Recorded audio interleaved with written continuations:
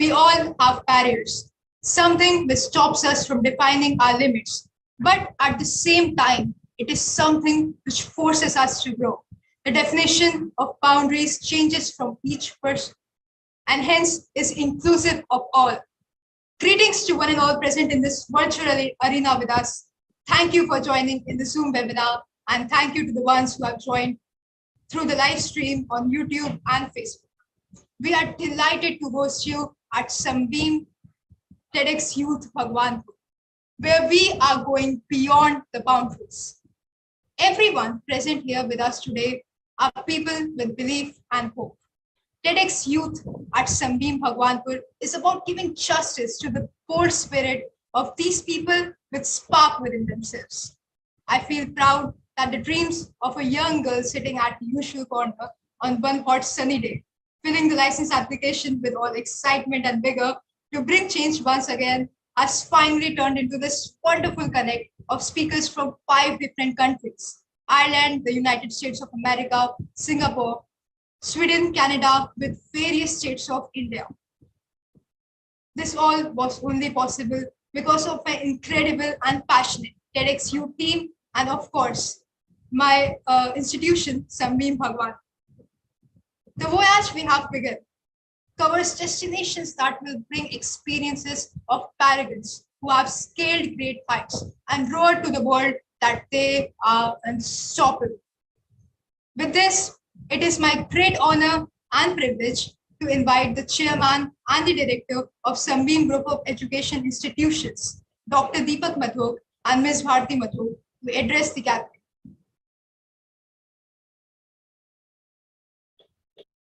I wish to recognize and congratulate the superb work done by the student community, the student leaders and student council members of Sunbeam School Bhagwanpur for organizing the second TEDx Youth in Sunbeam School Bhagwanpur.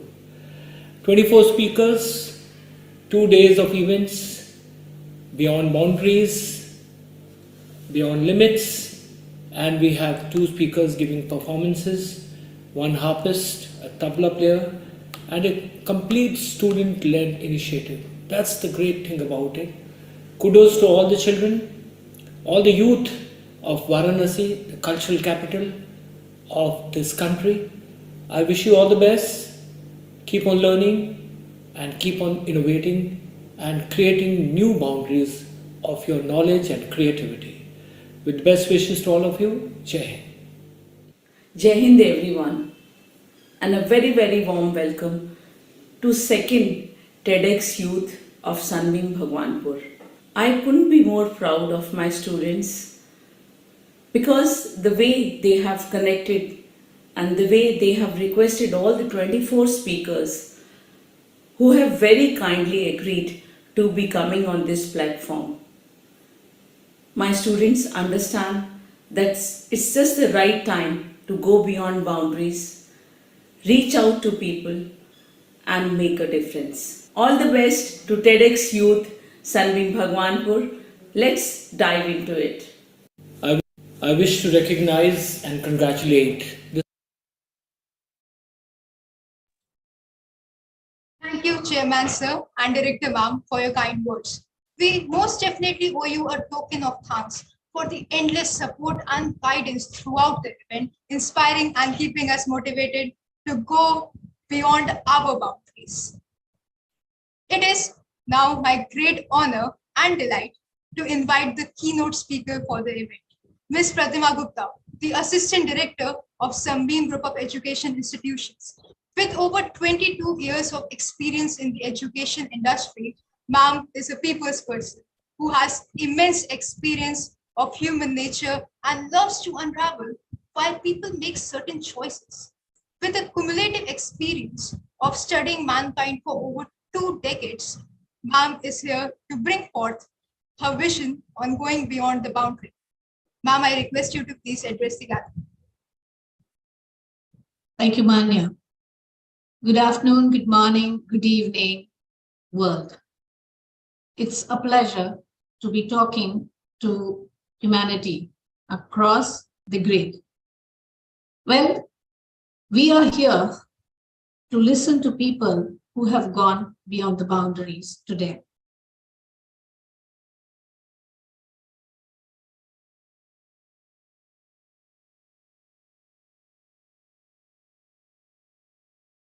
And I wish, this gentleman said, to know that we know what we know, and to know that we do not know what we do not know, that is true knowledge.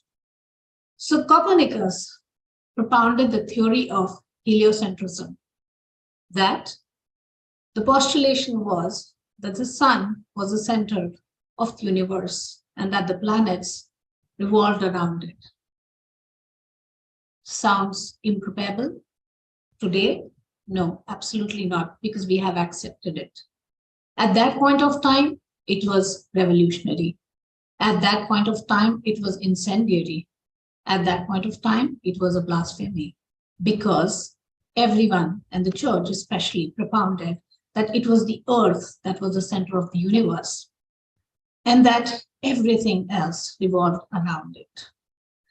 So did this gentleman, Copernicus, lay down his arms and quietly succumb to the pressures upon him? Well, he may or he may not have done so.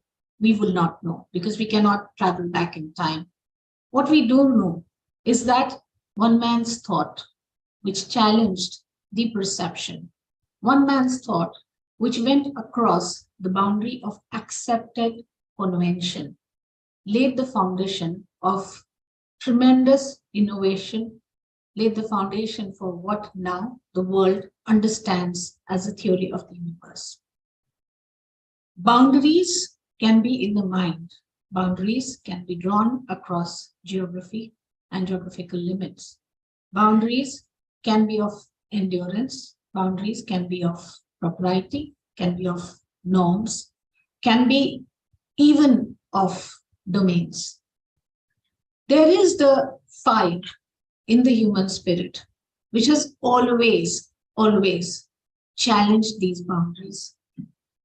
Somewhere, so many years back, as the legend goes, there was Icarus, who, when he was given wings of wax and feathers, in spite of being told not to go too near the sun, ventured beyond the convention, ventured beyond the limit that had been set for his flight. Was he a hero? I wouldn't know. Was he always hailed as someone who established the fact that maybe to fly is a dream and an ambition which cannot be very true? What I do know, however, that Icarus, throughout legends, has been the epitome of human endeavor, has been the epitome of the desire within a person to break a norm, to defy something which everyone says cannot be done, and to test it. Who are the people who break boundaries? Are they rebels? Are they people who are attention seekers? Are they people who do it just for the sake of doing it? Honestly, they are people of conviction. That is how I see it.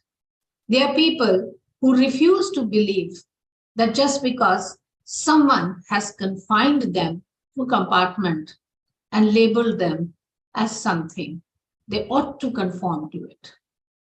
They are people who decide to break free of the shackles of thought, of the shackles of social constraints, and they are the people who live by their conviction.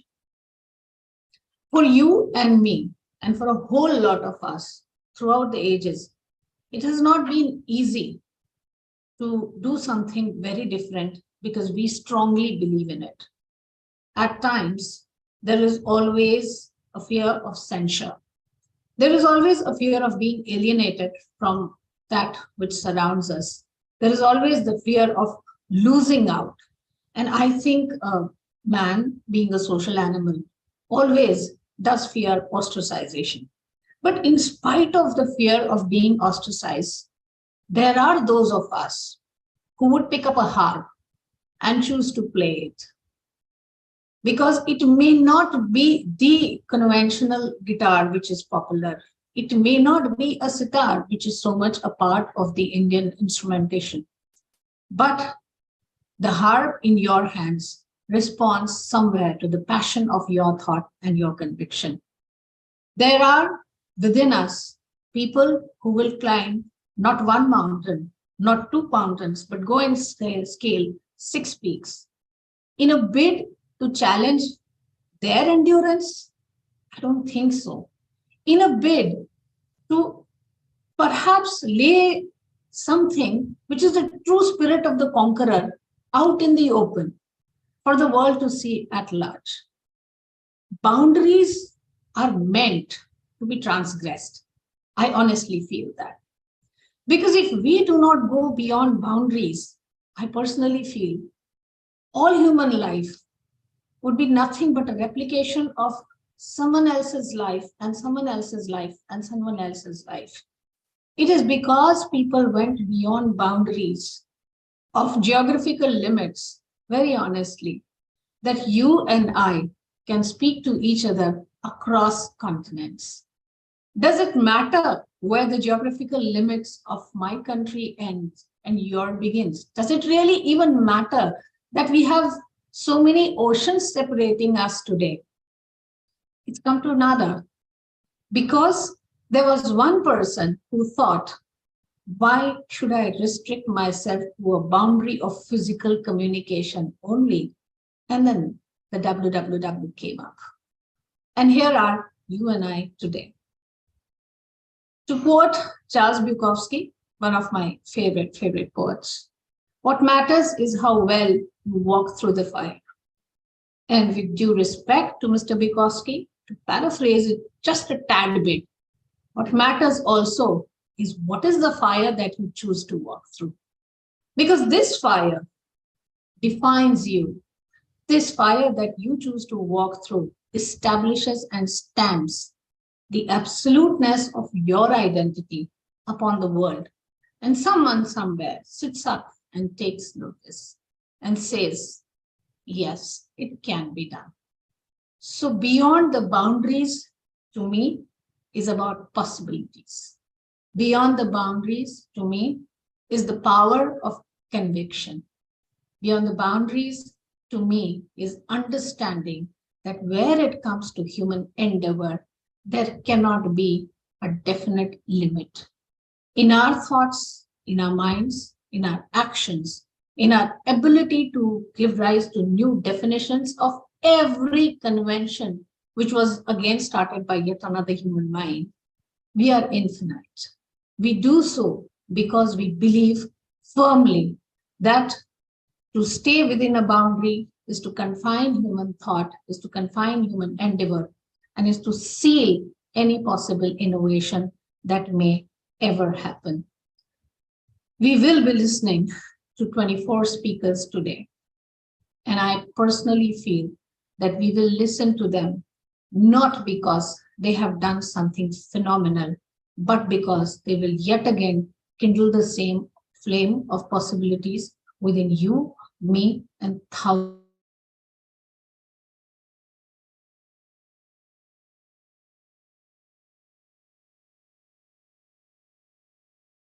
thousands of today. Let's go beyond. Jai Hind. Thank you, ma'am. With your words, may it be a world free of boundaries, for one man's thought can lay the foundation. Let us continue with dauntless hope and high spirits.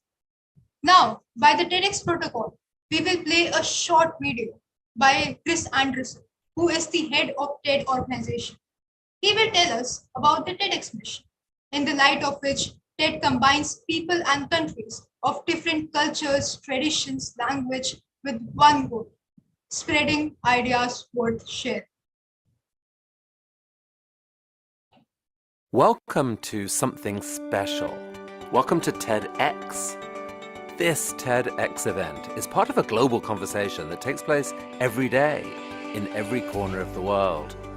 In schools, in theaters, in workplaces, even in prisons, people gather to hear the best ideas bubbling up in their communities.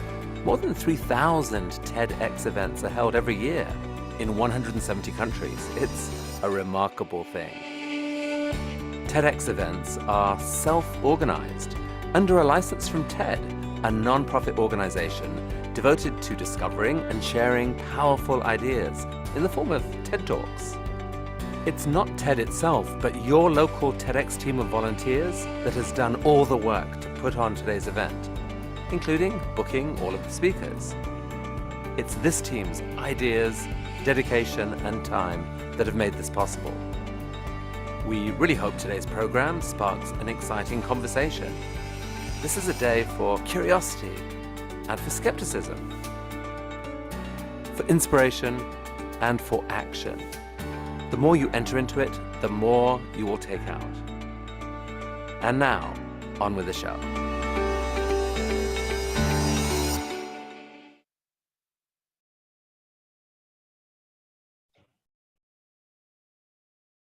Welcome back to TEDx Youth at SunbeamBhagwanpur. I hope now you are more clear and excited about the wonderful mission for which we are gathered here today in this virtual conference hall. Our first talk begins at 10 a.m. By the time, let me guide you through some ground rules we have planned for the convenience and the immersive experience for the audience. There is a Q&A button at the bottom of your screens, you may see. That button will be used to send your questions at any point in the talk when you have one for your speaker. There are 6 Q&As planned throughout the run of TEDx Youth at SunbeamBhagwanpur. Apart from those 6 Q&A planned, we will still take 2 to 3 questions if enough time is left for a particular speaker. So please feel free to drop your questions. Also, for the logistics and technical queries, you can email us at tedxyouth@bhagwanpur.sunbeamschools.com. I repeat, tedxyouth@bhagwanpur.sunbeamschools.com. If you have any technical or logistic queries, like you cannot see a shared screen or you want the schedule for the event again, you can just drop a mail and our technical team will be happy to assist you. In the meanwhile, we will be taking a break. See you at 10 a.m.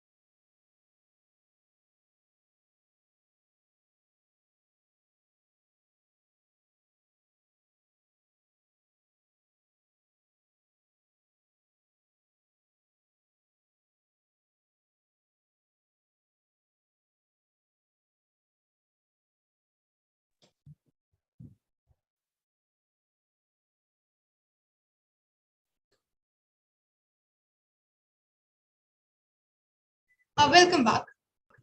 Without any further ado, kicking off with the event, our first speaker, Mr. Ankit Bhuptani, is here with us. The society is mostly driven by taboos, stereotypes, and trying to fit in the conventional norm. The journey to go beyond those beliefs is going stronger than ever in India, thanks to people like Mr. Bhuptani, a person who believes in action, not just mere words. Mr. Bhuptani is a human rights advocate and a corporate social responsibility professional with 10 plus years of experience in DEI, diversity, equity, and inclusion space. He has addressed UNHRC, UNSC, and UN Women on LGBTQA+ and human rights issues. Sir, the spotlight is all yours.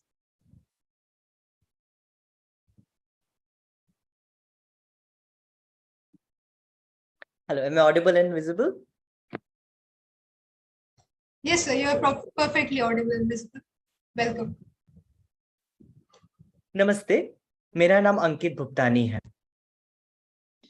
LGBT rights यानी कि समलैंगिक व्यक्तियों के अधिकारों के लिए कार्यरत हूं। आज मैं आप सबसे अपनी कहानी शेयर करने आया हूं।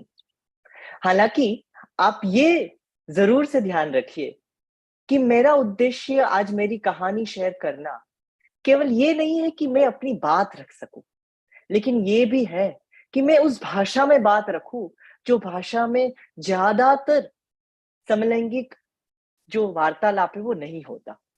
समलैंगिक अधिकारों के बारे में बात करते हैं तो मुख्य तौर पे वो अंग्रेजी में होता है। कई बार देखा जाता है वो दिल्ली, मुंबई, बैंगलोर जैसे महानगरों तक सीमित है। लेकिन क्या समलैंगिक व्यक्ति अंग्रेजी में बात करने वाले दिल्ली, मुंबई, बैंगलोर जैसे महानगर में रहने वाले ही है? समलैंगिक व्यक्ति तो कहीं पे भी हो सकता है, वो कोई भी भाषा भी बोल सकता है। इसलिए हमें आवश्यकता है कि हम लोगों तक उनकी भाषा में बात करें, उनकी भाषा तक पहुंचे और उस भाषा से लोगों तक पहुंचे। जिस तरह से आज की हमारी थीम है ब्रेकिंग द बाउंड्रीज, आज मेरा वक्तव्य हिंदी में इसी कारण से है। 17 साल की आयु थी मेरी तब, जब एक शाम को जब मेरी मम्मी बाहर वेजिटेबल्स यानी कि सब्जी खरीदने गई थी, तब मैंने अपने आप को घर के एक कमरे में बंद कर दिया। कमरे में बंद करके मैंने एक बहुत ही बेहतरीन चाय बनाई, ऐसी चाय जो मैंने पहले कभी नहीं पी थी। ऑफ कोर्स इसमें ज्यादा मलाई और कुछ दालचीनी भी डाली थी। उस चाय को पीने के बाद मैंने अपने आप को मारने की कोशिश की। अब पहले कि कोई ये बोले कि अरे 17 साल के बच्चे ने अपने आप को मारने की कोशिश करी, ये बात जरूर से कह दूं आप सबको कि मैं एक गुजराती परिवार से आता हूं और वेजिटेरियन शाकाहारी गुजराती परिवार के घर में मिलने वाले चप्पू से आप बटेटा या कांदा तो जरूर से काट सकते हैं, आप इंसान को काटने की तो बात ही छोड़ दीजिए। लेकिन आज जिस बात पे मैं आप सबसे हंस के बात कर रहा हूं, 17 साल के अंकित के लिए ये व्यक्त करना इतना आसान नहीं था। मैंने अपने आप को बाकी सारे बच्चों से और समाज से अलग पाया। शायद ये अनुभूति मुझे मेरे 8वीं या 9वीं कक्षा में था तब से होने लगी थी। मुझे जो मेरे सहपाठी थे वो जो वार्तालाप करते थे, उस वार्तालाप के साथ मैं अपने आप को जो है वो संयोगित नहीं कर पाता था। मैं अपने आप को अलग ही मानता था और ये अलग होने का कारण मुझे समझ में नहीं आता था। मेरे पास शब्द नहीं थे ये व्यक्त करने को कि मैं क्या महसूस कर रहा हूं। हालांकि मुझे आज भी याद है कि जब शक्तिमान टीवी पे, दूरदर्शन पे आता था, तब वो शक्तिमान गंगाधर के रूप में जब वो ध्यानस्थ होता था, उस समय वो शर्टलेस होता था क्योंकि उनकी कुंडलिनी जागृत होती थी और वो देखना मुझे बहुत पसंद आता था। या तो फिर सांवरिया सॉन्ग, अगर किसी को याद हो तो ये जो टीवी पे प्रदर्शित होने वाले मेल कैरेक्टर्स थे, इनके प्रति मेरा एक अजीब सा आकर्षण रहा। लेकिन उस आकर्षण को कोई भाषा नहीं थी। जब मैं कॉलेज में आया तब सामान्य तौर पे मेरे सहपाठी जिस तरह की बातें करते थे, जिस तरह से लड़के लोग लड़कियों के प्रति आकर्षित होते थे और लड़कियां लड़कों के बारे में बातचीत करती थी, हंस के, थोड़ा मुस्कुरा के, और ब्रेक के टाइम पे कि किसको कौन सी लड़की पसंद है या कौन किसका गर्लफ्रेंड या बॉयफ्रेंड है, ये सारे वार्तालाप में मैं अपने आप को अलग महसूस करता था, मैं कनेक्ट नहीं कर पाता था। और इसके कारण मेरे सहपाठी कई बार मुझको हंस के तिरस्कृत करते थे और एक शब्द का इस्तेमाल करते थे। वो कहते थे कि ये तो गे है। तभी मुझे पहली बार GAY, गे, यह शब्द पता चला। मैंने जब इसके बारे में ज्यादा रिसर्च की, ज्यादा ढूंढने की कोशिश की, तब मुझे इसके दो अर्थ अंग्रेजी डिक्शनरी में मिले। पहला तो कि वह व्यक्ति जो समलैंगिक व्यक्तियों के प्रति आकर्षित होता है, और दूसरा कि जो बहुत खुश है। मुझे लगा कि शायद दोनों ही शब्द का जो अर्थघटन है वो मेरे लिए पर्याप्त है। 17 साल की उम्र में जब 16 साल की उम्र जब मैंने अपने आप को ये शब्द के यानी कि समलैंगिक ये अर्थ पाया, तब मैंने देखा कि मेरे आसपास का सारा वातावरण, सारा समाज, सारे परिवारों और अस्तित्व जो मुझे कहानी बता रहा था, वो एक तरह की कहानी थी। ये कहानी वो थी जहां पे एक पुरुष और एक स्त्री मिलके परिवार बनाते हैं। यहाँ पे एक पुरुष और स्त्री एक साथ मिलके एक परिवार नहीं बना सकते, एक जोड़ा नहीं बना सकते, यह दाम्पत्य नहीं बना सकते। और तभी मुझे लगा कि ये बात मेरे में कुछ गलत है। अगर ये गलती मेरी, ये किस प्रकार की अजीब सी बीमारी मेरी लोगों को पता चल गई, विशेष तौर पे मेरे अगर परिवार को पता चली, और उससे भी विशेष तौर पे अगर मेरे माता पिता को पता चली, तो वह मेरे को तिरस्कृत करेंगे और मैं उनके तिरस्कृत होने का कारण बन जाऊंगा। मुझे ये नहीं बनना था कि मेरी वजह से मेरे मेरे माता पिता के ऊपर कोई हंसे, उनकी कोई खिल्ली उड़ाए। और इसी वजह से 17 साल की उम्र में किसी को भी बताए बिना मैंने अपने आप को मारने की कोशिश की। मैं आज आपसे ये भी कहना चाहता हूं कि ये भले कहानी एक अंकित की हो, लेकिन ऐसी ही कहानी आपको भारत में अनेक समलैंगिक व्यक्तियों के बारे में मिल जाएगी। हम समलैंगिक व्यक्ति जब अपने आप को समाज से अलग पाते हैं, हम समलैंगिक व्यक्ति जब अपने आप को जान पाते हैं, तब हमें लगता है कि शायद हम अकेले ही दुनिया में एकमात्र ऐसे व्यक्ति है जो अलग है। और सबसे पहले हमको ये चाहिए होता है कि हम इस बात को किसी से व्यक्त कर पाए, और उस व्यक्त करने के बाद हमें ये चाहिए होता है कि कोई हमें कहे और समझे कि तुम्हारे में कुछ भी गलत नहीं है। लेकिन ये एक वाक्य सुनना बहुत ही दुर्लभ होता है।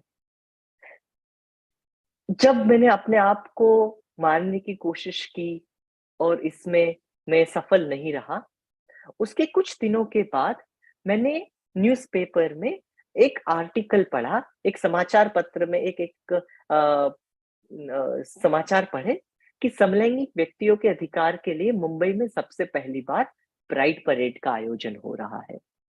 मैंने कहा कि मैं जरूर से उसमें सम्मिलित होऊंगा, उन लोगों के साथ नहीं, लेकिन कुछ दूरी से उन लोगों को मैं देखूंगा। कई बार ये प्रश्न पूछा जाता है कि LGBT कम्युनिटी को, क्वेयर कम्युनिटी को, समलैंगिक व्यक्तियों को प्राइड परेड की आयोजन करने की क्या आवश्यकता है? रास्ते पे आके उनके अधिकारों के बारे में बात करने की क्या आवश्यकता है? आज उसका आंसर मैं देना चाहता हूं कि एक समलैंगिक व्यक्ति के तौर पे जो अपने आप को कई सारे प्रश्नों के अंदर पाया हुआ था, वह व्यक्ति जब प्राइड परेड में गया, डिस्टेंस से, थोड़े दूरी से जब उसको देख रहा था, तब मुझे प्राइड परेड में एक एक बात देखने मिली, और ये कि वहां पे कई सारे लोग अपने आप को सेलिब्रेट कर रहे थे, अपने आप की सेक्सुअलिटी को, अपनी जेंडर आइडेंटिटी, अपने आप के भिन्न होने का उत्सव मना रहे थे। तब मुझे लगा कि अगर मैं उन लोगों की तरह अपने आप को उत्सवित नहीं कर सकता, अगर अपने आप को सेलिब्रेट नहीं कर सकता, तो कम से कम अपने आप को मारने की कोशिश तो नहीं करूंगा। प्राइड परेड केवल उन्हीं व्यक्तियों के लिए नहीं है कि जो उसमें सहभागी होते हैं। प्राइड परेड उन अनेक व्यक्तियों के लिए होते हैं, उस अनेक अंकित और अंकिता के लिए होते हैं जो 15, 16, 17 साल की आयु में उन प्राइड परेड को डिस्टेंस से देख रहे होते हैं, कुछ दूरी से देख रहे होते हैं, और उनको यह प्राइड परेड जीने की एक और आशा दे रहा है।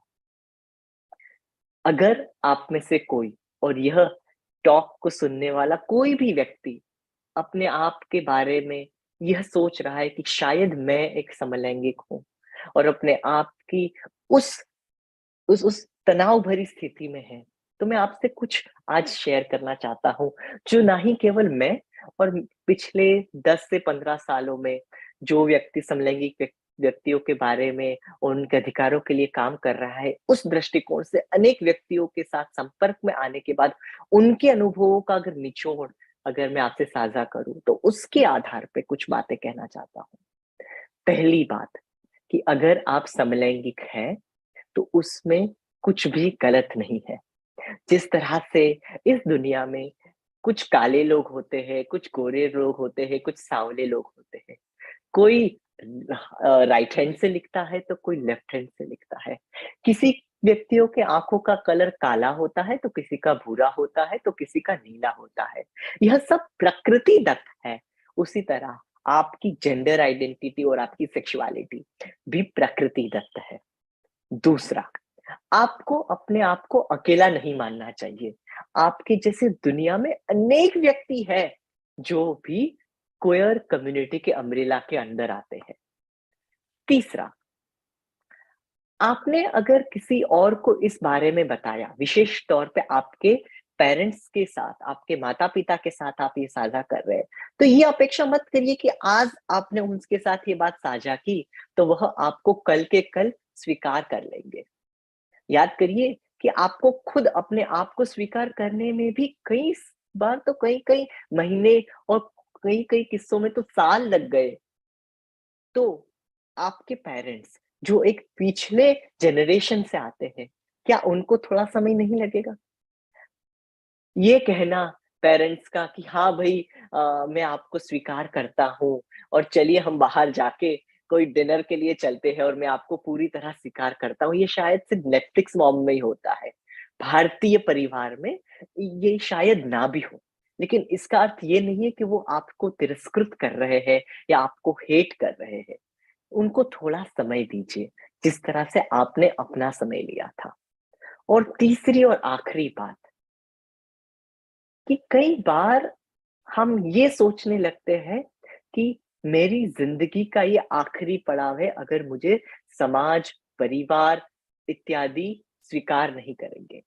तो ऐसी बात नहीं है। अगर ऐसा हो भी जाता है कि आपके आसपास के लोग आपका स्वीकार ना करें, तो आप अपने आप में अपना परिवार बना सकते हैं।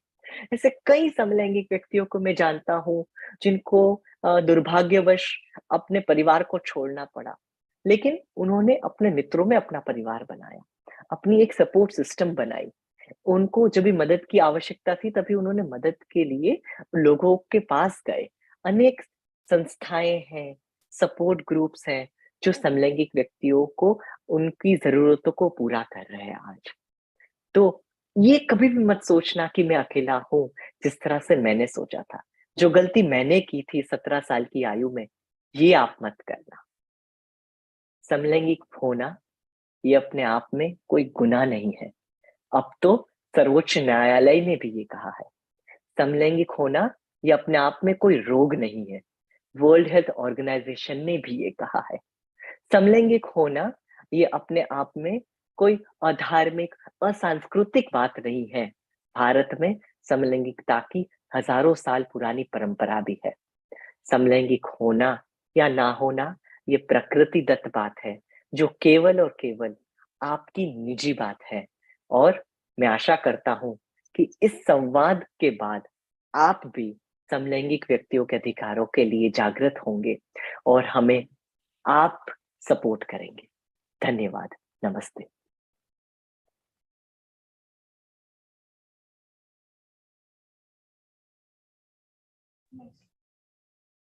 Thank you, Mr. Bhutani. The need to talk about LGBTQ locally is truly eye-opening. Hearing your story must be as inspiring as touching it was.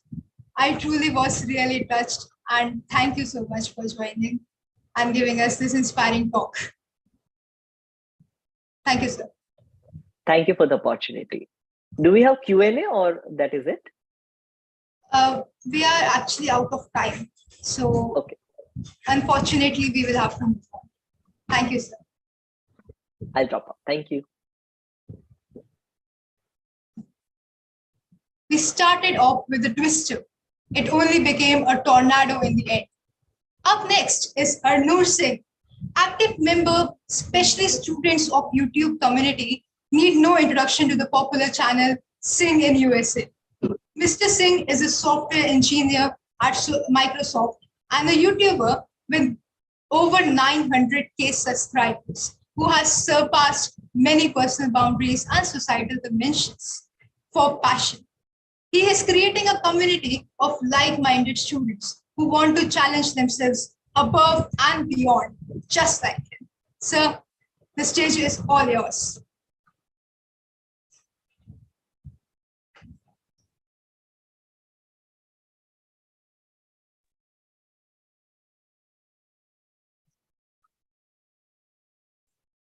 Sir, I request you to kindly unmute.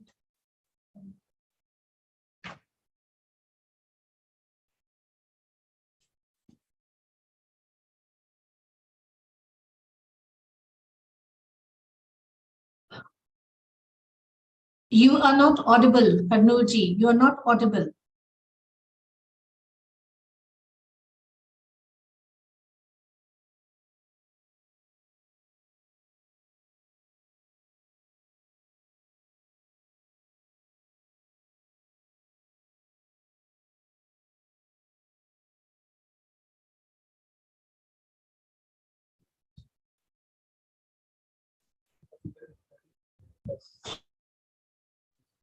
Mr. Singh, are you facing some technical issues?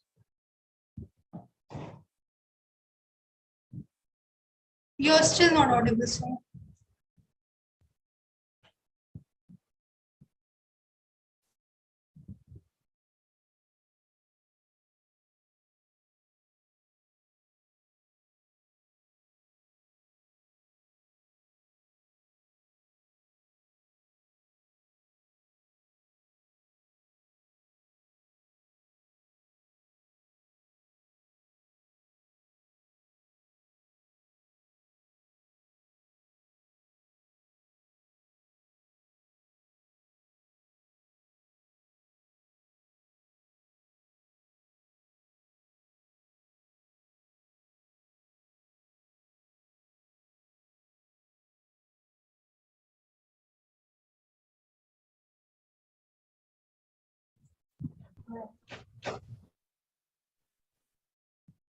Audience, please bear with us. I think Mr. Singh is having some technical issues.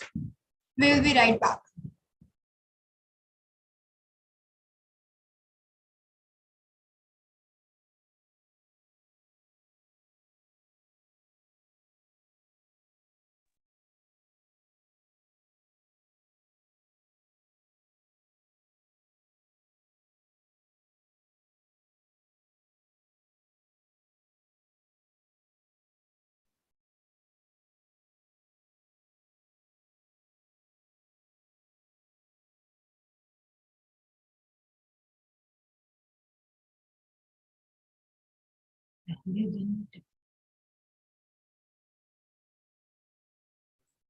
So you're still not audible to us.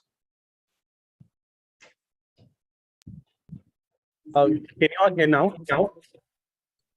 Yes, you're audible. Perfectly audible.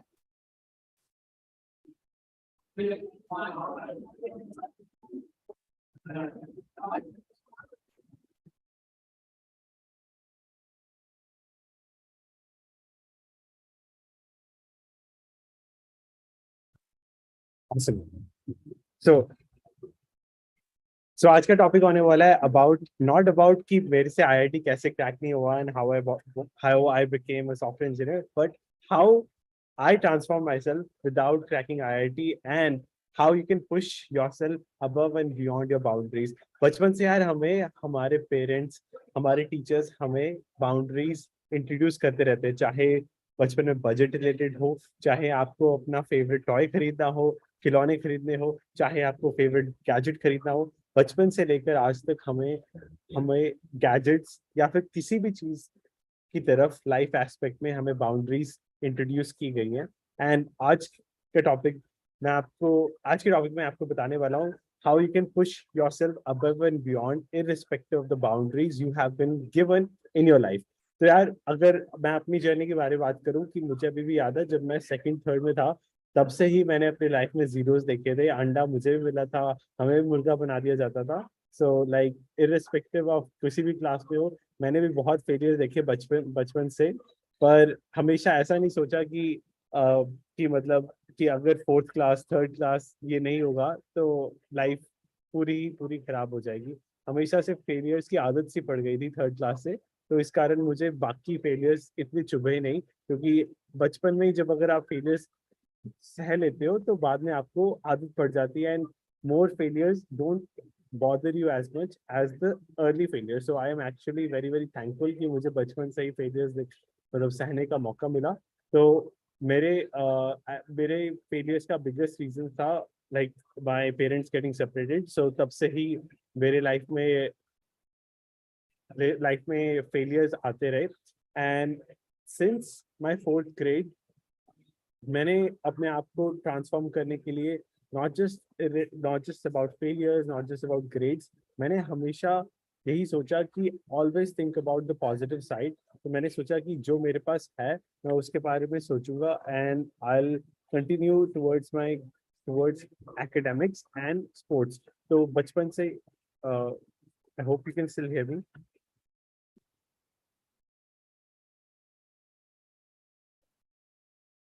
Yes, so we can hear you. Awesome, thank you. So यार so बात करते हैं मेरे fourth grade से। So fourth grade I was going through the biggest transformation of my life.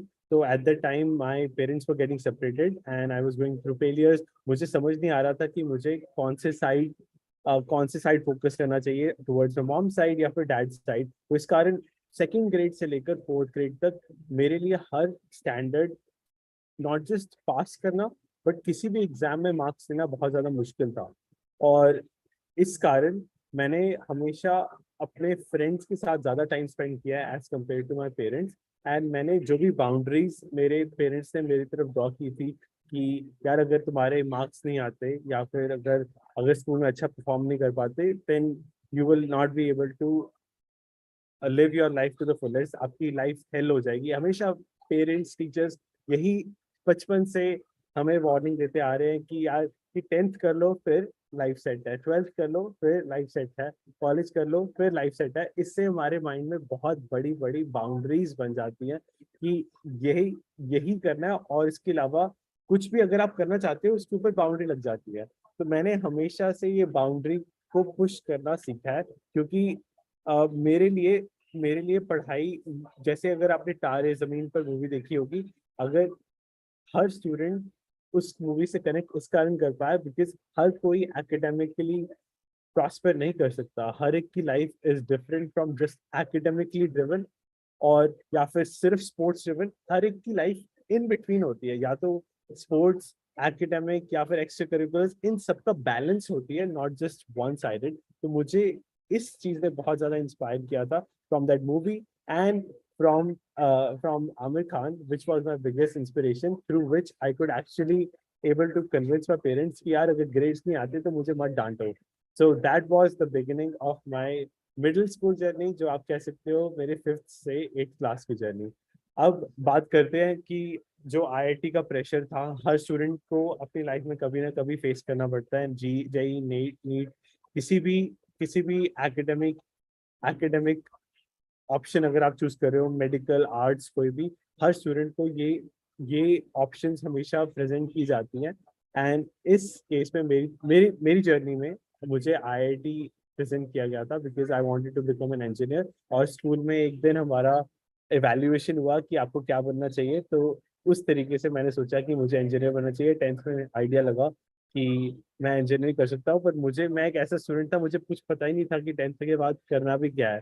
तो मेरे पास कोई भी आइडिया नहीं था, एंड इस कारण मैंने इंजीनियरिंग परस्यू की। और तब भी मेरे मेरे पेरेंट्स ने मेरे पर बाउंड्रीज रखी बहुत ज़्यादा कि यार सिर्फ सिर्फ पढ़ाई करनी है और कुछ भी नहीं। ये 2 साल 11th 12th सिर्फ जेई पे फोकस करना है और कुछ भी नहीं।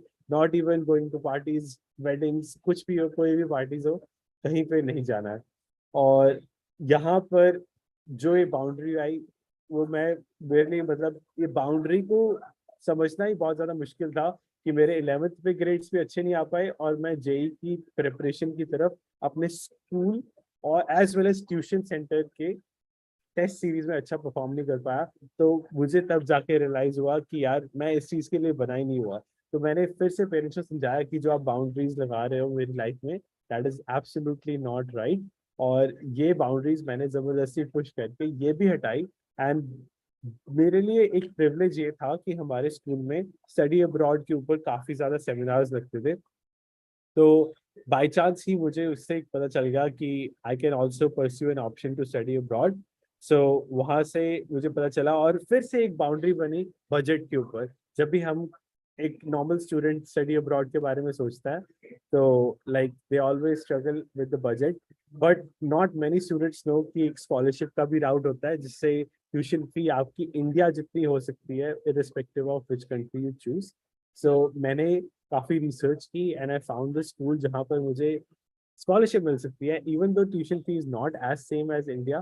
पर मुझे एटलीस्ट एक राउट मिल गया जिससे मैं एक बैकग्राउंड और एक अपनी background irrespective of changing my self, मैं एक रास्ता चुन पाऊँ जिससे फीस इतनी इतनी भी ज़्यादा ना हो और मुझे मुझे 1 साल का गैप भी ना लेना पड़े। क्योंकि जब आप जेई क्लियर नहीं कर पा रहे होते हो तो ऑप्शन यही बचता है कि आपको जेई के लिए 1 साल का गैप लेना पड़ता है।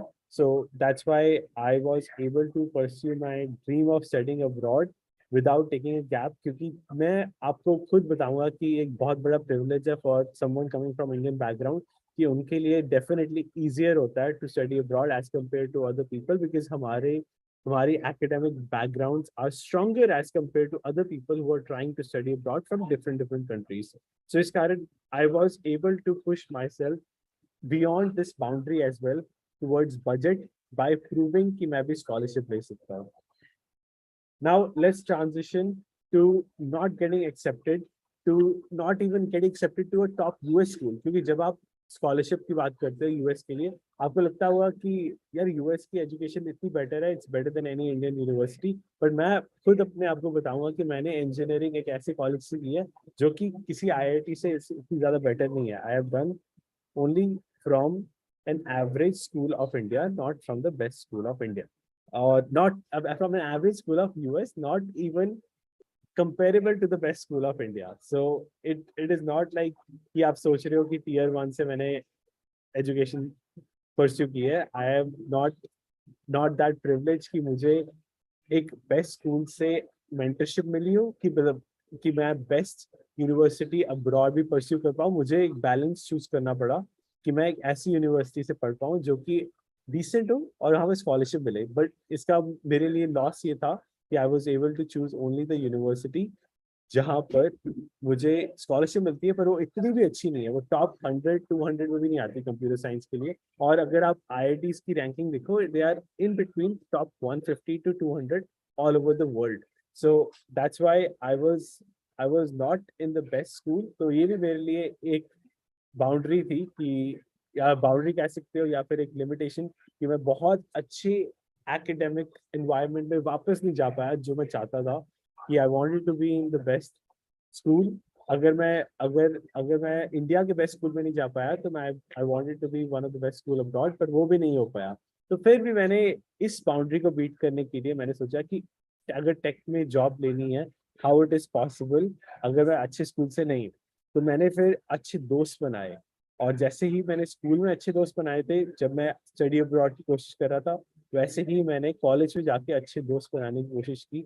आई was trying myself to filter कि मुझे हर क्लास में अगर आप डिफरेंट डिफरेंट क्लासेस लेते हो, जब आप कॉलेज में आते हो, हर क्लास में आप एक दोस्त ढूंढते हो। तो मैंने शॉर्ट लिस्टिंग की कि मैं हर क्लास में एक ऐसा दोस्त ढूंढूंगा जो कि अपनी फील्ड में ही नहीं, बट उसका जो ड्रीम है मेरी तरह अलाइंड हो, कि best tech options and opportunities पे जाना है and best tech job crack करनी है।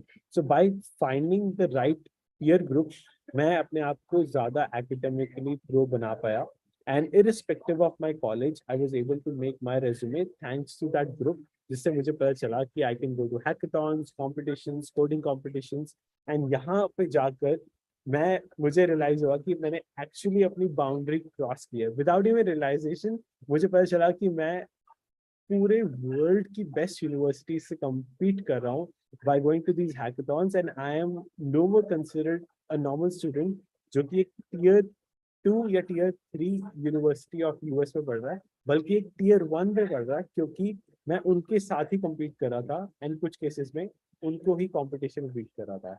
सो ये मेरे लिए बहुत इम्पॉर्टेंट मोमेंट थी, जब मुझे इन कॉम्पिटिशन के कारण जो कि वर्ल्ड रिनाउंड होते हैं, जिन्होंने मुझे एक ऐसे प्लेटफॉर्म पे एंड ऐसे कॉन्फिडेंस लेवल पे पहुंचा दिया, coming from my middle school and high school जहाँ पे मैं फेलियर महसूस करता था, coming from my high school जब मुझे लगता था कि मैं इंडिया के बेस्ट कॉलेज में नहीं जा सकता, coming from after my high school जब मुझे पता चला कि मैं अब्रॉड में या फिर यूएस कनाडा में किसी बेस्ट स्कूल में नहीं जा सकता, but after choosing the peer group, after choosing the friends and after going to these competitions, मुझे लगा कि ये सारी चीजें रिवर्स हो चुकी है जो पहले हुई, and I was in the platform जब मैं हर टॉप टियर स्टूडेंट के इक्वल हूँ, and I was able to say कि यार मैंने इवन दो अपना ड्रीम कॉलेज परस्यू नहीं किया, but now by coming to these competitions I am at the same level as other students.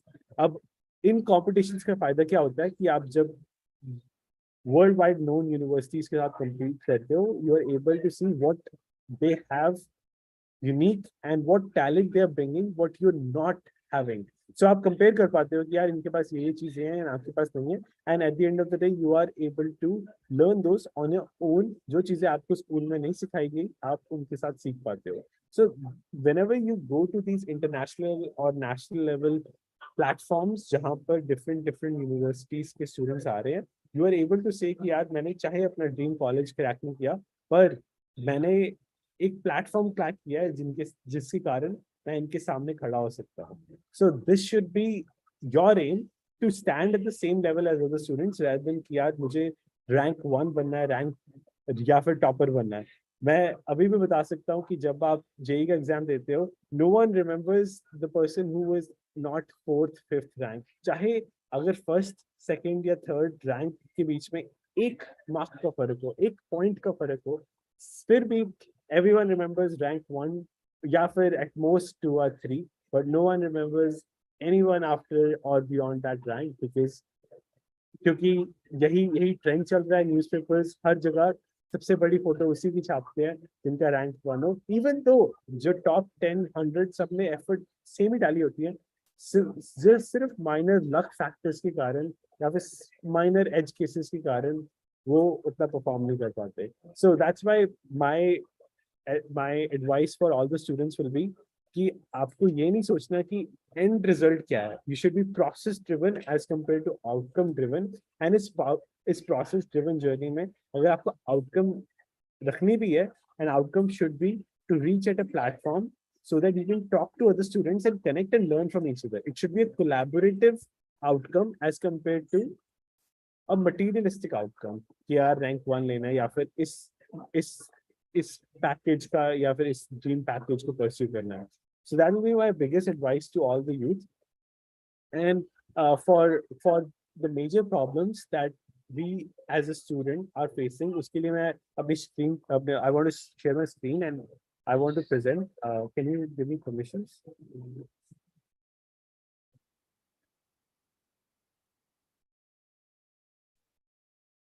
Technical team will assist you, sir. Are you using a different device for presenting? No, I have permissions now. Sorry. Oh, sure. So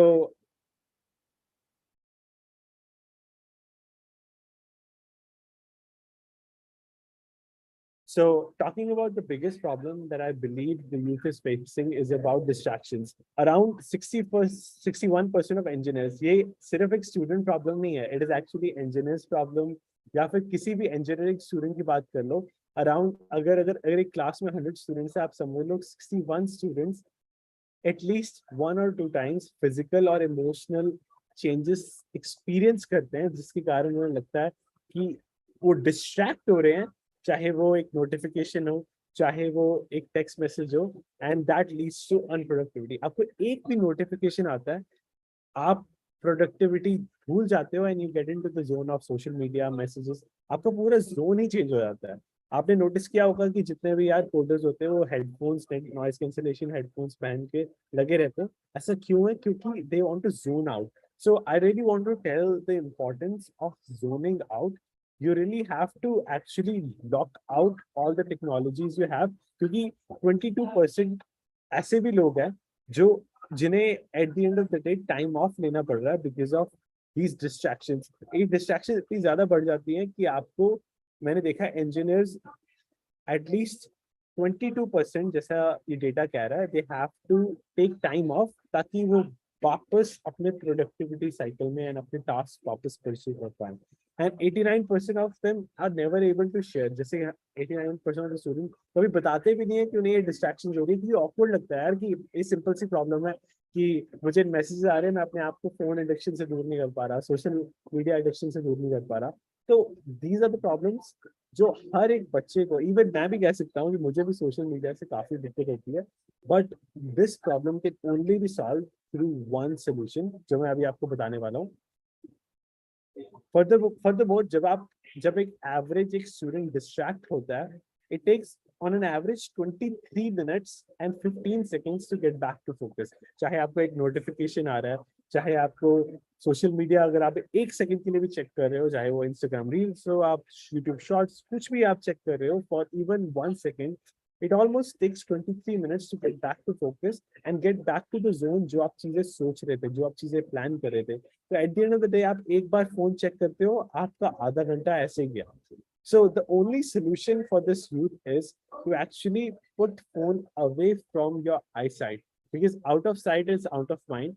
और कहते हैं ना, this addiction, चाहे कोई भी addiction हो, it is like cigarette smoking या फिर alcohol, ये सारी addiction काफी similar है, because एक बार आप स्टार्ट कर दो, चाहे वो फोन एडिक्शन हो, आपको रोकना बहुत मुश्किल है. So just keep it out of sight. This is actually even worse than alcohol and smoking in some cases, because ये आपके सामने है. आप दूसरी चीजों को जो चाहे आउट ऑफ साइट कर सकते हो, but the only way to keep these addictions out of sight is to put them in a different room. Do not work in the same room जहाँ पर आपकी distractions है, including your cell phone, iPads, laptop तो फिलहाल आपको use करना ही है. And also अगर आप लैपटॉप यूज कर रहे हो, please ban yourself from the social media apps जो अगर आप रेगुलरली अपने लैपटॉप पे भी खोलते हो. That is the only solution I will से is or can help you be productive. Now let's go back to my journey.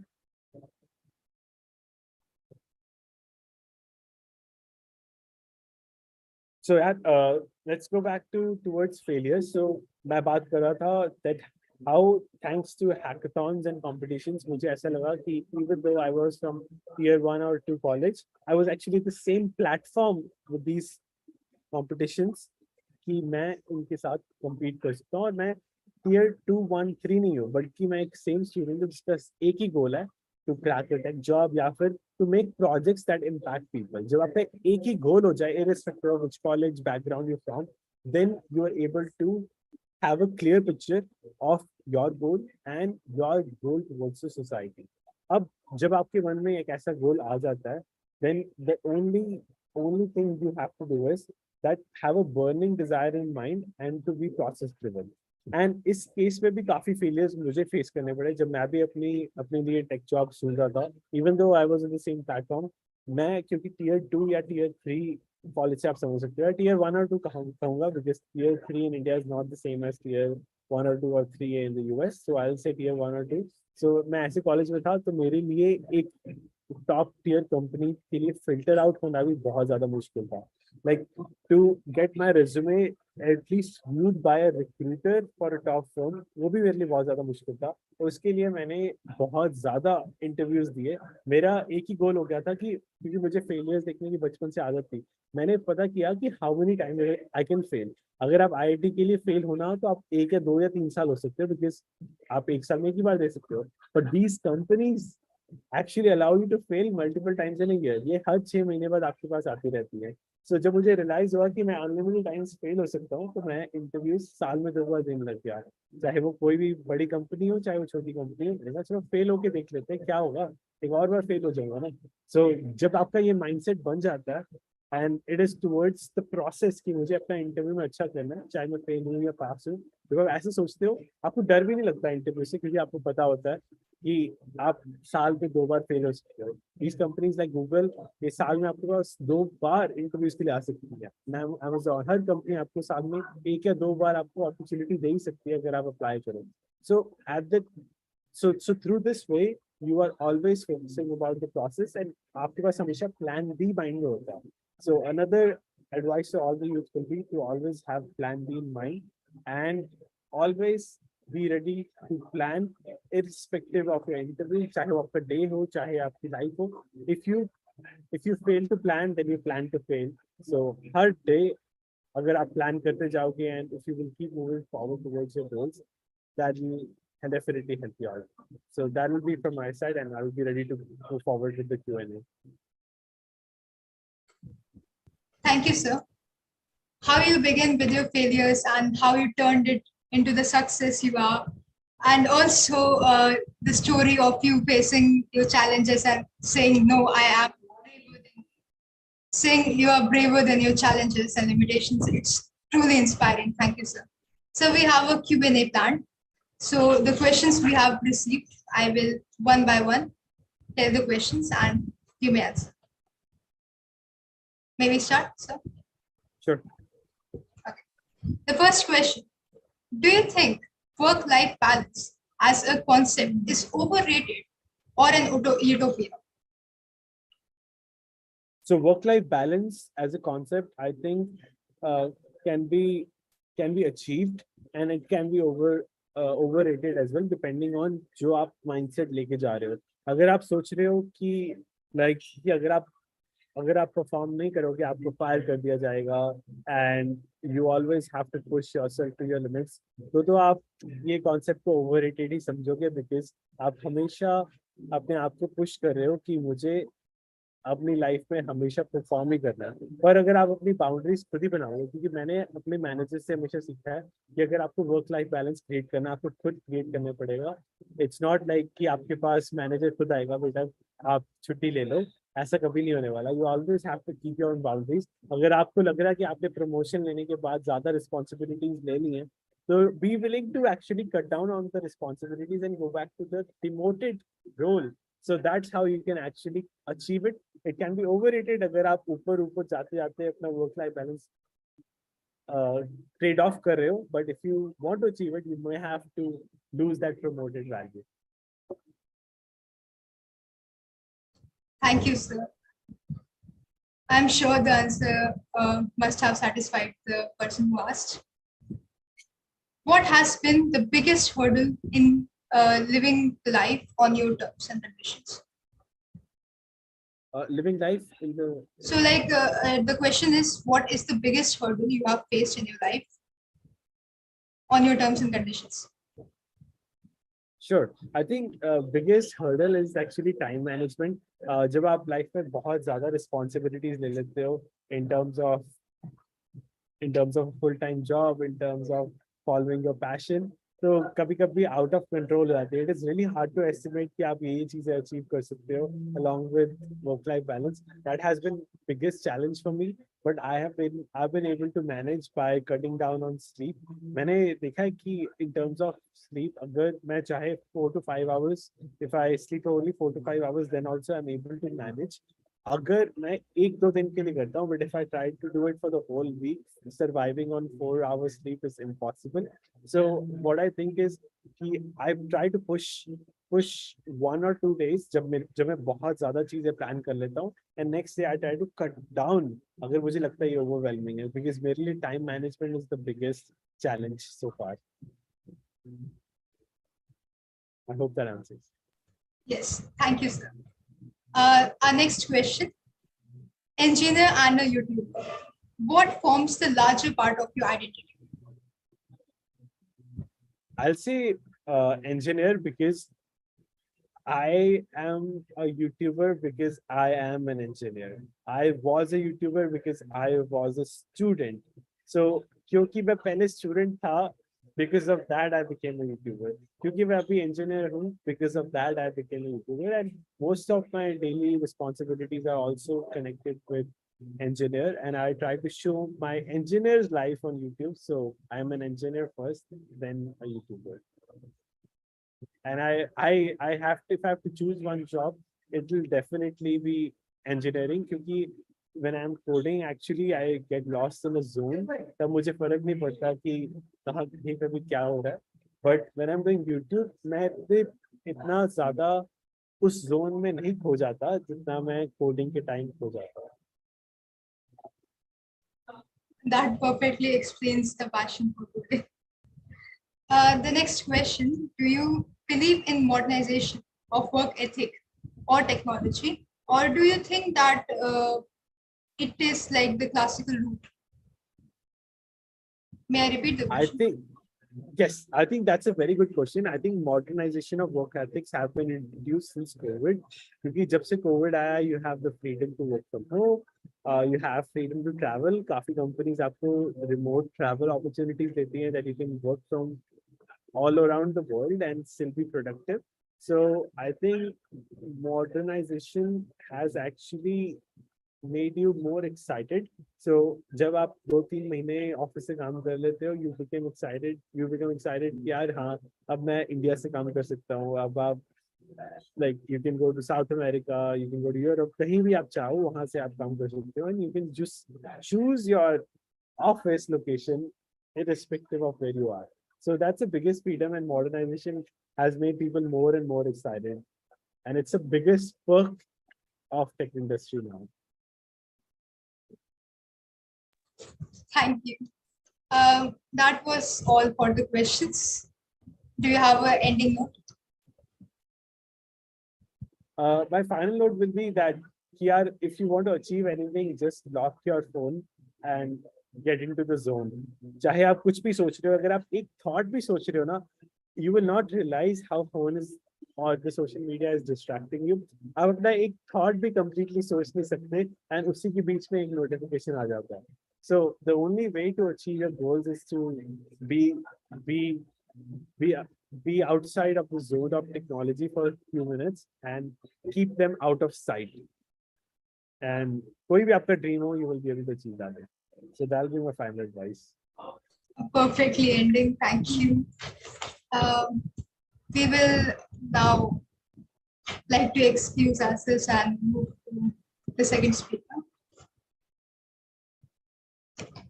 So, after this wonderful and inspiring note, our next speaker is Karthik Sapra. Sir, are you there in the meeting?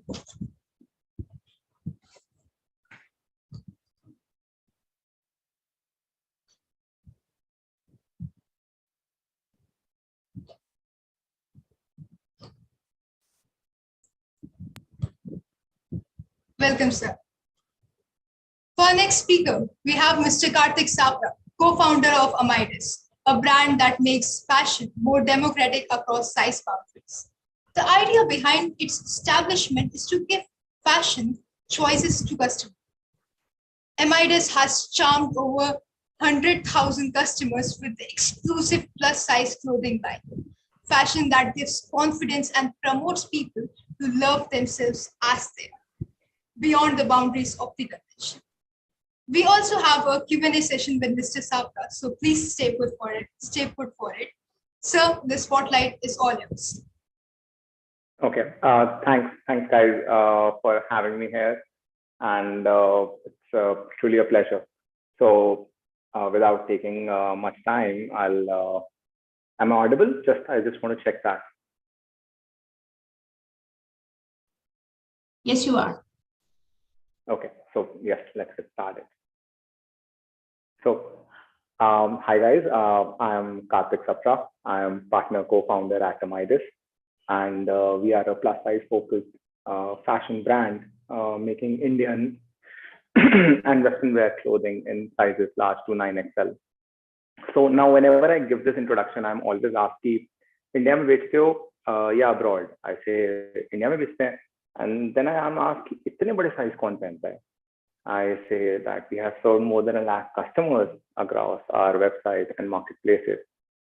And here lies the topic of my talk today, that internet today has the power to make small really big, I mean super big. So let me give you some background here. I started this business with my brother in 2013 after I passed out from IIT Roorkee. And our family had been in the apparel business for like 3 decades. But me and him wanted to do something in our own zone. And so we went ahead and we made a small collection, created a website, and I learned a few Facebook ads, and then we got started. And this was the time when D2C word was not that as cool as it is today, and online shopping was still picking up. And there was one pattern that I realized, that the bigger sizes were getting sold out more often than the smaller ones. And then I became a little inquisitive. Why is that happening? And I did some market research. And then I realized कि यार ये actually बहुत बड़ी problem है. And I mean, if my mom wants to buy something formal or a nice fitted pants, there weren't many options available in the market.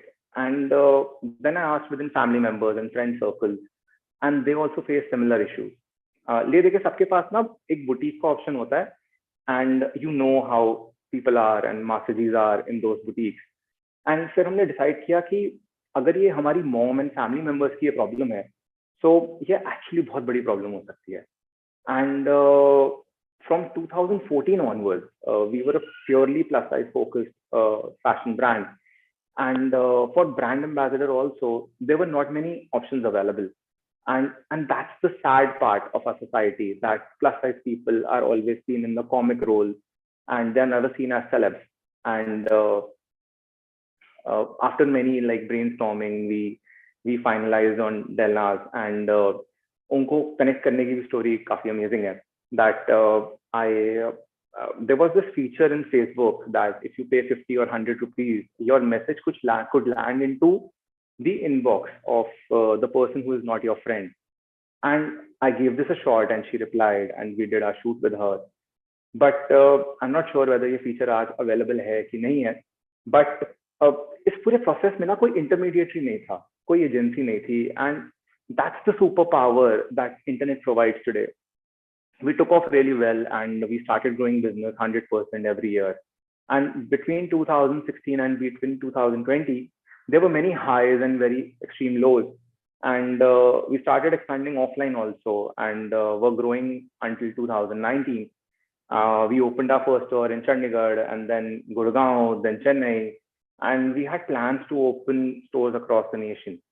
And we were profitable online, but we were using those profits for the offline growth. And since we were bootstrapped, हमने थोड़ा बहुत debt भी लिया था to fuel the offline growth. And after getting some success online, मेरे को लगा यार online will not grow after that point. मतलब in 2017, I thought online उतना ज़्यादा grow नहीं करेगा. And that, I think, was the biggest mistake I made. The offline revenue was not even enough to recover the recurring expenses, leave alone the investments. And our offline stores were great in the first year, but the year-on-year growth never came. And being in the plus size category, our retention and repeat was also good, but getting new customers was a challenge. So to validate this, I did one exercise in one of the malls where our store was located.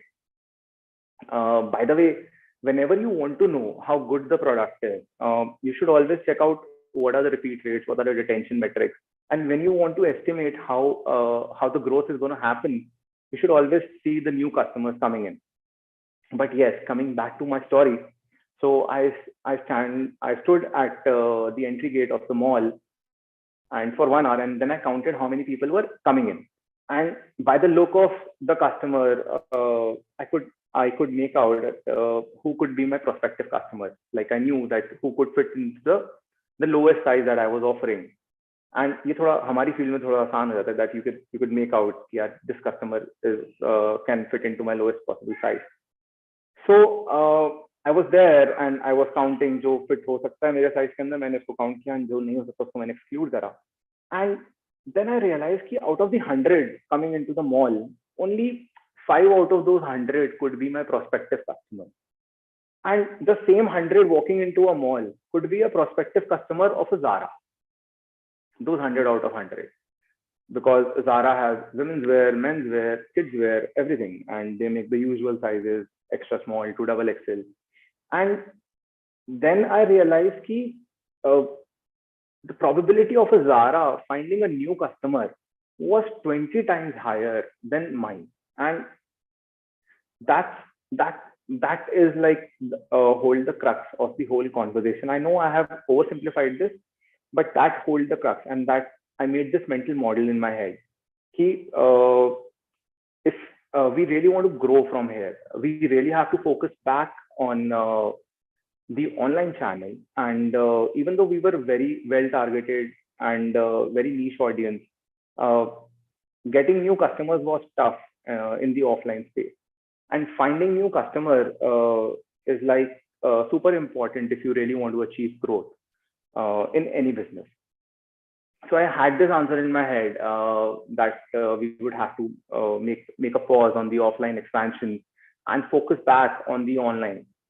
So, and in then 2020 came the first COVID wave, and which was like a world-stopping event for everyone. The fixed expense of the stores was still there, and the revenue was almost zero. And eventually COVID made the hard decision a little easier to shut down all the stores by 2021. So जिनका business में थोड़ा बहुत interest है, मैं उनके लिए थोड़ा simplify कर देता हूँ यहाँ पे. In online, अगर आपकी sales कम है या if there is an event which is not in your control, तो आप ad spend कम कर सकते हैं. फिर उससे आपकी थोड़ी logistics की cost भी कम हो जाएगी. And जो लोग आपने operations में hire करें, you could reduce them as well. But offline में ये same चीज valid नहीं होती. आपको रेंट देना होता है, मेंटेनेंस देना होता है, इलेक्ट्रिसिटी का बिल होता है, स्टाफ सैलरीज होती हैं, and these are all fixed cost that can not be reduced. So our business survived the COVID wave because most of our revenue was coming through our own website, and with no offline stores, I focused purely on my online sales. And this was I just said one thing to myself, yaar, if I'll do everything in my capacity to make the online thing work. And then I partnered with marketplaces, then I invested in shoots of the products, I invested in reshoots of the existing inventory, invested in content heavily, and not just for ads, but also for social handles. And if one wants to get discovered organically, then one really has to invest in content. All the social platforms eventually reward if the content has value. Value could be education, value could be entertaining, it could be any one of them. So internet was the point our business was started, and we survived because of internet in the COVID wave. And I think we thrived also because of internet. We posted the best profit in the last year and were able to pay all the outstanding debts we had in one single year. So I'll just take a couple of minutes here to summarize this talk now. How truly has internet democratized the landscape across various industries and has the power to make any niche a real big opportunity. Internet has no gatekeepers, internet has no middlemen, internet has no distributors, no friction. It is just you and your user. So internet coupled with content today can give an infinite amount of leverage. You could be passionate about a very small niche and yet build a great business out of it. And there are plenty of examples out there of folks who created great content and on top of that created commerce and are now really killing it. And ऐसे बहुत सारे examples हैं जिन्होंने अभी अपने content पे कुछ बेचा नहीं है, but still are getting paid through endorsements. So these businesses were unthinkable. I mean, really unthinkable 5 years ago. And we are extremely fortunate to live in this era where internet allows you to be what you want to be. So I just say one thing, like whenever you get an idea in your head, whenever you're passionate about something, could be about a business or a content niche that you want to pick for your personal brand, never think how many will buy the stuff, and never think how many will listen to me or how many will really follow me. Just ask this one simple question. Will I be able to deliver value to one user? And if that answer is yes, and if you have really put in the effort, that one user can become 100, and that 100 could become 1,000, that 1,000 could become 1,000,000, and best case scenario, it could become 1 billion as well. That's it, guys. Thanks again for having me here. I'm truly honored. Thanks. Thank you so much, sir, for letting people go beyond the boundaries of almost unfeasible size confinements. The Q&A will be taken by Ms. Pratima Gupta, our Assistant Director. Ma'am. Thank you, Manya. Kartiji, good morning and welcome to the forum. I decided to intervene primarily because the topic was so absolutely something which we all plus size women in India hold close to our hearts. So I thought that let me talk to you about this. When I first came across your profile, I was thinking to myself that here is someone who inherently understands what women want, what people want, and is getting into the genre of clothing which makes us feel very comfortable in our skin as well as in our attire. But extrapolating it to the world's view of the plus size at large, on a scale of 0 to 10, how comfortable is the world with the plus size as such? Plus size, it's only, I think, a handful of audience knows what plus size is. I would still say this. Probably a handful of people, 1% of the audience knows. Technically, it should be inclusive. Like, it should be inclusive fashion. I would really want to see a day where size, like the plus size, as we say today, are like kept in the same racks as the regular sizes, and there should not be any demarcation between the sizes. Keeping that aside, I still believe we have a long way to go, and eventually there will be inclusivity, and that's the future. Okay. Now, when you are, say, concentrating upon bringing forth a line of clothing, or you decide to do a particular ensemble, then what are the thoughts in the minds of your designers? What do they give priority to? The prevailing trends, or the comfort about the style, or say customizing the style regardless of the prevailing trend? Or what goes into their mind? So yeah, there are certain there are certain things which is like 100%. We don't compromise on those things. Like, the comfort has to be there, and there are certain silhouettes that will look really well on the plus size body type, and those have to be done really well.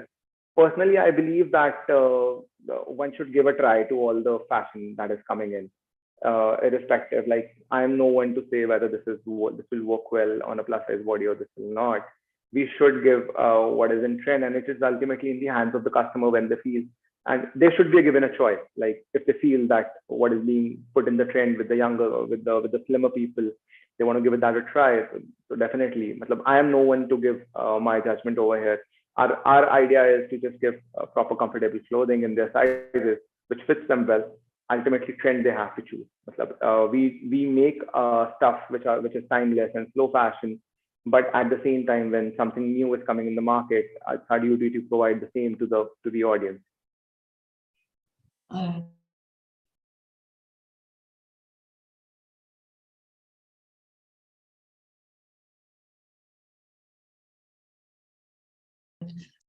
This is what you said some time back, and then you should not let people's opinions or people's thoughts affect you, and you just have to go out there and ask yourself, am I giving value to that one user? But how difficult is it to start something which is completely out of the box and to persevere on it? Did you get trolling, questioning when you started on this journey? So see, trolling or anything, matlab, whenever you think of starting a business, only one person is passionate about the business, and that is the founder. Like no one else gives a damn about the business. You have to, if you start giving value to one user, I think that's the duty of the entrepreneur, and start working on that irrespective of the trolling, because trolling can happen anywhere. Yeah. So that is irrelevant. And if you watch our Instagram handle also, we give good replies to trolling as well. Like people who body shame, we openly come and we call them out and we shame the shamers. So that happens later. But when you are starting in, and when you are giving when you are finding new customers, it is important to just put a blind eye to all the trolling and start solving customers' problems. Okay. And what has, to your mind, been the most exciting / depressing time during the entire journey that you've had? I do not consciously use the word depressing in terms of the clinical connotations, but sometimes where you felt tad demotivated, like what have I embarked upon, or what has been the most exhilarating point? So exciting was like starting 1 year, 2 years, when you get orders. Like whenever there's this new, when I got my first order on my website, that was the most exciting time, and that was the time I used to pack my own stuff and send it to the customers. So that was the most exciting thing, and the online journey was super exciting. The depressing time, as I said, along 2019, when we were starting to invest in offline, the new users is a challenge in the offline space. And then I realized that probably, am I solving the right problem? Am I doing it the right way? So there are two things, solving the right problem and solving in the right way. Both are super important. And that's what I realized in 2019. Because plus size audience, it's the niche is there, but it is scattered. So being in one offline space might not solve the whole problem. But being in the online, obviously the customer can't test it or try it or feel it or touch it. That's a disadvantage. But at the same time, you can build a viable business out of it and yet provide value to the customer. That's the most important thing. So my last question to you is, on the international scene, we have models like Georgia Pratt, we have Kate Winslet, who are the sensations where it comes to plus size modeling. In India also, we have some top models. So putting my question into the context of people who are plus size and are iconic in their own skin and have set standards, alternate standards for beauty and acceptance, what would be your message as an entrepreneur who is advocating and making people feel comfortable with their sizes? What is your message to all the anorexic teenagers out there who are going on fat diets and who are really getting body shamed into doing unnatural things to their diet to conform to the convention of looking good? I would say the times have changed. The times have really changed, and there are beautiful examples of influencers out there on Instagram who are putting out their story, like how they went on a crash diet just to attain a certain weight or a certain waist size, and how they looked at that time, and versus how they look right now, and how comfortable they are in this skin. I cannot express in the same way, because as well as the influencers out there are doing it, and they're doing a beautiful job over here. And eventually that the truth comes out, the inner truth comes out, and internet gives this superpower. Like you have so many examples to look up to, that you can accept what the body is. I'm not saying that one should not make healthy choices. Of course, healthy choices is the most important thing.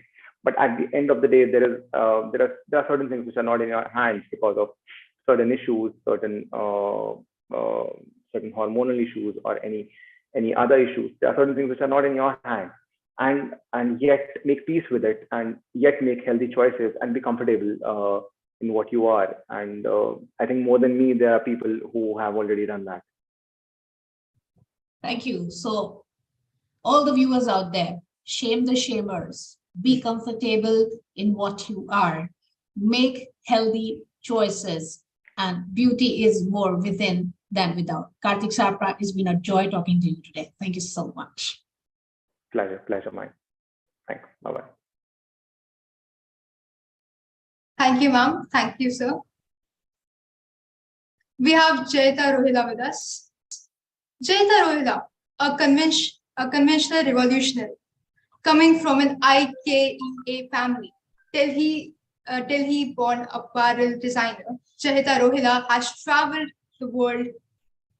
She traveled across the world, but something which did not change was her love for India. She has been attracted to the chaotic and colorful world of India. She loves the culture. She wanted to sue into the apparel game, and her brand is as inspiring as she is.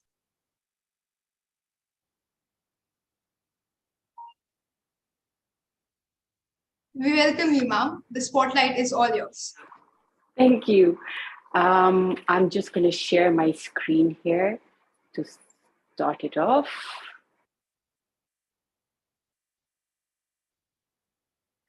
So I wanted to be a designer. Since grade 10, all I ever wanted was to be a designer. And I didn't really think that I was creative. Honestly, I had no idea what that meant.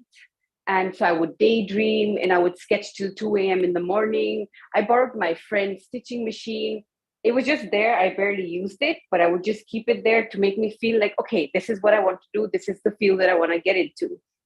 And I'd try making pieces with just the, garments that I had around with me. And that just gave me the feels for it. Imagining what kind of pieces I would make, how fun it would be to mix my culture with it.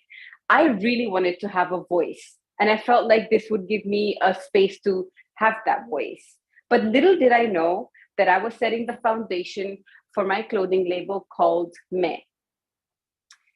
Namaste, namaste. My name is Jaita, and I restore Banarsi saris, silk saris, and I make bombers, hoodies, puffers, different kinds of jackets with it. I make dresses, and I make coordinated sets as well with it. In South Asia, the culture here is that we don't throw away our things. Instead, we give them off to somebody who could be in greater need. And so I get these pieces and I experiment with them. Like you can see in this video here, I would play around with various solutions, and we see how different solutions kind of act with the Banarsi silk, the fabric itself, and also the zari work on it. Here, as you can see, there was chewing gum stuck on the sari, and so we used various different materials to kind of take it off. Sometimes we use lemon, sometimes we use toothpaste, sometimes we use salt. Yeah, and it takes us a while to really restore these pieces. Here you can see there was, just to whiten a part of a sari. This is a kasavu sari. We are using toothpaste. We also use lemon. It works wonders. Like a lot of rust in lemon kind of takes away the whole like tinted part of it. And as you can see in this next video, how lemon here, it's I think something trending on Instagram that I saw. The highlighter is literally removed off with just lemon. In the middle picture too, you can see the line, the blue line, the area below the blue line is actually the part that we have used the lemon on, and the area above is without the lemon. You can see the difference there. Some parts of the saris are also burnt, And so we haven't really quite figured out what I'm going to do with those pieces, but I'm hoping to kind of make like an outfit of just the bird parts. I think that could be kind of cool.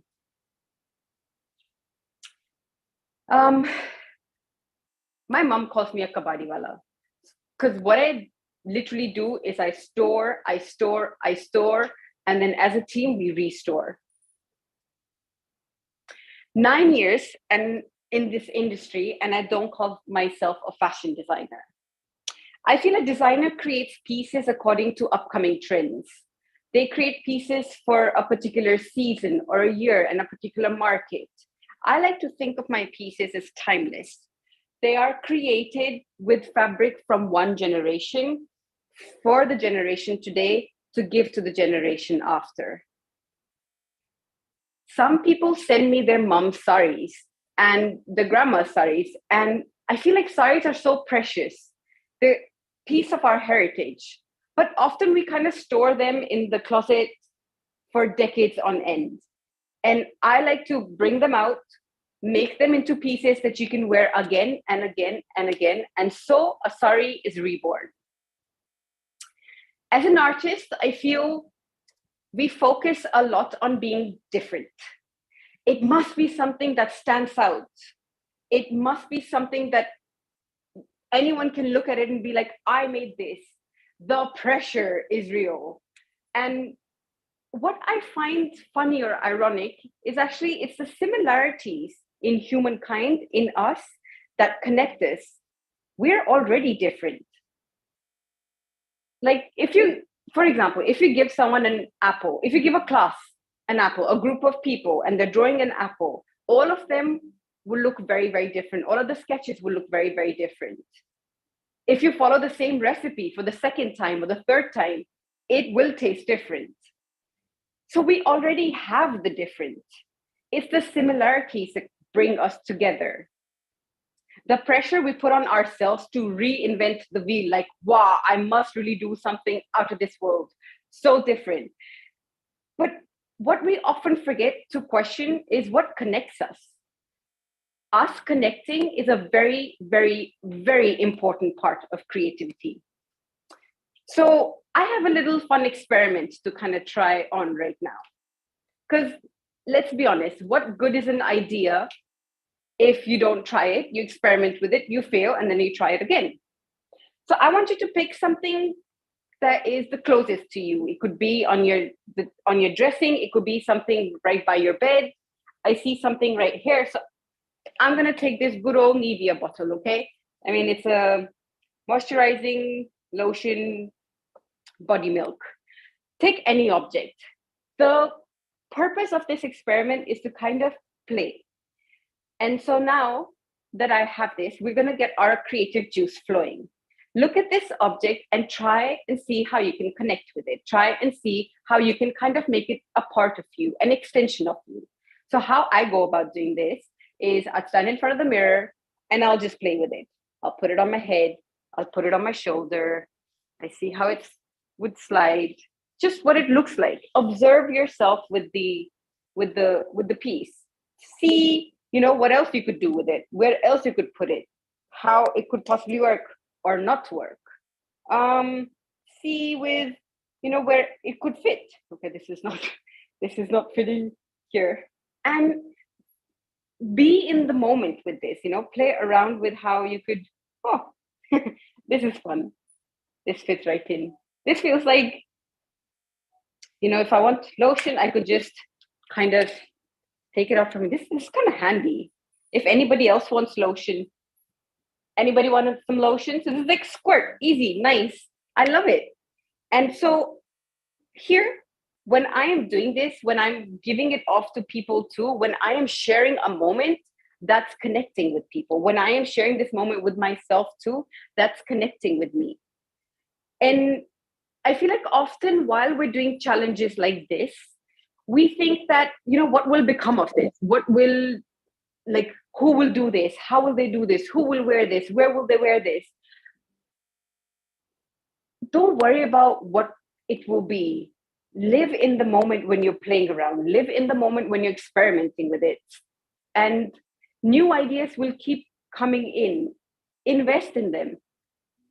The way that our mind works is that we will anyways be connecting things. Our mind is going to be connecting things. That is inevitable. Observe what feels natural to you. And that's going to feel so easy and comfortable that that's what helps you connect easier with people too. So don't worry if it's not a masterpiece. Piece by piece, it will become one. Just keep at it and it'll happen. So our uniqueness, being our USP, is a preconceived notion. It's actually our similarities that bring us together, that give us that warm, fuzzy feeling. The lives that we've experienced are so different, you're bound to bring something new to the table. But to find what actually connects you and what brings you closer is the key. So now the question is, how do I really go about doing this? How do I really go about freely experimenting? How do I really go about being easy within, trying something new? So I suggest, why don't you put on some music, something that you groove to, be in front of the mirror, try this. Try put on music that you don't actually connect with, that you don't usually listen to. Because sometimes it's nice not being in your own headspace and just popping out, try something else, be someone else, portray someone else for a bit. It loosens you up, it breaks you from your own cycles. And finding when you connect with the object, when you're making it an extension of you, often you'll find yourself surrendering to it. It makes you vulnerable. And so surrendering to yourself, surrendering to the moment, surrendering to the object, surrendering to the people around you, that's what connects you. That's what helps connect you.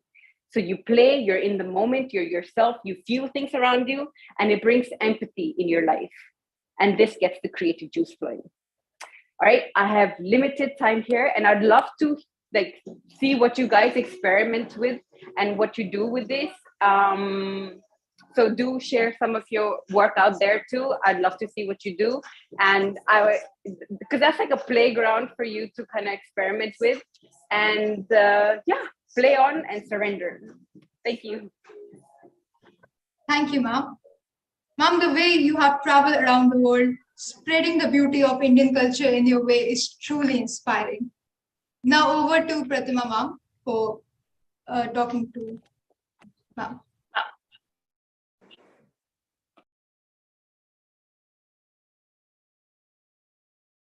Pratima, you may take over for the others. Yes. Thank you, Manya.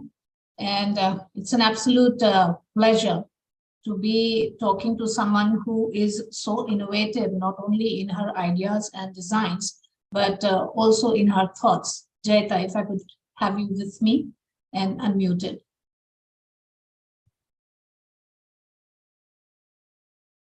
Yes, I'm right here. Thank you so much.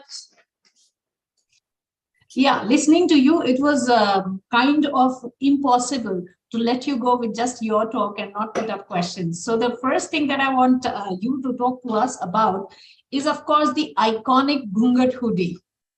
It tickles my imagination, and it kindles a sense of joy and awe as to what would be the dynamic thought which went behind the designing of this particular apparel. So I was actually at a shoot and I saw this lady who was wearing her ghungat. She had a little baby on one side, she had another child on the other, and she was trying to make tea for us. And it just felt like a struggle for her to manage with her ghungat, for her to, take care of the kids and make the tea. And after, that kind of stuck. And I held on to that for a while. And then I was in my room a few days later and I was just playing around with fabric and I had these saris with me. And it was like, why don't we have something that just makes it a lot more easier to wear the ghungat if that is a part of our culture? And also, why don't we make this something that is gender fluid, something that everyone can wear? Instead of just having one person wear it, you take away the taboo of it almost, and you have like men wearing ghungat hoodies. And so you take your culture and you make something that is more relevant for today, that may not have the same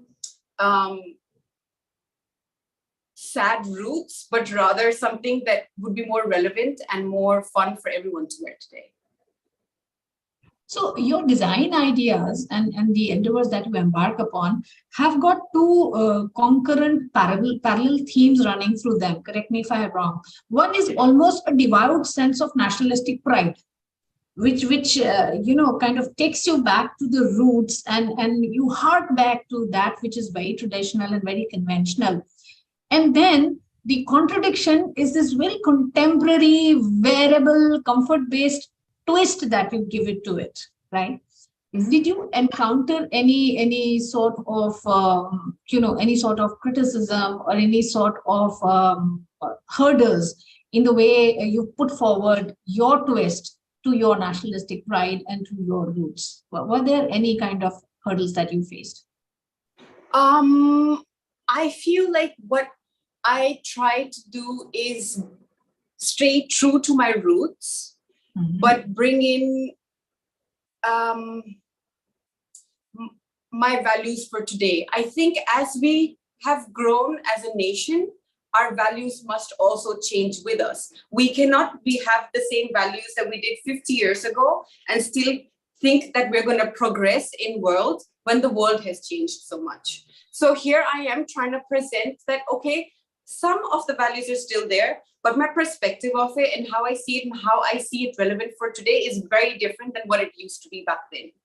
And I am looking at putting that forward in a manner which, I mean, my intent isn't to be disrespectful. And so I don't feel like I've had a lot of people look at it in a negative sense or give out any hate to the brand particularly.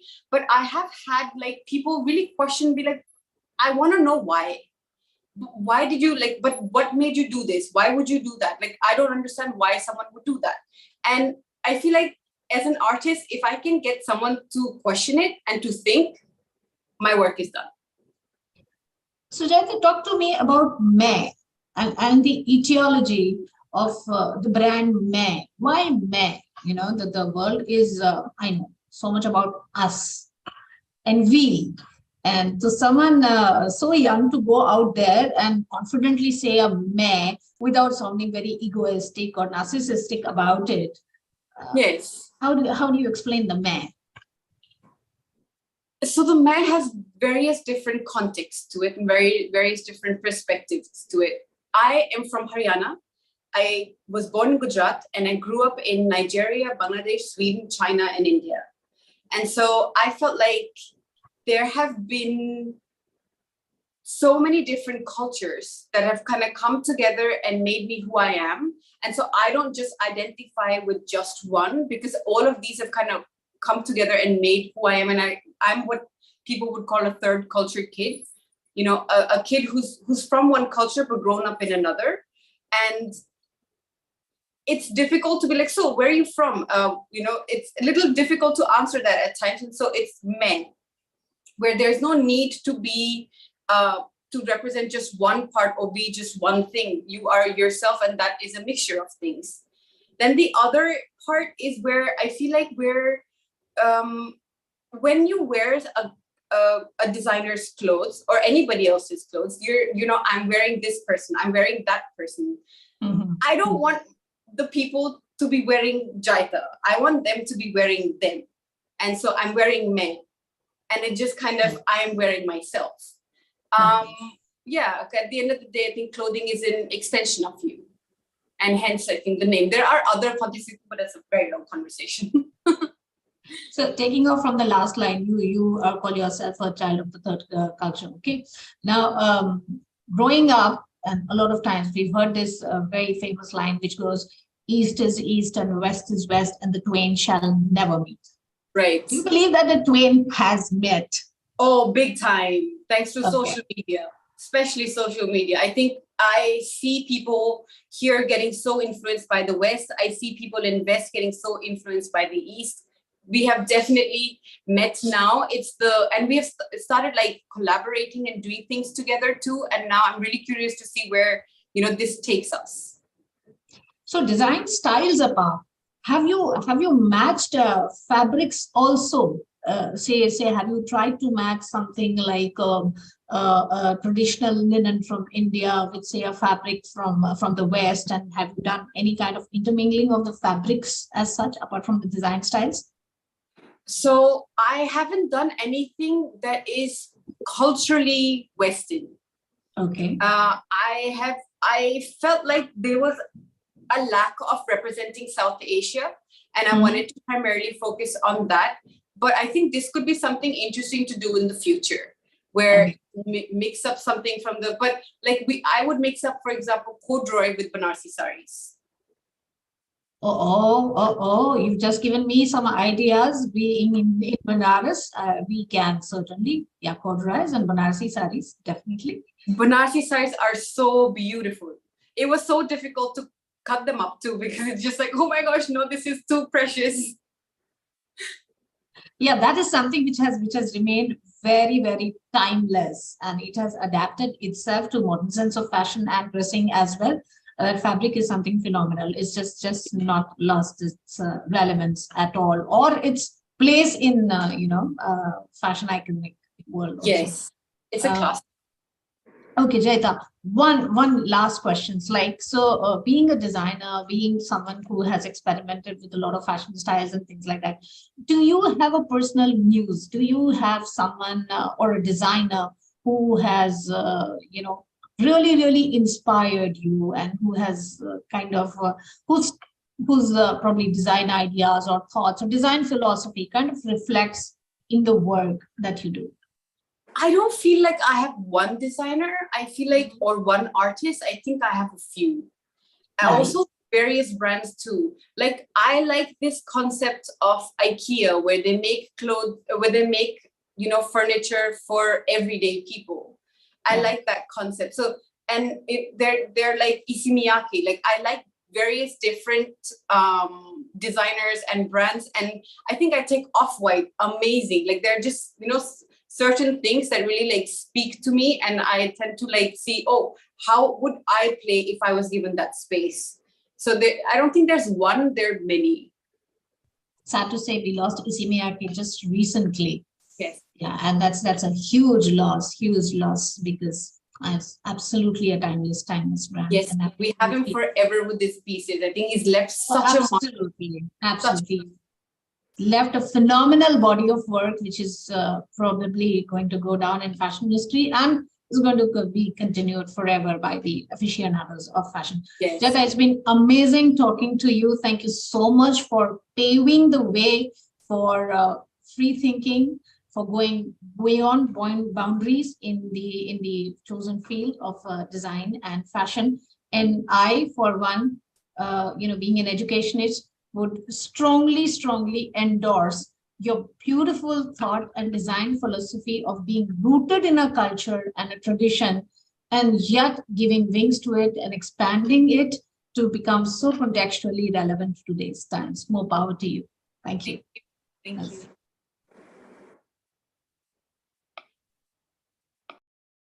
Thank you, Ms. Rohila. Thank you, ma'am. Up next, we have Keval Hiren Kakka with us. First Indian male to successfully climb 6 highest mountain peaks of the world in 6 days. Keval Hiren Kakka is a professional mountaineer, a certified skier, owner of Beyond Altitudes, and co-owner of Climb On Adventures Show. His being a recipient of Tenzin Norgay Award is truly the justice to the fact that he has climbed more than 16 peaks above 600 meters and has led 60 plus Himalayan hikes in the span of 10 years. Isn't that amazing? We have a Q&A session also with Mr. Keval Kakka. So please stay put for it. And Mr. Kakka, the spotlight is all yours, sir.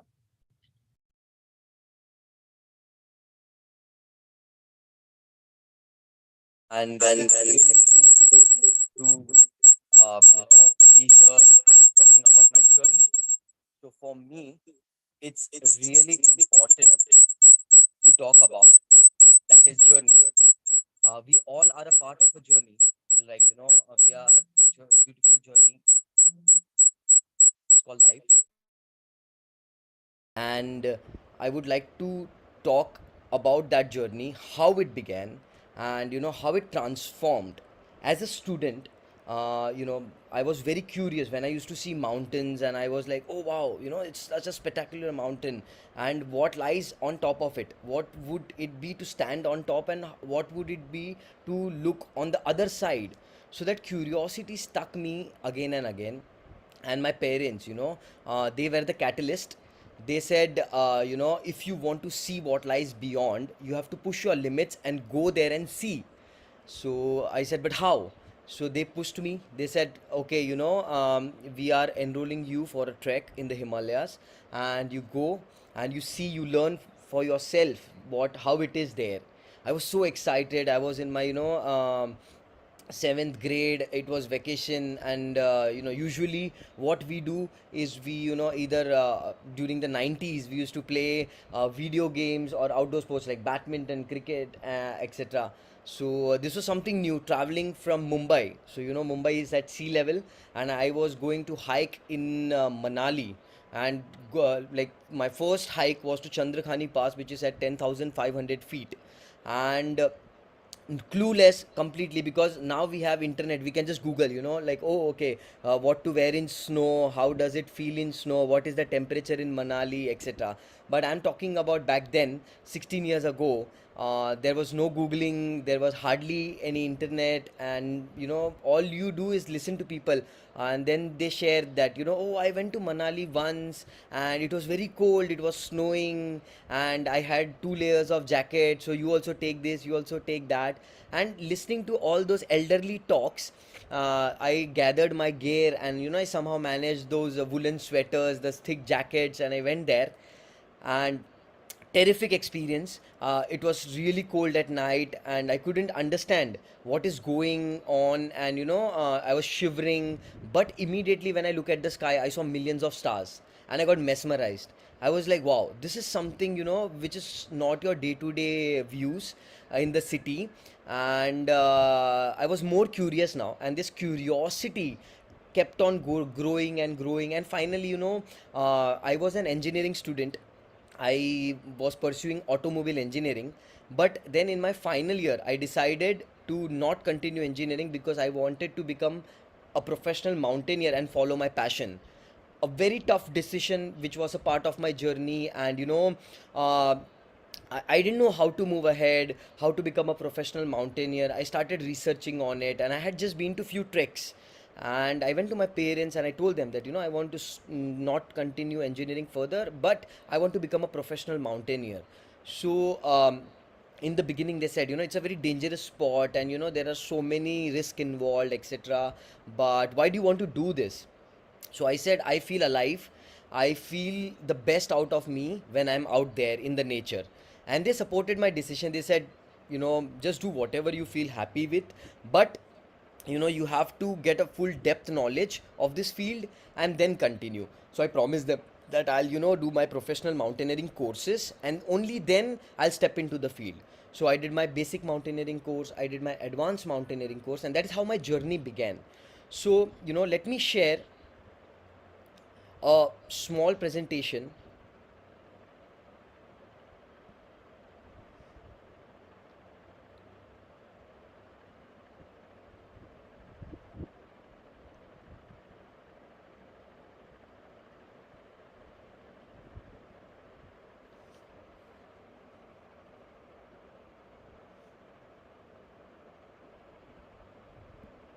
So it's all about the journey, as I said before.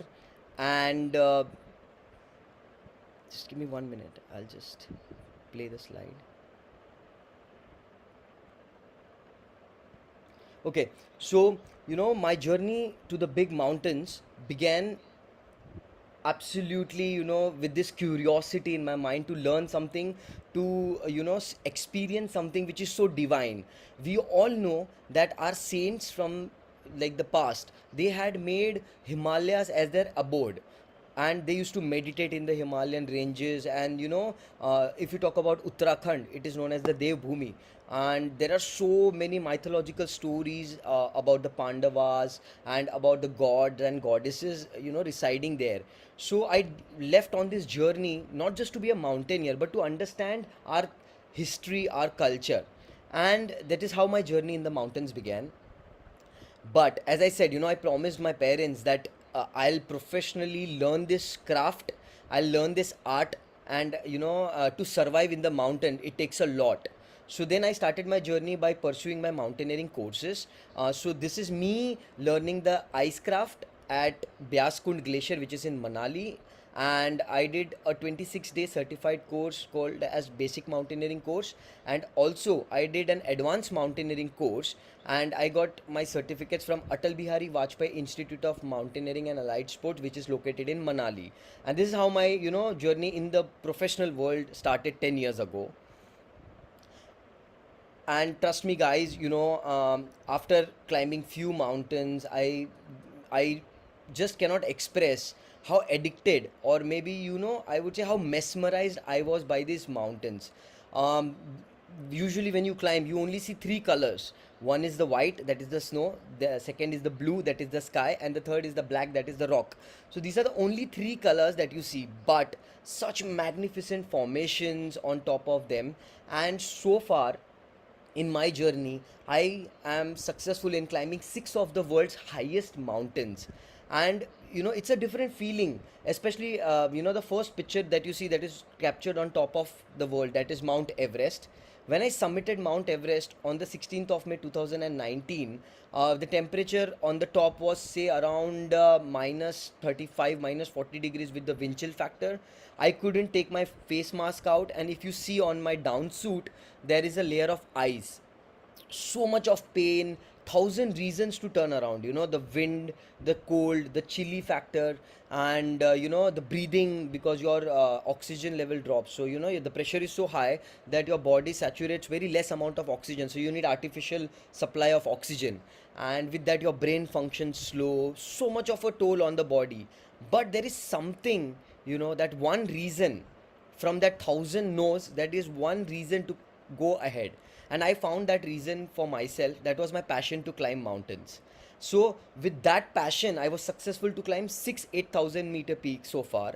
And many difficulties, as I said, like you could see in this part, there is a very um, heavy wind blowing, and the tents are blowing off, the tents are broken, the wind speed is around 80 to 100 kilometers per hour, and at times we feel like, okay, we will blow off the mountain, but we have to stick there and we have to stay solid. And more than a physical game, mountaineering is all about mentally. So just hear the roar of the wind, and you will feel the how powerful the wind is.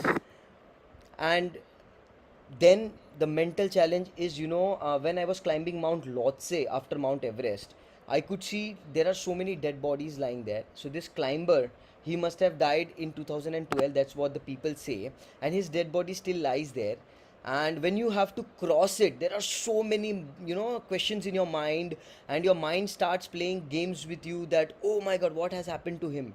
How did he die? Will I also die? And he also once was a motivated soul, but now he's lying here. What must have happened to him? And so many questions. But at that very time, you have to just focus on one thing is your goal, and you have to be confident that what you have learned is enough to take you to the top and bring you back safely. So leaving apart, tackling so many negative thoughts in mind, I just continued my journey, and I was successful, and today I am alive and I'm sitting here and sharing my experience with you. And apart from that, it was really really a blessing, I would say, that for my contribution in the field of adventure, I was awarded a national award by the ex honorable president Shri Ramnath Kovind ji on the National Sports Day, and that is the Tenzing Norgay National Adventure Award. And that added lots of motivation. There are so many other mountains to climb. We have this Himalayan mountain range that is being gifted to us, and I really feel blessed to continue my journey and make more plans and more projects to climb, and to continue this journey ahead. Very important thing. I made mountaineering my lifestyle. So it started as a passion, it started as a sport, but later on it turned into a lifestyle. At times I would say I would eat mountains, drink mountains, read mountains, and my schedule, everything was revolving around mountains. So my food habits were suitable. I would say, okay, in the mountains I need to eat this for the energy. So then I would make a diet which is specifically oriented to that here in the city, so that my body gets used to it. Okay. And slowly, steadily, I started adapting to that culture. I started loving, away from the city life. I started going to the mountains. I started guiding people, taking them along and showing them the beautiful nature that we have been gifted. And few lessons that I would love to share that I've learned in this journey. As I said, this journey has taught me a lot. It helped me grow as a person. It helped me grow not just as a mountaineer, but as a human being. So the first major lesson that I learned is never give up. If not today, then tomorrow things will happen, but don't give up. There will be ups and downs. No mountain is straightforward. There are ups and downs, there are valleys, and it has its own beauty, it has its own challenges. But that is what you do not have to reduce the mountain to your level. You have to climb up and raise yourself to that mountain. So work hard, never give up, try your best. If not today, then tomorrow it will happen, but keep trying. Okay, the next lesson that I learned from the mountains was discipline. You know, Many people told me that so many people die in the mountains. It's so dangerous. There are avalanches and so many calamities happening which are not in your hands. Then how will you survive that? So I just had one answer to it, that I'll be disciplined with my training. I'll give my best and leave the rest. So I train 7 to 8 hours a day. I wake up at 4 in the morning. I follow a very healthy diet, and I give my best, and I am very disciplined to follow that schedule. And then I leave the rest to the mountain. I just go and enjoy there. My body is used to that hardship, and I trained my body to that hardship, physically and mentally both. And I over there I am just looking at the views, the big snow clad mountains, and I'm just enjoying my time in the Himalayas. Okay, staying focused, this is really really important, guys. May it be a real mountain or a mountain of your life. We all have our own mountains to climb. We all have our own problems to solve. Okay, no mountain is big or small, so same way no problem is big or small. But there is one solution to it, that is to stay focused. What you want, what is your aim, what do you want to achieve? So if you have these things clear, it becomes a very easy path to the top. you know like I've learned from the mountain, to reach the top, there is one path which is very safe and the shortest, whereas there are many other paths. You can climb from anywhere on a mountain, but to find that one path, you have to stay focused and keep on observing.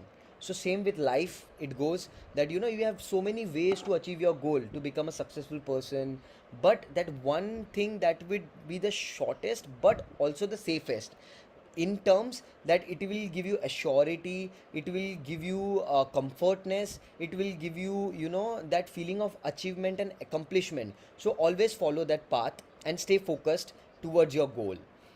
Having patience, definitely, because in the mountains, many days there were snowstorms. You never know when the weather changes. Like suppose I'm in Bombay right now, and it is still raining, and whole climate cycle has changed due to global warming. And you never know what you will face the very next moment. Same goes in the mountain. Many people, during the lockdown, they called me and they said, how can you live? You are an outdoor person. You have been spending most of your time in the outdoor, and today you are staying in your home for so long. How is it possible? How are you managing that? So then I tell them, that I have learned this from the mountains, to keep my calm. When I am in the mountains, there was a time when we were climbing and there was a snowstorm for 3 days. we were stuck in a small tent that is just 6 feet by 5 feet, and three of us. It was snowing constantly and we couldn't go out. We have to sleep there, sit there. We can't even stand, it is that small.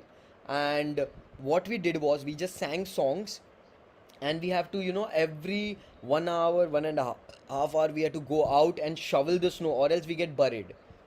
So we have to keep ourselves awake and keep ourselves alive. So this patience helped me a lot, and then that was useful in the lockdown also.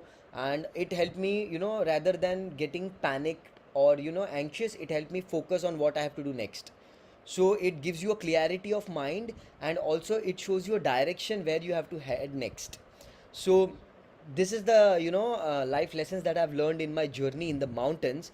And the most important thing that I left everything and I took this pain was for having fun in what we do.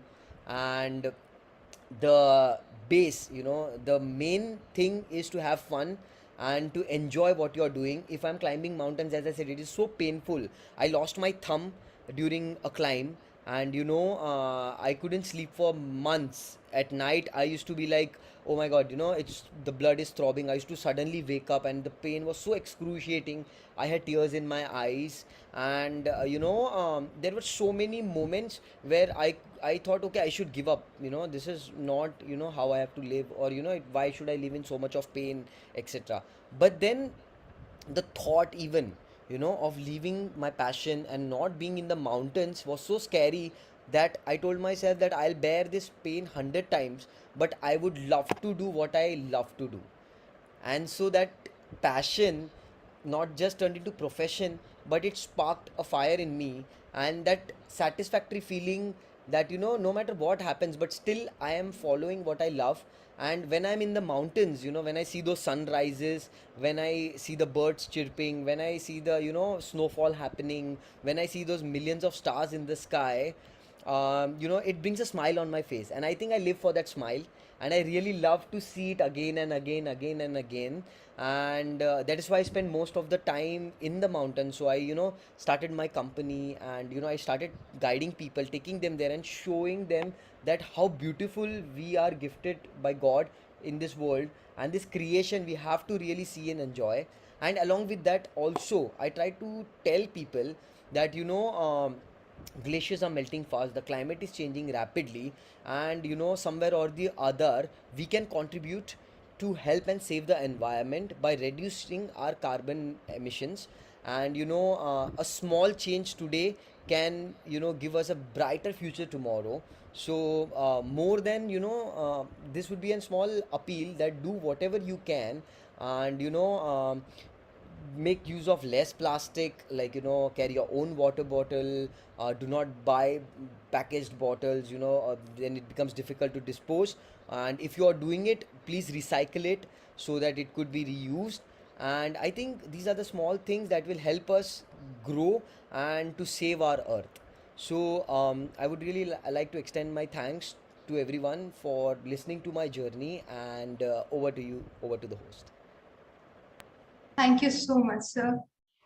The lines I would like to say that you said, looking at the sky, seeing the million star mesmerized you. That is the most captivating and beautiful image I got. Seriously, very inspiring. And I hope the beauty and the passion in your journey and talk was seen by everyone, and people get some great takeaways from this experience of yours. Thank you so much. We will like to enter in the Q&A session. Are you ready for it? Yeah, I'm absolutely ready for that. Perfect. The first question, so as you mentioned in your talk yourself, in Mount Lewood, say you saw dead bodies, and also there have been a report of 310 people dying in Mount Everest. What was your family's reaction on your decision to do the same? Definitely, they were worried and concerned because on that mountain there is no connection.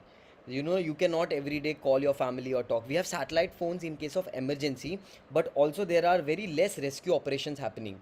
After a certain height, even the helicopters, the choppers cannot fly to, and also with the uneven terrain, they cannot land at places. So if you're on a slope or in your tent, etc., it is very difficult to rescue. So when I was talking about climbing Everest or any other mountain, my parents, they started YouTubing and they started seeing that, and they saw this all scary images of dead bodies and everything, and they said, "Are you sure you want to do this?" And I said, "Yeah, sure, why not?" I mean, So the only line that I told them, like while convincing, was. Life is uncertain. Even if people die while crossing the streets, there are so many accidents happening. In fact, we lost so many people due to corona, which was like something which was unexpected. So life is like uncertain and anything could happen at any moment, but I want to make the full out of it. So it's my dream not just to see, but to show the world that what lies beyond and how it is on top of the world. And this I'm sure not everybody would think of going to Everest, but they want to see pictures from the top, how it feels, what it is. So I want to bring those pictures down for them. So then they just smiled and they said, just be safe and our blessings are with you." And as a token of my love for them, I took a picture of my family and I took it on top of Everest, and I snapped a pic for remembrance, and I got it and framed back home. Yeah. Wonderful. It must have taken lots of courage for you yourself also. Was there a point when you like hesitated that maybe this cannot be so safe?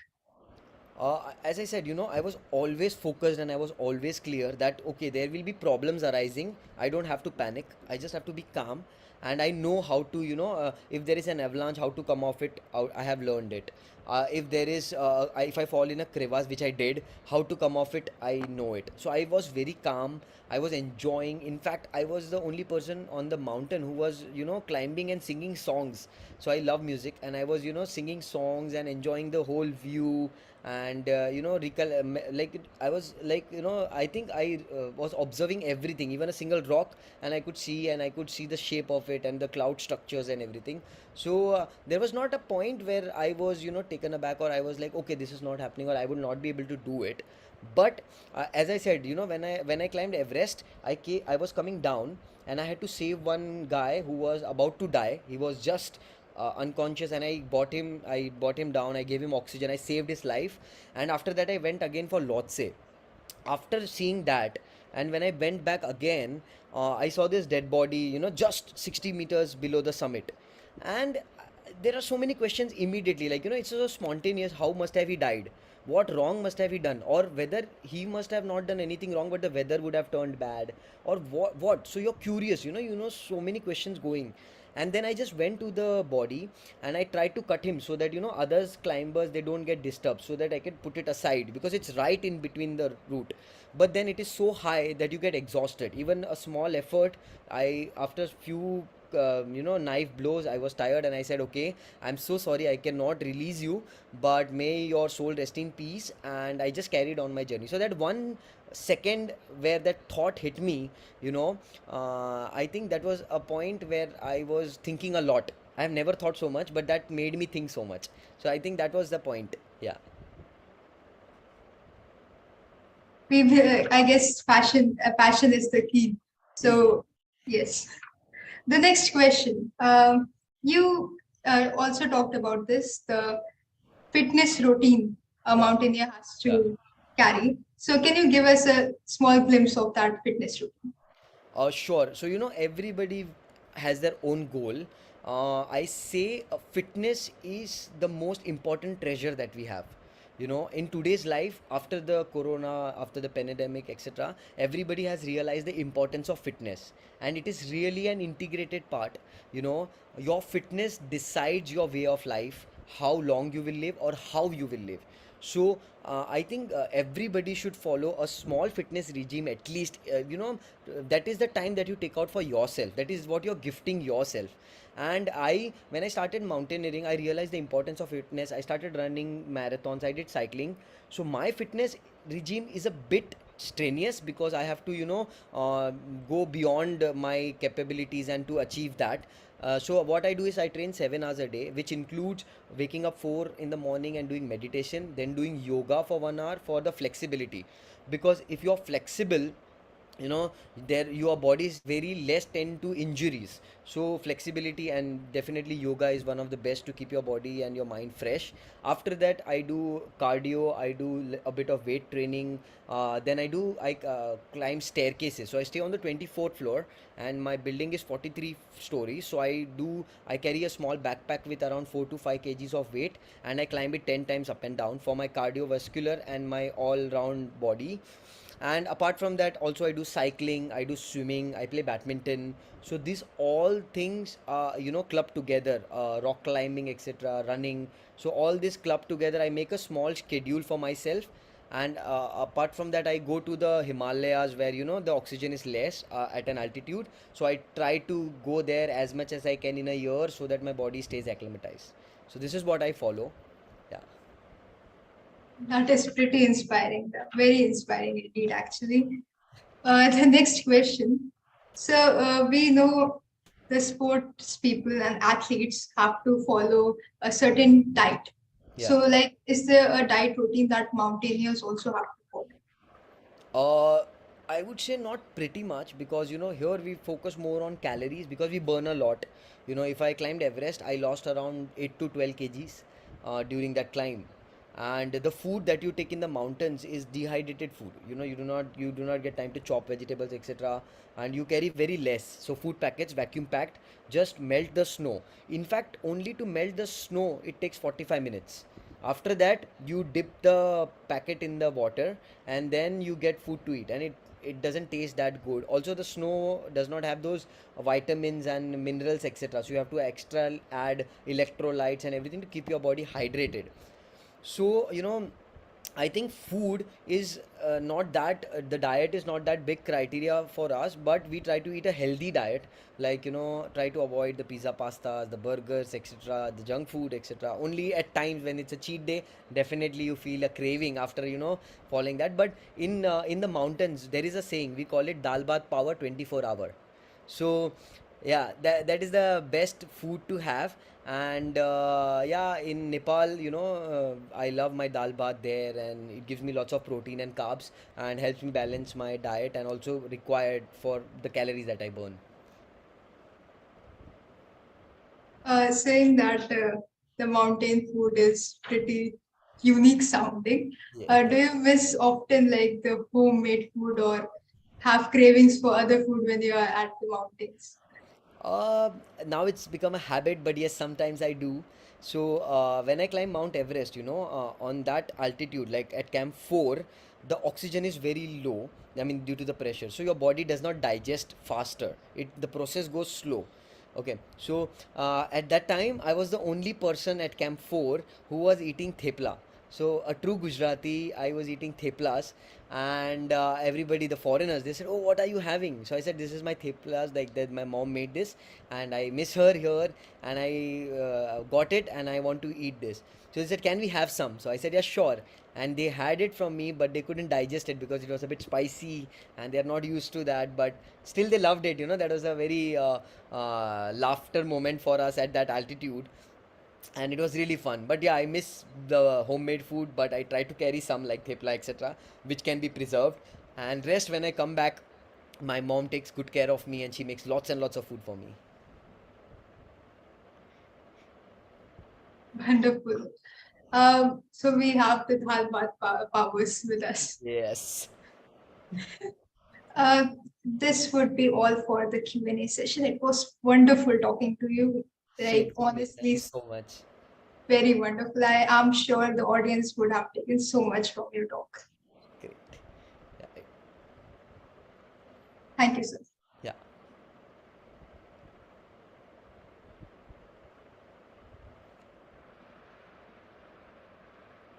Up next, we have Lucy Laforge.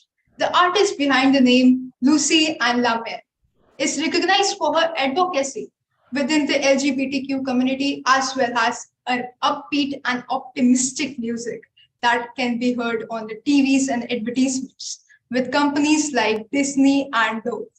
Her performances all over the world include Europe, Australia, North America, and Philippines have earned her a name on the billboards, the Rolling Stones, the Los Angeles Times, and so many more. She's an Instagram influencer, besides being a singer and songwriter, where she talks about the pie world. Welcome, Ms. Laforge. Please take it away.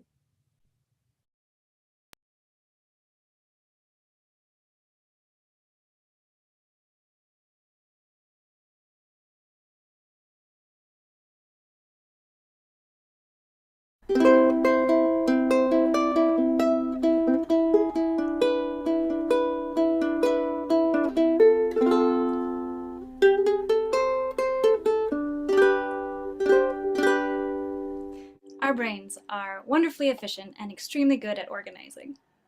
Our brains are constantly categorizing new pieces of information for us, and they're labeling, sorting, and filing away all day long. They can tell you that this thing is a musical instrument, and when you hear a song, I bet your brain can quickly place it into a genre of music. It tells us if the song is happy or sad, and all day long we are labeling things, people, places. Our brains, they love to make things easy. They want us to feel safe.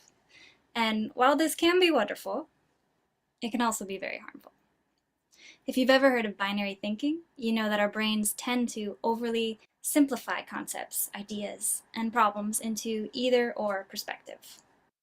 They take out all the subtleties and in-betweens. They simplify things for us. It's only one thing or the other. Old or young, right or wrong, male or female, left wing or right wing, nature or nurture, gay or straight, good or bad. These are simple, neat little categories.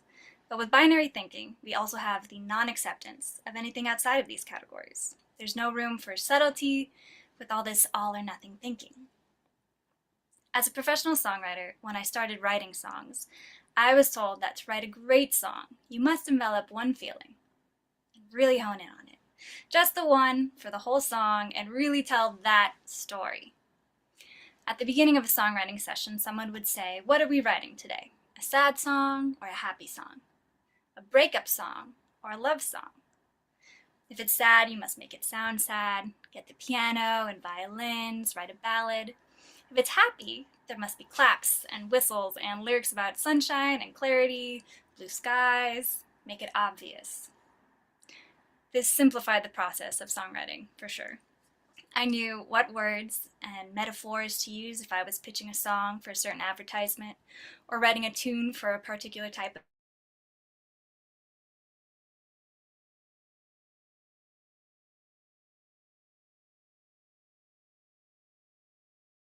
story of heartbreak, reflects back to a time of joy.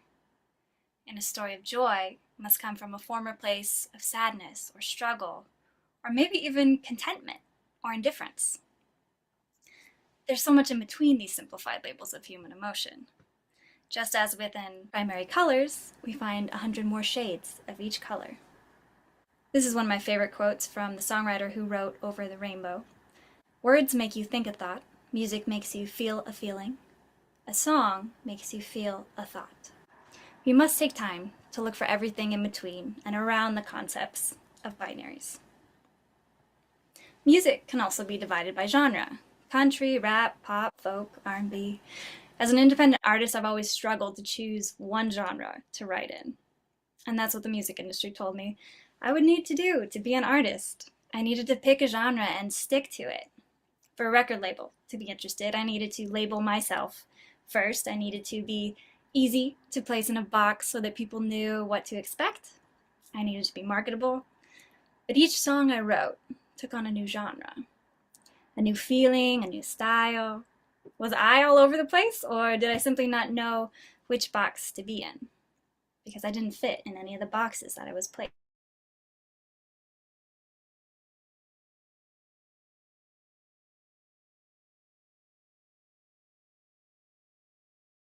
On writing in one genre.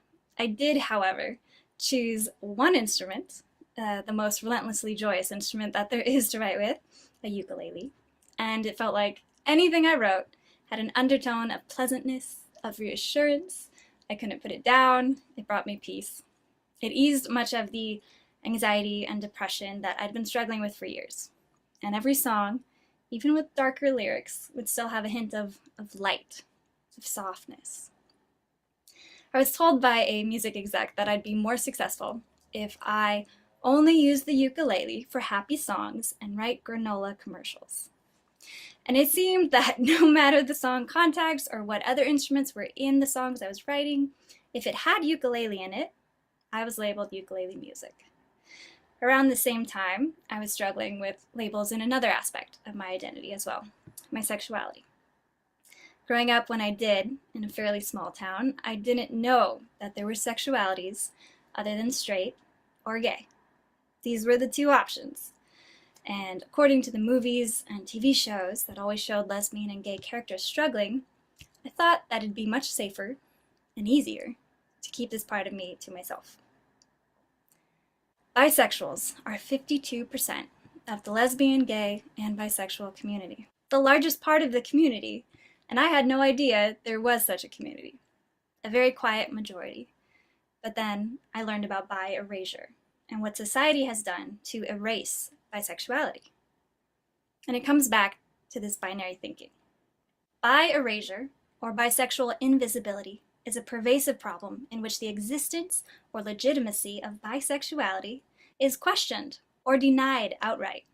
Bisexuals experience almost an equal lack of acceptance from gays and lesbians as they do from heterosexuals. Many bisexual women are accused of wanting attention and assumed to secretly be straight, while bisexual men are often seen as not ready to fully come out as gay. I find it interesting that in both situations, the bisexual person is assumed to only be attracted to men.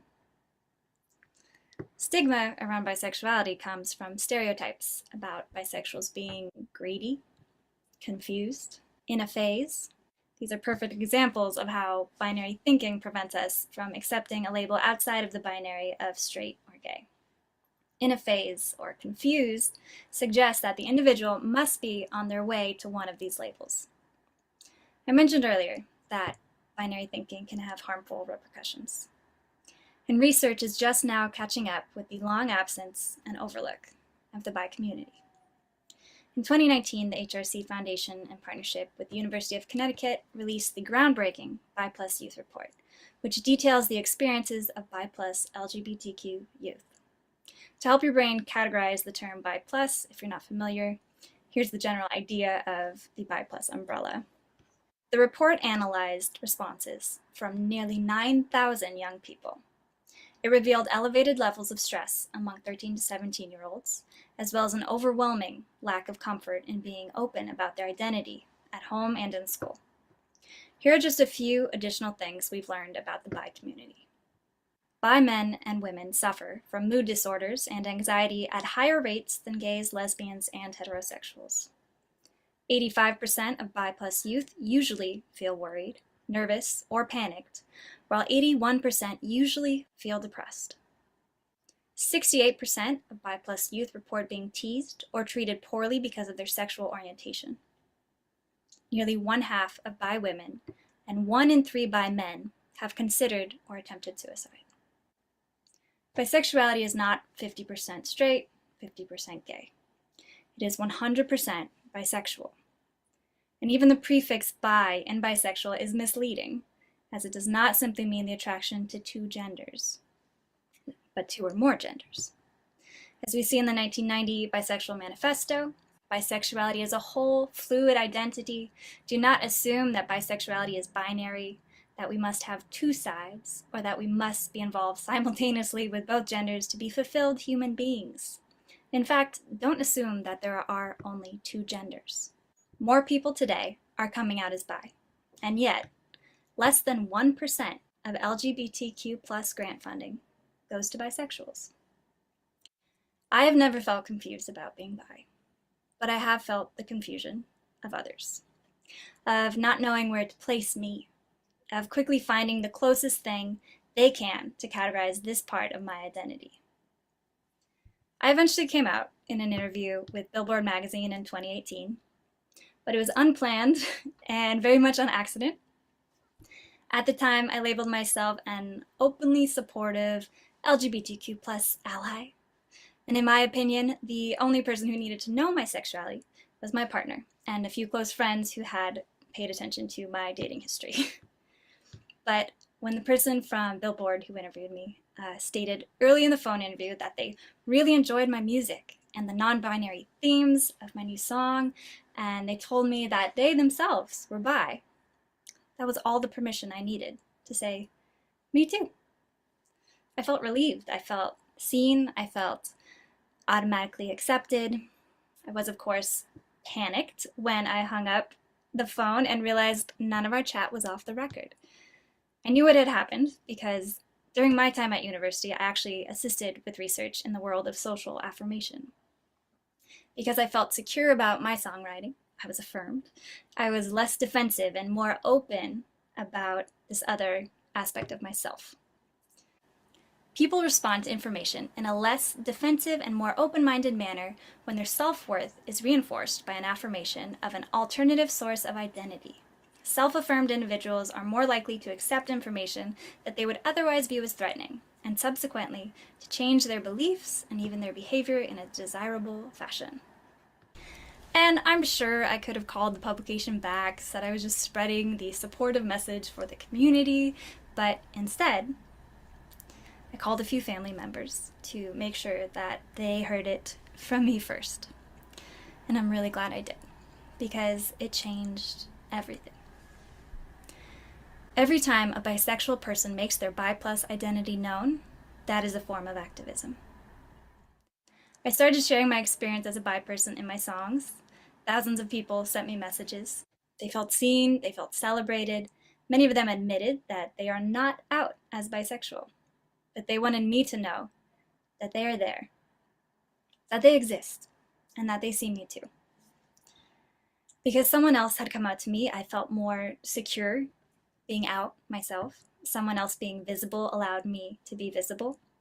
So I started the Love is Gay benefit concert, a community-based event that features bi+ musicians, artists, vendors, and we traveled to more than 10 US cities, performing alongside local bands, building spaces for community, and raising funding for local LGBTQ+ organizations in every city. We give a space for everyone to be seen. And I've traveled to bisexual events and discussions all over the world to learn as much as I can, to show up, to continue the conversation and advocate for the bi community. Now, when it comes to my music, I fall into a few different categories still. I write in the genre that I'm feeling that day. I'm following the emotions, and I'm changing the instruments with the story that's coming to life before me. I don't worry about what genre someone else would place it in, but I do hope that people enjoy the song, and at the very least, that I enjoy the song. And when people ask me what type of music I make, I reply that I'm more of a mixtape. When we look beyond the boundaries of binary thinking, there is room to be yourself. Be yourself. Do not put on labels for other people's convenience if those labels don't fit you. Explore your labels. Rewrite them in a different font. Maybe use a different color. Explore your genres. Pick up a new instrument. Challenge the thinking that divides us into categories. Because the more you that you can be, the more other people will be themselves too. And the less you hide who you really are, the more someone else can see themselves. I'll be closing with a few lyrics from my song Together, and I hope that today you can take some time to look around you and see what is without the need to label everything. To simply see everything and feel everything as it is.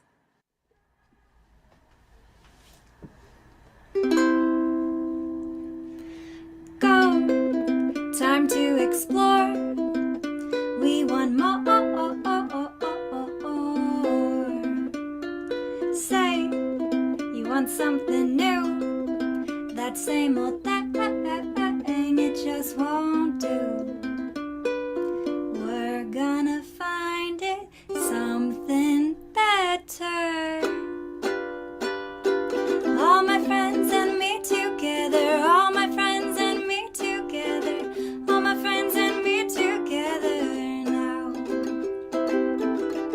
You can come along if you want. You can do what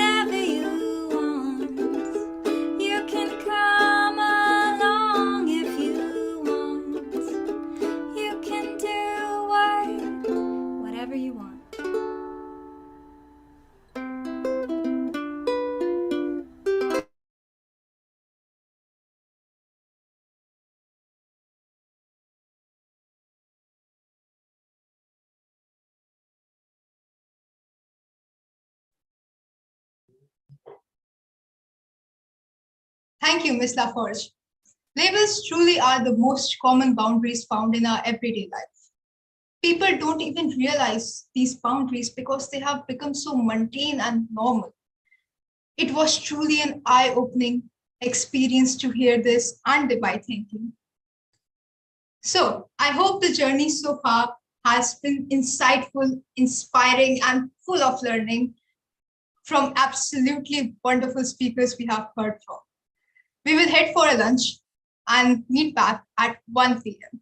IST. See you there. Thank you.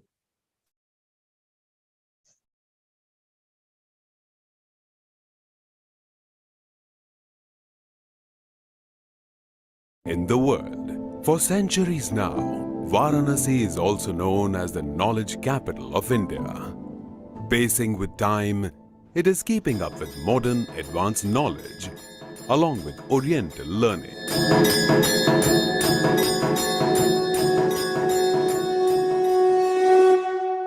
Sunbeam Group of Educational Institution is one of the oldest and prime educational centers located in various parts of Varanasi. Inspired by the famous lines of Saint Francis of Assisi, a single sunbeam is enough to drive away many shadows. Sunbeam School was established in 1972 by Dr. Amrit Lal, Ishrat Madhok and Mrs. Dish Ishrat Madhok. Both educators par excellence to bring to Varanasi a school which would uphold the ancient traditions, tempering it with a modern vision with just 32 students. Today, Sunbeam has in its fold 32,000 students and over 3,000 staff members across. And it all started in a small house in 1972. In July, it was a rented accommodation. My father was a teacher, and with his meager savings, my mother started this school. And she rented out a small place and went door to door, and she was so dynamic, and she started off with only 36 or 38 children. She was the principal, the teacher, the English teacher, the fee clerk. She was all rolled into one, the transport in charge, and there were only 4 or 5 teachers at that moment, but they worked very hard. So every year it just grew in geometrical proportion. Whatever had to be done for a child's benefit, for the benefit of the school, we did not bother about any funds. So that we poured all our savings into buying the best locations in the city. That was a very wise decision, because today we have amazing locations after the city has expanded. So the build-up was massive. And then not only in terms of hardware, in terms of software, training, we always emphasized on team building. We used to negotiate everything, and then we had experience of everything also. Once I remember that there were no clerks. The clerk met with an accident and there was no one to collect the fee.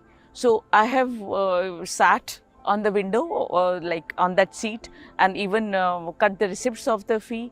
And when the teachers were not there, we used to go and teach in the classes. And small things, furniture and buses and rickshaws and uniforms of the maids and peons and everyone. So we used to do those small things. Sunbeam Group, with its 7 core schools: Sunbeam Sun City, Sunbeam Varuna, Sunbeam Lehertara, Sunbeam Indiranagar, Sunbeam Bhagwanpur, Sunbeam Annapurna, Sunbeam Sarnath. Sunbeam Gramin School is the philanthropic venture of Sunbeam Group, which imparts free education to the underprivileged students. Setting exemplary standards of quality education with moral values for over 50 years now. Aiming to contribute to the society through raising innumerable stars who are shining bright in the different horizons.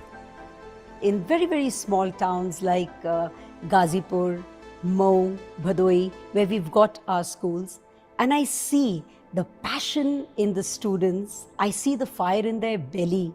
I feel India actually lives here. It is, of course, in Varanasi that we started our journey, and I think the kids are doing extremely well. The schools are doing extremely well. So that gives me a sense of satisfaction. But when I go to the 3-tier, 4-tier towns and I see the passion in these children, that's when I get so humbled and I feel, wow, I'm glad we are making a difference to these children because they are the future of the nation, and that really epitomizes the term nation builders. Eradicating the darkness of ignorance through the flame of knowledge. A good teacher always knows how to bring out the best in each child. Rectangle is the window, so is the door. Round is the ball, we bounce on the floor. So this was just one way that we use to teach concepts. And then, for example, if it is shapes, so after the rhyme I would take them for a walk wherein I would show them different objects related to different shapes, and they would relate those objects with the shapes. Sunbeam Group of Education is child-centric. The child's participation and experience is of paramount importance. This is the age wherein we instill values in them. We have to take care of the social emotional learning of the kids because they are too young to express themselves. As teachers, we have to understand what's going on in the child's mind. We have to deal with them. Sunbeam is synonymous to passion, innovation and transformation. So every day brings in with a new experience for a teacher as well as students. Here, each and every learner turns into happiness ambassadors. Past so many years, in fact it's been 20 years of my tenure at Sunbeam, I have been immensely caught up into the frenzy of making children happy, because that has been the core thrust of all of Sunbeam's endeavors. The whole idea of the teaching learning system or even the curriculums is that a child learns best when the child is happy. So it's almost as if good academics or excellent academics are a byproduct of our efforts to make a child feel happy. And our core test is that when the child goes back home from school and when the mother wakes up the child at 6 a.m. in the morning, does he wake up with a smile at the thought of going to school by boarding a bus or, just by going to school? Now, if that smile is firmly fixed in place, we know our job is done well. And the same applies to the teachers, the same applies to the staff at Sunbeam. As the world requires the students to become lifelong learners in an ever-changing scenario of new skills and competencies. They also need to be good communicators, to be able to relate well with other people, and to think creatively and logically. It's not like, we're just learning about what is in the book. It's about the relationship that they establish between the real world and what's in the book. And it's always about the teachers who tell us how you can learn about things in the real world, how you can implement them.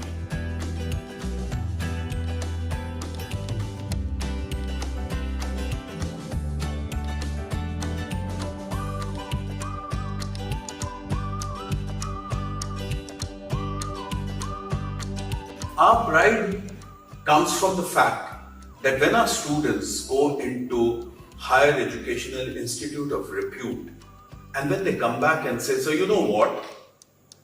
People recognized us from day one. We were different.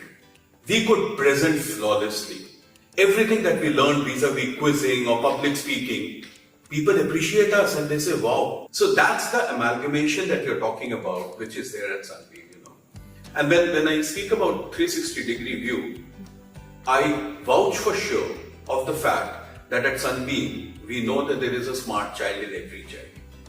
And our job as a school is to unearth that smartness in each child. They will be extremely different in outlook, in perception, in talent, but each of them is special. The need of the hour is the positive channelization of energy by encouraging them to take part in co-curricular activities and community involvement programs.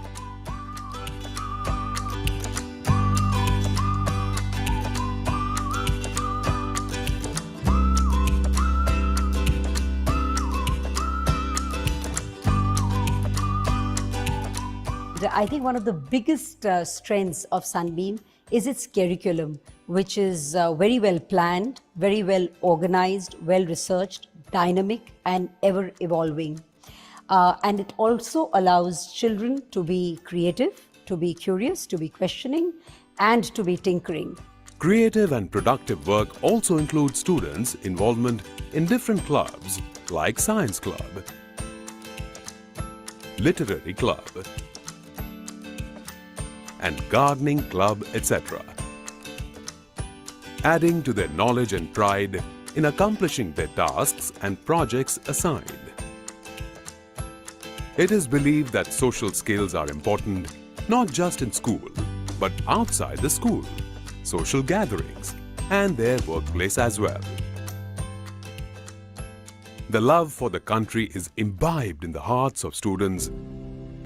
We don't say Jai Hind just on Republic Day and Independence Day. It is a way of life for us, and this is how we wish each other daily. Take pride in reversing our culture and tradition and uphold them at all costs.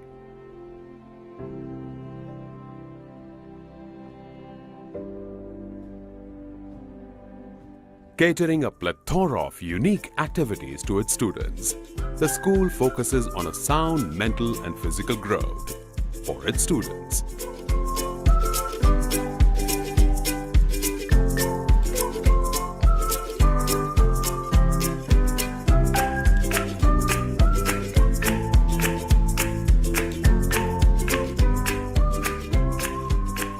Safe, secured and well-equipped smart classrooms of appropriate size with age-appropriate furniture.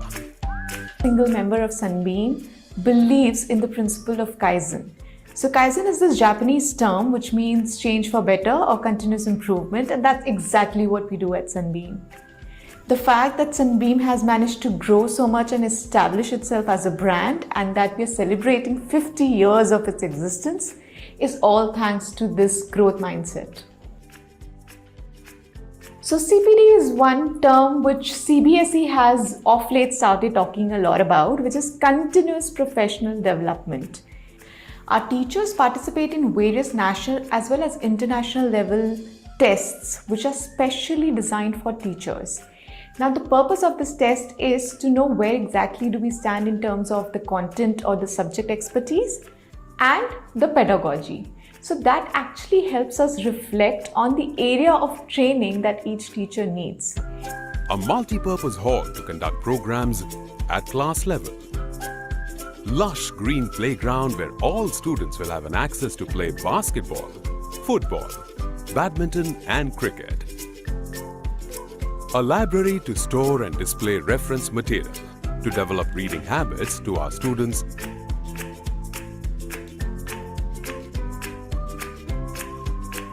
A well-equipped science lab and will keep updating the same as per requirement. An activity room loaded with educational blocks and toys to motivate children to learn while playing.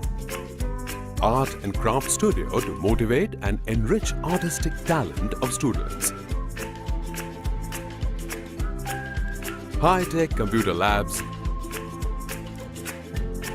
Latest swings in the playground will add to the amusement of our junior champs.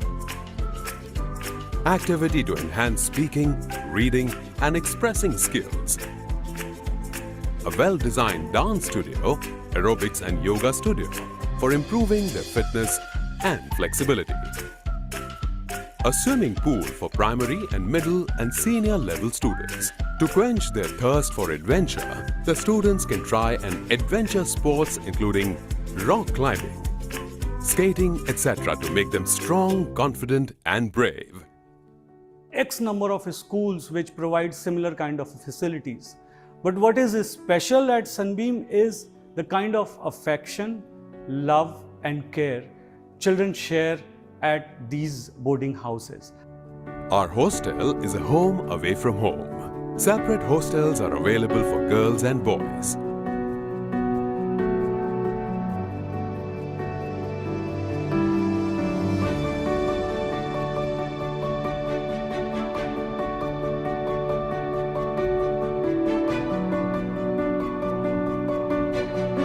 The three letters, the three wonder words of Sunbeam that's there in the slogan of Sunbeam are duty, devotion, discipline.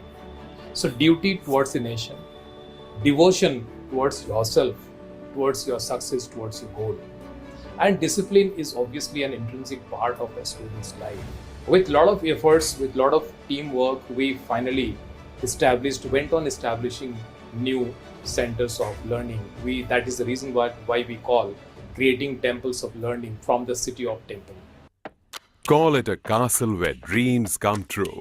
At Sunbeam Group, aim to empower our students by not teaching kids what to think, but teaching them how to think, by awakening in each child a spirit of learning to grow as individuals with strong, open, and discerning minds, preparing them to make a mark in the global village.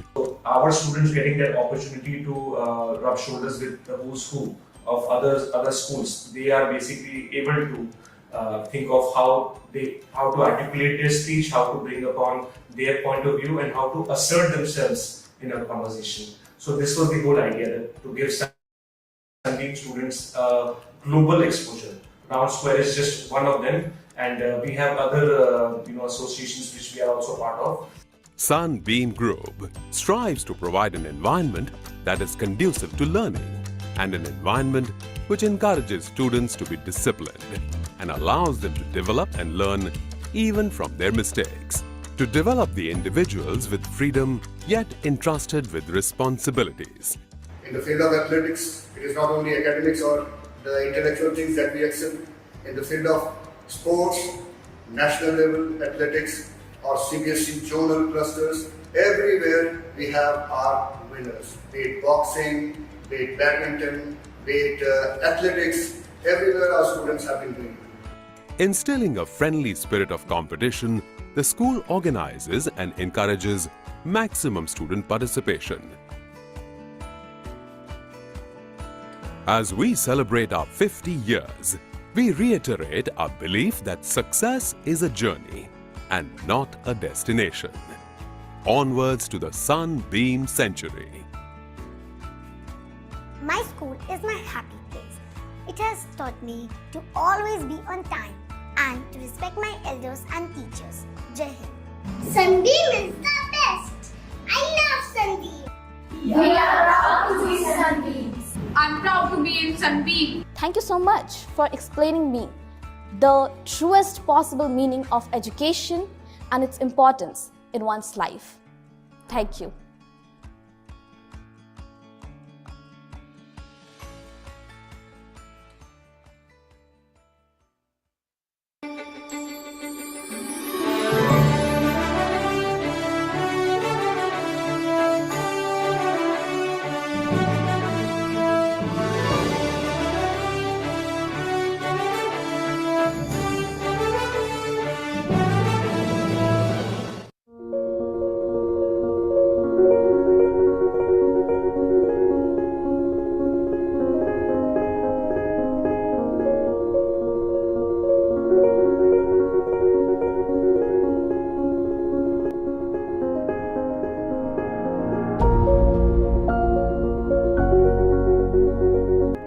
बच्चे यहाँ घर से दूर आए हैं तो वे खुश रहे, बस इससे ज़्यादा हमें क्या चाहिए। माँ के हाथों से बने खाने जैसा कोई खाना नहीं। हमारी भी बस यही कोशिश होती है कि बच्चे घर को मिस ना करें और हेल्दी खाना खाएं।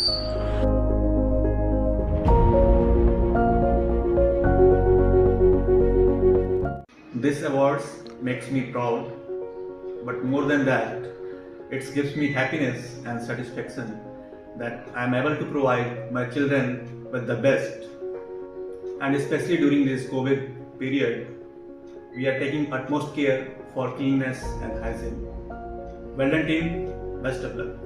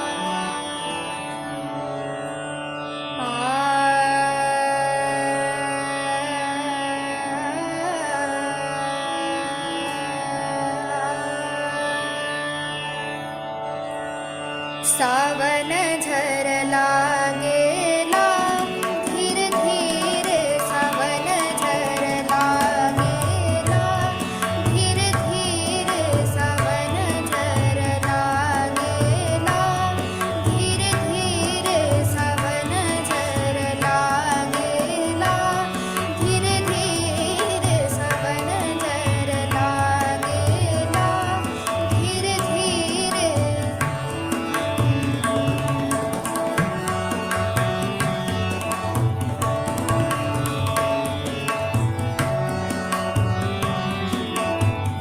दादुर मोर पपिहा बोले, दादुर मोर जी दादुर मोर जी दादुर मोर, दादुर मोर पपिहा बोले, पपिहा बोले, पपिहा बोले, दादुर मोर पपिहा बोले, दादुर मोर पपिहा बोले,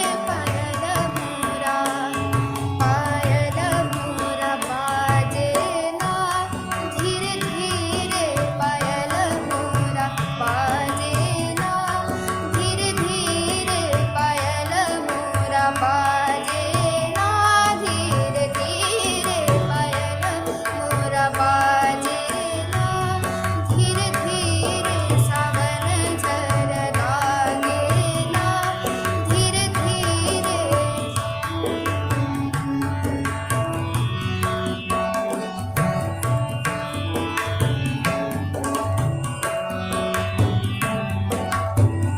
खोलो शाम चंदन के बड़िया, खोलो शाम, खोलो श्याम,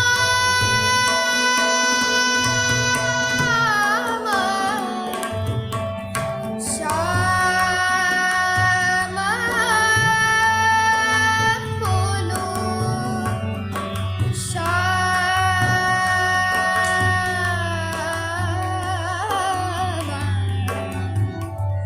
श्याम खोलो श्याम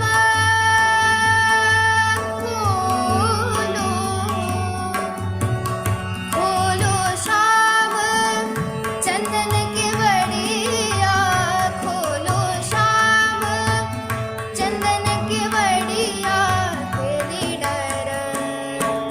अकेली डर लागेला, धीरे धीरे अकेली डर लागेला, धीरे धीरे सावन झर लागेला, धीरे धीरे सावन झर लागेला, धीरे धीरे सावन झर लागेला, धीरे धीरे सावन झर लागेला, धीरे धीरे सावन झर लागे, सावन झर लागे, सावन झर लागेला,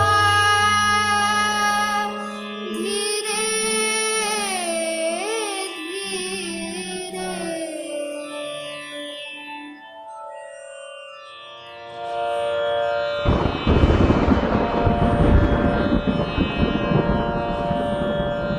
कजरी की मिठास और बारिश की धार, हरियाली वन और हर्षित मन, चल अब गाए Malhar.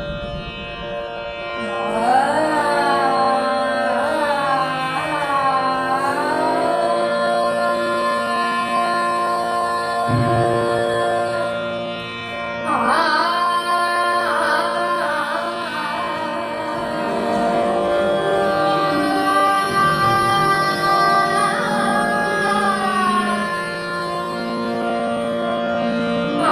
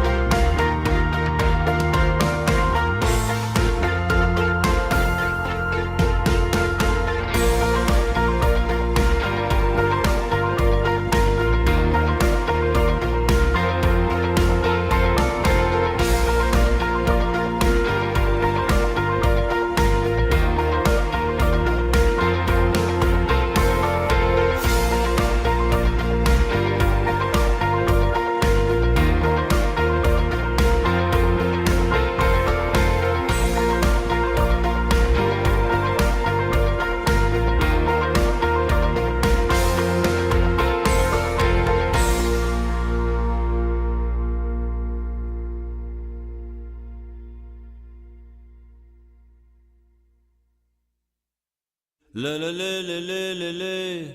La la la la la la la la. La la la la la la la. La la la la la la.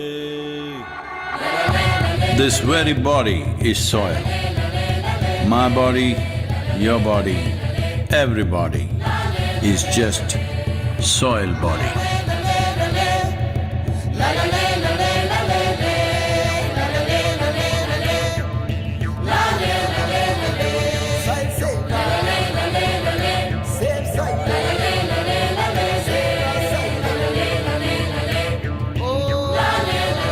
Soil body.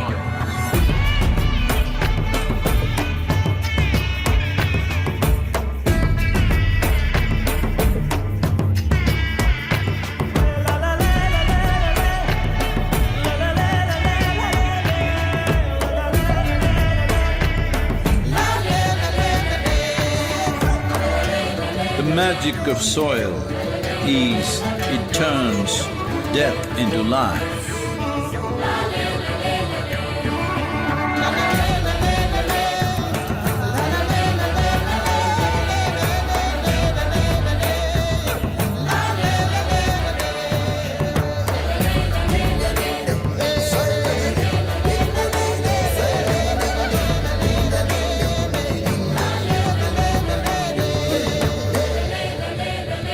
Depleted soils will not quench the fire of hunger. Unquenched hunger can burn the very world. This is a generational responsibility. Save soil. Let's make it happen.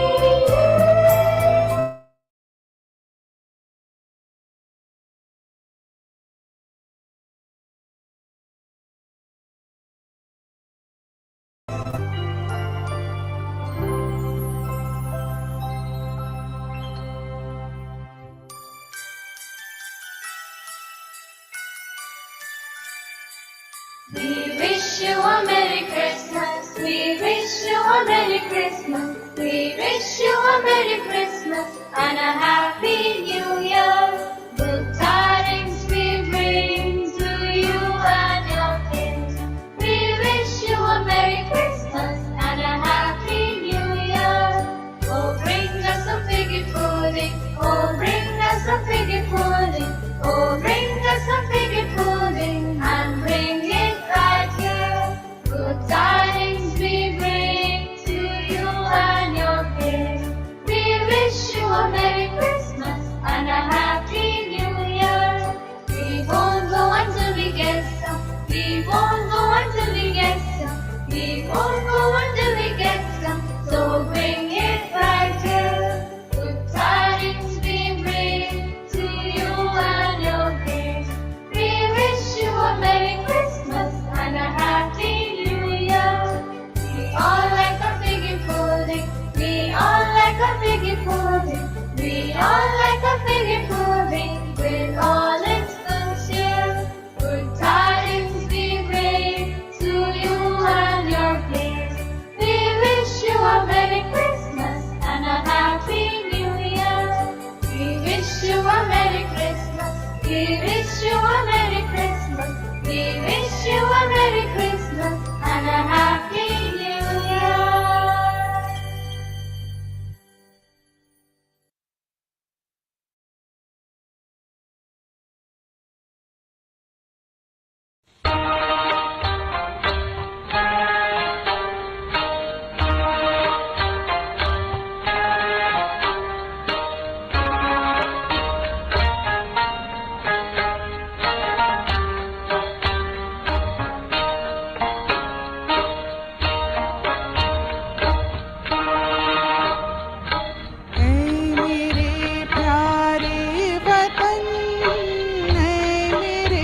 बिछड़े चमन तुझ पे दिल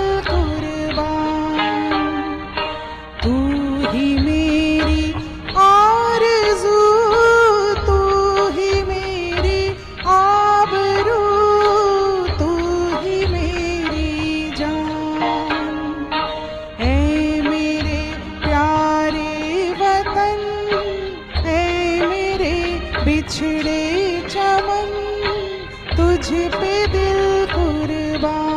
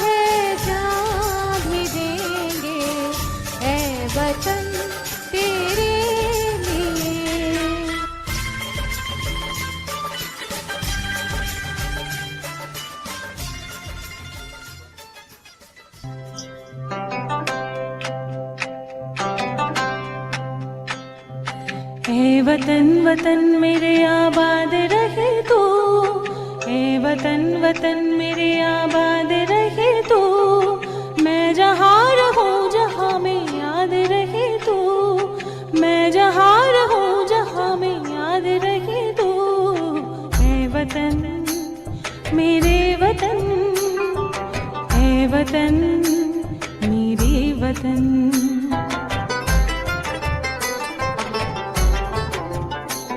तू ही मेरी मंजिल है पहचान तुझी से, तू ही मेरी मंजिल है पहचान तुझी से।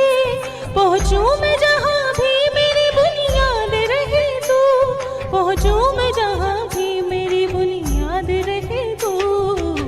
ए वतन वतन मेरे वतन।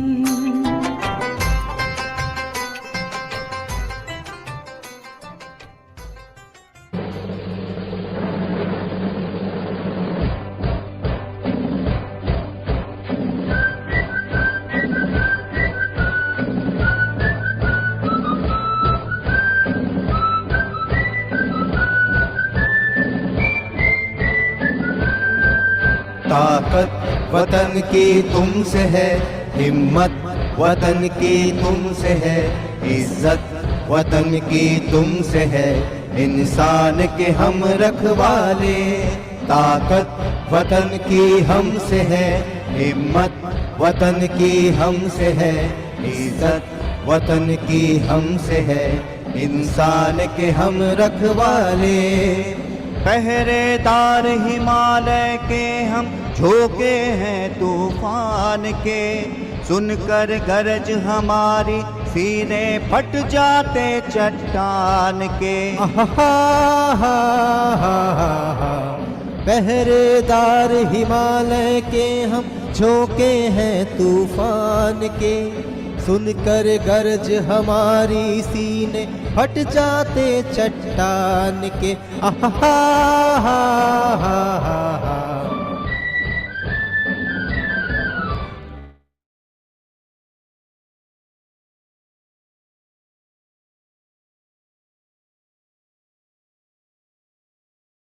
तासान के हम रखवाले।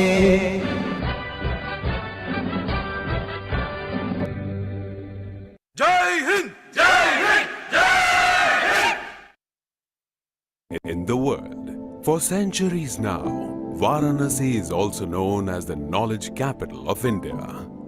Pacing with time, it is keeping up with modern advanced knowledge, along with Oriental learning.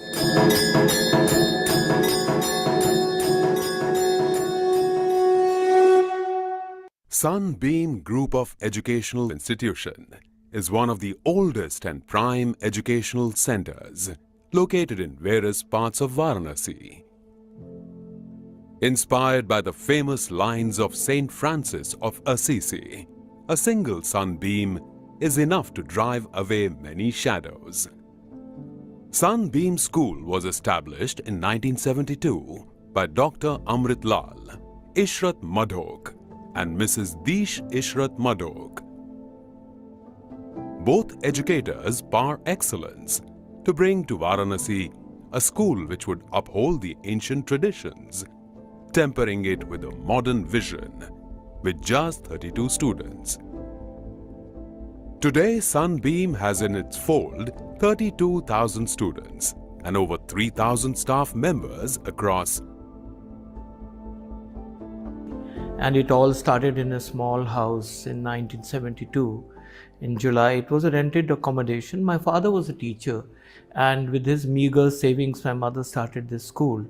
And she rented out a small place and went door to door, and she was so dynamic, and she started off with only 36 or 38 children. She was the principal, the teacher, the English teacher, the fee clerk. She was all rolled into one, the transport in charge, and there were only 4 or 5 teachers at that moment, but they worked very hard. So every year it just grew in geometrical proportion. Whatever had to be done for a child's benefit, for the benefit of the school, we did not bother about any funds. So that we poured all our savings into buying the best locations in the city. That was a very wise decision, because today we have amazing locations after the city has expanded. So the build-up was massive.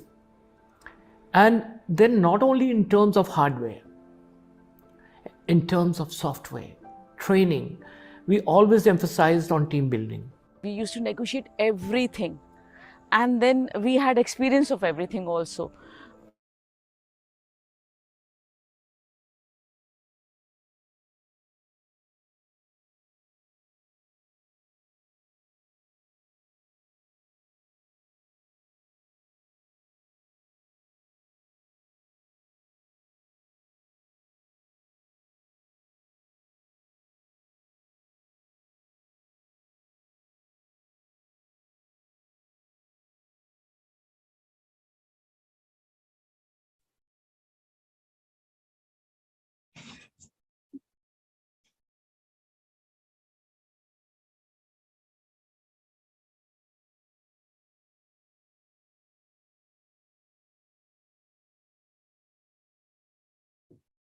Good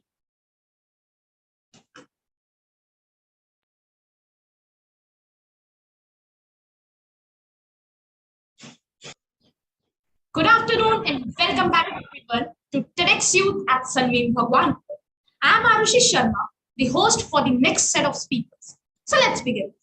We could not find anyone better than Miss Kavita Rao to bring back the energy in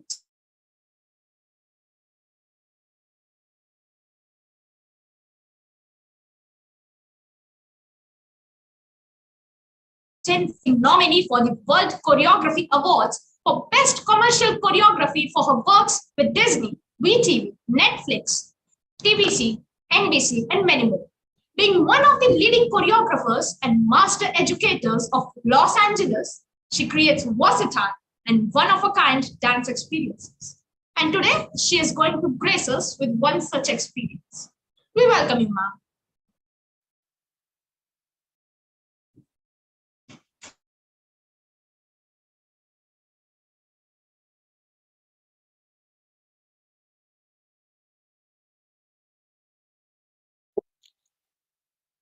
In the past 24 hours, you've probably experienced dance in some form, whether it was scrolling on TikTok and seeing the latest viral dance video, or watching your friends' reels on Instagram.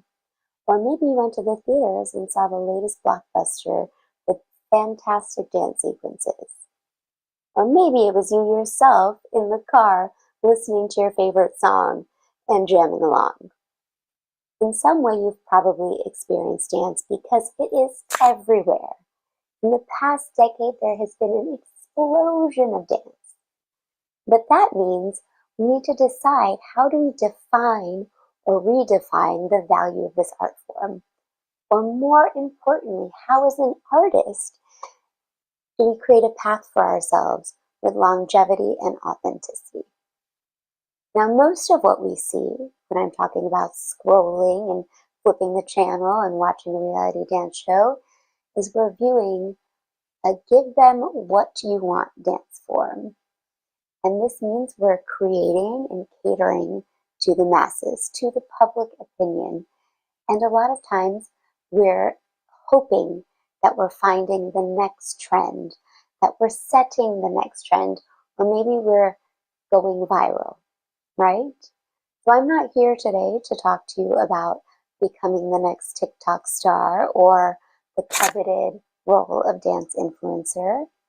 I want to talk to you about creating a career that sustains, that can take you through decades, but also feels you fulfilled as an artist. And that's where that magical word authenticity comes in.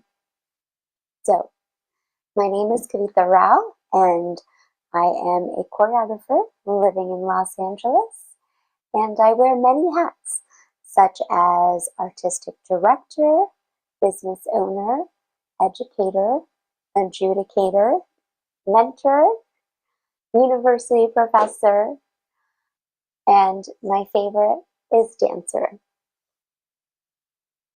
I know that was a lot of titles, but that is the first step in creating longevity. You want to expand into as many mediums as possible. Maybe you started out in music videos, but why not try your hand at television? Or why not assist someone that's doing that so you can learn about it, right? Sometimes we don't want to get ahead of ourselves and not deliver, because when that happens, we may not get hired again. So as we expand into these multiple mediums and genres within our art form, it's important that we also become experts at them. We need to be reliable. We need to be trustworthy. We want people to hire us over and over and over again. And really, this goes for any profession, right? We want to be the person that people want to work with. So keep refining your skill set. So any chance you get to dive into something that feels uncomfortable, dive head first. You never know if you're going to be brilliant at it. Or maybe you're not going to be good at all, but you want to. So you spend the time learning and putting in the work. The more things that you can add, to your, I would call it your imaginary bag, Mary Poppins bag, right? We want to keep filling that bag. So that way when we're called upon, we show up ready, we show up prepared, and we deliver a product that is undeniable. So one, longevity, expanding into these mediums. But we also, as we expand, want to diversify the different fields within a larger umbrella. So when I say I am also an educator, a professor, it means that I have spent time doing these things so I can become someone that people trust, right? It goes back to that earlier concept. We want to be experts in each of these fields. So this is how I got through the pandemic, right? When live shows shut down, my business, which does live shows, shut down, but I was already teaching for years, and that all of a sudden took off. I was Zooming classes every day, I was setting choreography, I was helping artists with virtual shows. It was as if I had never been busier. But it's because I had my hands in so many pots that even when one fell through, I had enough to keep me going. And that's what you want, because we never know. Like I said, this is an ever-changing landscape. What if YouTube one day goes away and that is your only platform? Do you have enough to sustain yourself outside of that? So I will say, when I said earlier, a lot of what we see is giving the people what they want. I also do that. I said I just spoke about an entertainment company. I own my own company called Karmography, and most of what we do is a give them what you want. My job is to turn my clients' dreams into reality. It is to entertain. It is to make people feel magical on their most special day. It is to make people feel alive. It is to wake people up at a conference. Whatever it is, my job is to take my clients' expectations and supersede them. But having my company, my business, allows me to keep my choreography skills extremely sharp, because I'm constantly having to create and push the boundaries when it comes to live entertainment. We did over 60 live shows last year. And so that means I'm always having to think about, what can we do next? Or maybe my client asks for a crazy idea and I have to figure out how to make that happen. So it keeps my creative juices going. But my favorite part about it is that I get to keep incredibly talented dancers a steady job in Los Angeles, a very hard place to make a living and stay working as a dancer. I know from experience. So that keeps me motivated and going through dealing with difficult clients, or just dealing with the headache of bridezillas. We all know what I'm talking about. But that is, in my field, my give them what you want, because then allows me to have the freedom to also do what I want. It allows me to sometimes say, I just want to create, because here I have at my disposal these amazing dancers. I have the income to maybe fund my own project. And so I'm going to share with you one of those such projects. I was inspired by a poet, and I felt called to move with her poetry. So I created a series called Poetry in Motion, and I've stepped away from it for a little bit, but when something hits me, I will continue. And it's something I do purely for myself. I don't care if it gets any likes or shares. It is something that I do to fulfill my artistic soul. So here's one small clip from that series. I want to apologize to all the women I've called pretty before I've called them intelligent or brave. I am sorry I made it sound as though something as simple as what you're born with is the most you have to be proud of, when your spirit has crushed mountains. From now on, I will say things like you are resilient or you are extraordinary, not because I don't think you're pretty, but because You are so much more than that.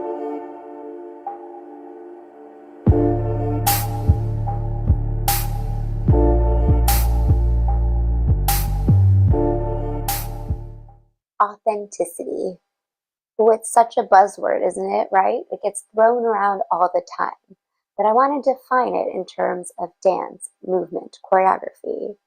For me, authenticity in movement means that we use experimentation and imagination, and maybe, yes, outside influences of inspiration to allow movement to come from a place that is organic in some shape or form. So that means we are not looking at something and trying to replicate it. Maybe we're looking at something and saying, ooh, there is something about that movement that's making me feel a certain way. How in my body would I have that same feeling? So for me, that's what authenticity is in movement. And when I was able to define that for myself, that was the life-changing moment for me. That's when I knew I could do this forever, that I didn't need to find my backup career, right? As we know, arts are never supposed to be the end goal for our career. So for me, it was combining my two identities. When I say two, they really are now one, but originally that's how I felt. So yes, I am American, and yes, I am Indian. And when I was able to marry those two in terms of dance, in terms of movement, that's when I started finding my voice as a choreographer, finding my voice as a leader within choreography, within education. But it was a journey. It wasn't just overnight. Nothing good is ever overnight, usually. But it was definitely a journey. And I will say a key to finding authenticity is that journey and the failures. Yes, that word is scary and probably made you shrink a little bit. But yes, failures that lead to your successes. Now, the actual definition of failure is lack of successes. But I have learned to love it and enjoy it. That's where the magic comes from, right? And I find myself still failing every day. Maybe a move didn't work. Maybe a piece of choreography I made up just is not working. Maybe a client wants to redo their entire concept, right? So I'm constantly having to reevaluate my art, right? And yes, I'm using the word failure, but in all honesty, we're just growing if we look at it as that, right? So I'm going to share with you, actually, one of my so-called failures.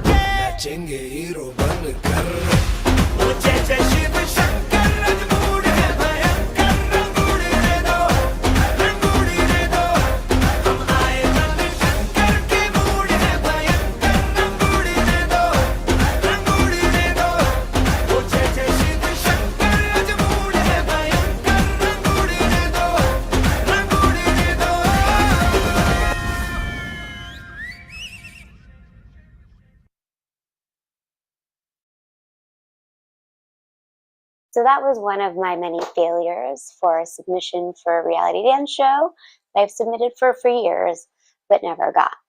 But I will say I've gotten to do some amazing things throughout my career. So for the number of failures I've had, I feel like my successes have outweighed them.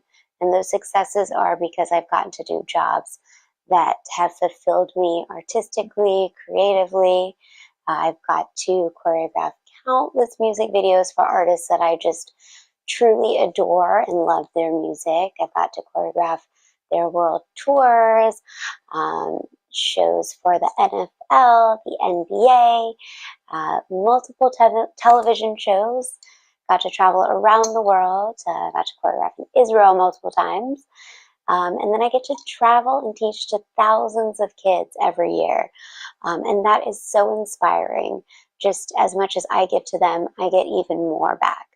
So I think with all these different jobs that I get to do, because I have spent the time and the energy to hone my craft, to diversify in different mediums and different jobs, and I feel like I'm doing it as authentically as I possibly can. And that's taken years, and to break down a lot of barriers and, push through any boundaries that I thought I had. So it's possible. And all you do is have to just be a little bit fearless, take a little leap of faith, and put the work in. So thank you so, so much for having me, and look forward to seeing you on the dance floor soon. Thank you, Mom. You truly have been pushing your boundaries with ideation and innovation. Going beyond the boundaries for passion, that's truly admirable. Thank you again for joining us today here. So moving ahead, a free spirit who has traveled to more than 60 countries, mastering languages like English, Spanish, Portuguese, Japanese, and many others, while searching for his own taste and talent. On one hand, he makes commercial videos for travel agencies and takes photos for tourism organizations, while on other, he teaches English for practical use and gives career development lectures in Korean schools. A pioneer of digital nomads, regardless of the borders, Mr. J. Park can work wherever he wants throughout the world. I personally am very excited to hear him speak after coming across his brief introduction. I assume that you are too. So without making our speaker and our dear audience wait any further, let's turn the spotlight to Mr. J. Park.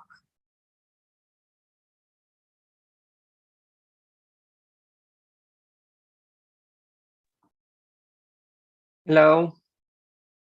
Can you hear me? Yes.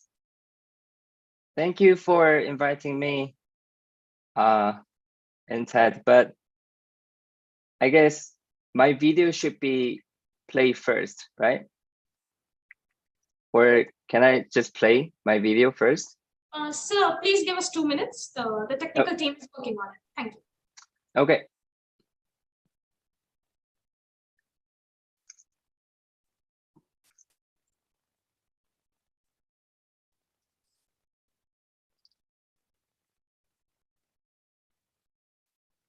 Or maybe I can play by myself if you want. Yes, sir, sure, sir. Please go ahead. Okay.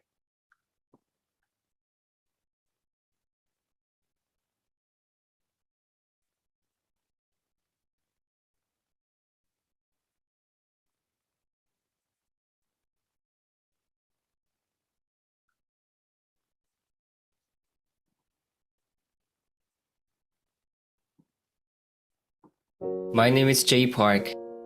In 1994, my family and I went on a road trip over Europe. After hearing about this, most people think that I was born with a golden spoon in my mouth. However, what made this road trip possible was the savings my parents had to buy a house, as they strongly believed that traveling is the best education. It sounds cool, but we actually had to travel with a very old second-hand car. Under the situation which we had no information of overseas trip, our family had to face many troubles. My parents used to say to me, "Son, the world is a very big place and there are way many things to do. Travel around the world, don't be obsessed with money or honor." People ask, how are your parents preparing for their retirement?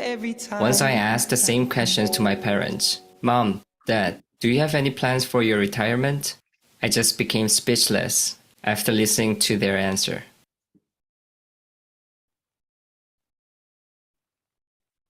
As my parents said so, I started traveling around the world.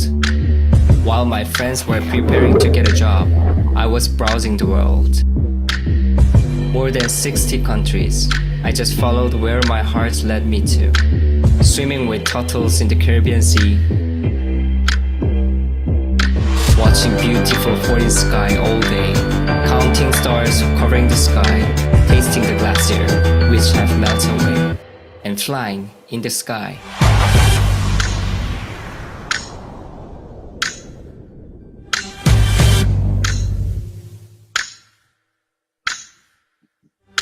From people around the world, I learned and gained so many things.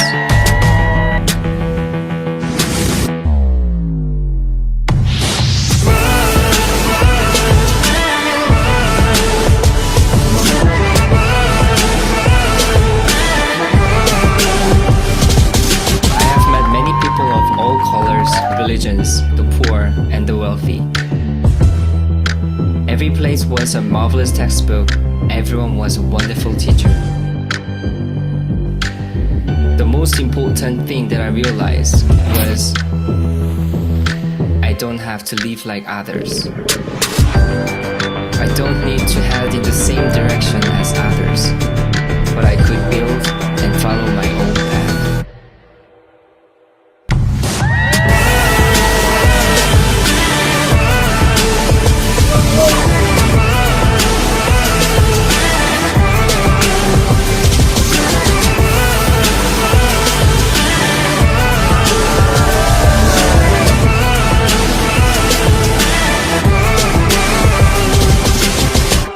Above all, I found out what I truly liked and what I could do well.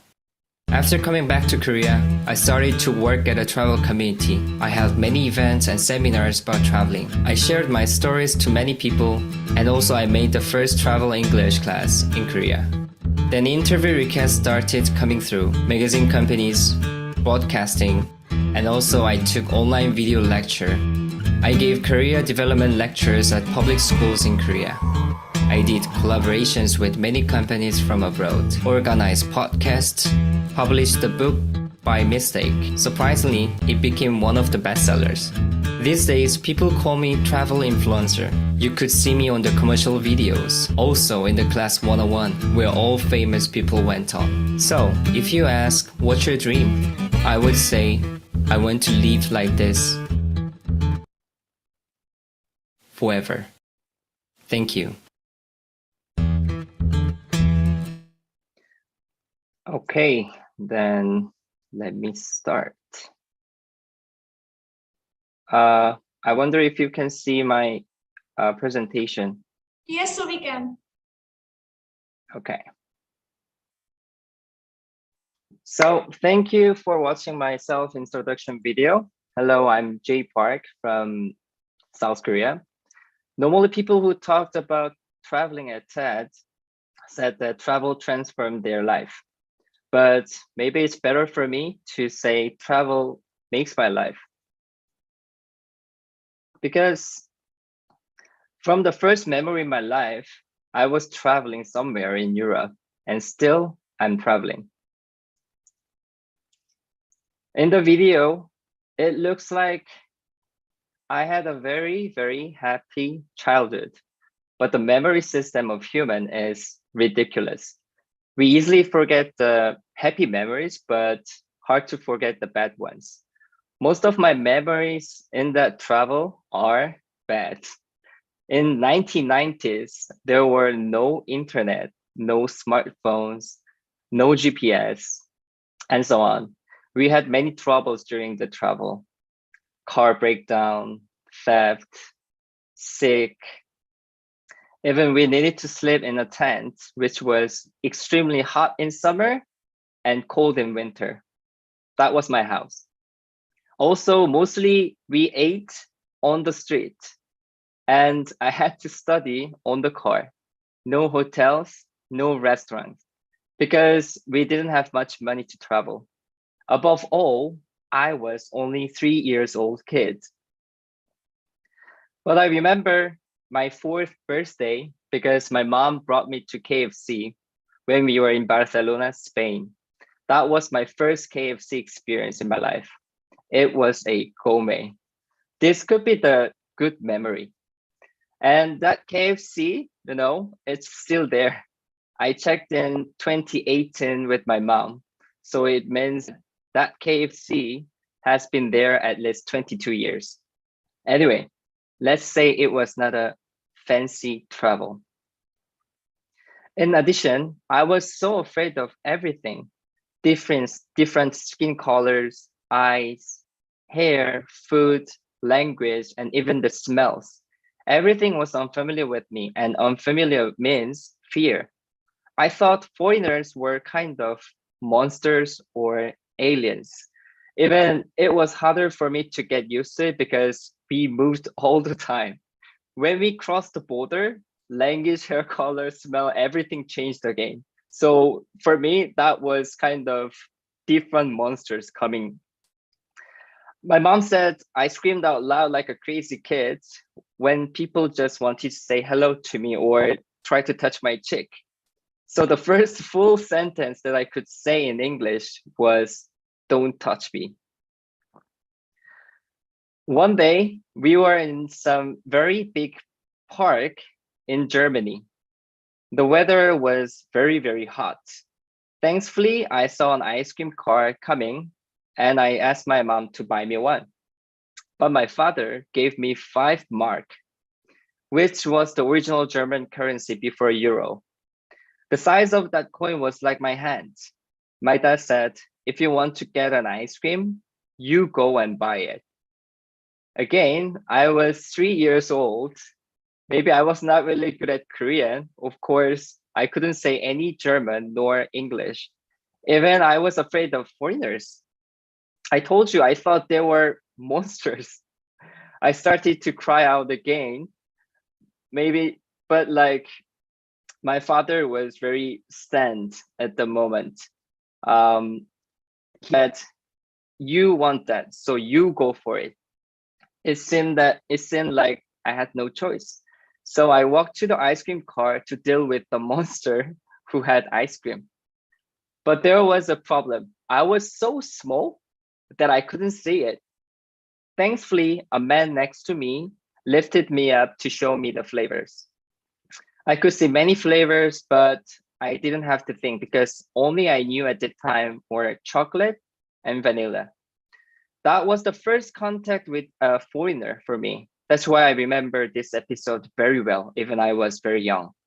Of course, I was afraid, but I wanted to have the ice cream at the same time. So let's say the ice cream defeated the fear.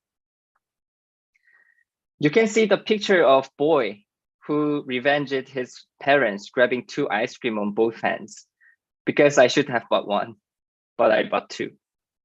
My dad took this picture to celebrate my first challenge in my life. He is a geek, for sure.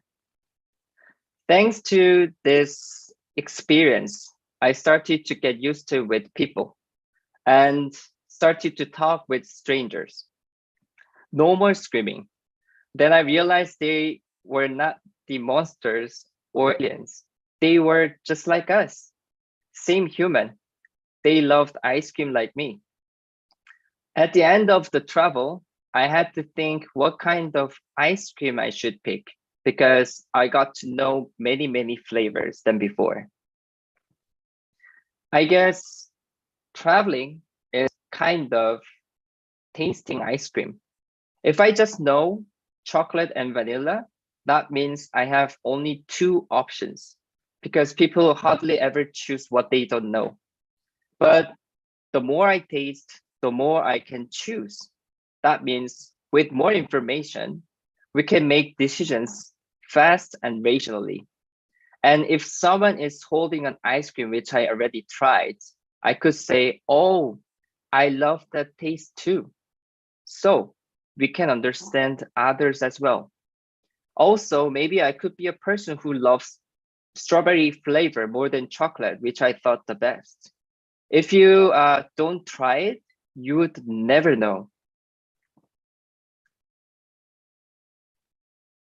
So traveling is the process of finding your own taste. I've been 60 countries for 8 years and a half, and still I'm traveling. Next month, I have to go Mexico for 3 months. And next year, I have to go South America and India. You know, I've been India for 3 times. I love India. Anyway, through the journey, I could find what I truly like, and it became my jobs, such as photographer, videographer, an English teacher, party planner, career development lecturer, and tour guide. And recently, I opened my travel agency. Those are my jobs, but I don't really feel working when I work because those are my favorite tastes. Sometimes I work as a photographer in Mexico, watching beautiful Caribbean Sea. Sometimes I make commercial videos in Portugal, drinking sweet port wine. And also, I go to Argentina as a tour guide, watching tango show. Oh, I really love my jobs. Also, traveling is to understand people around the world. We are afraid to leave our routine because we don't know the outside world. But if you get out of your routine and travel, you would know people living there in this planet are same as me. We are all human. What we want and dream and desire is so much more similar than it is different. Then finally, you would see the world with wider view without stereotypes, which will make your life tastier and sweeter, also clear. There are too many things to taste in this world. Don't stay in a few flavors. Go out and try more tastes from the world. I would like to finish my talk with this question. What's your taste and how many flavors do you know from this world? Thank you.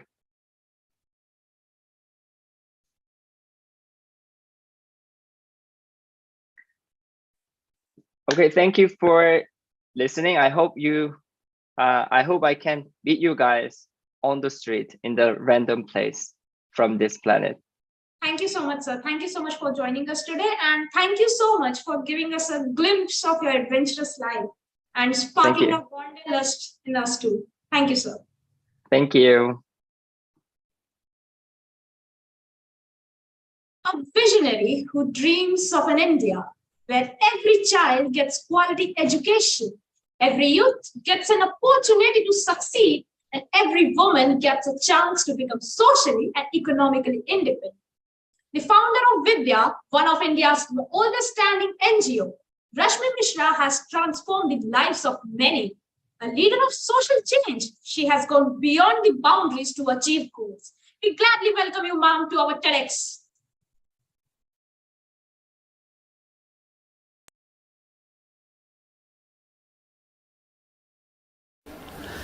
Namaskar.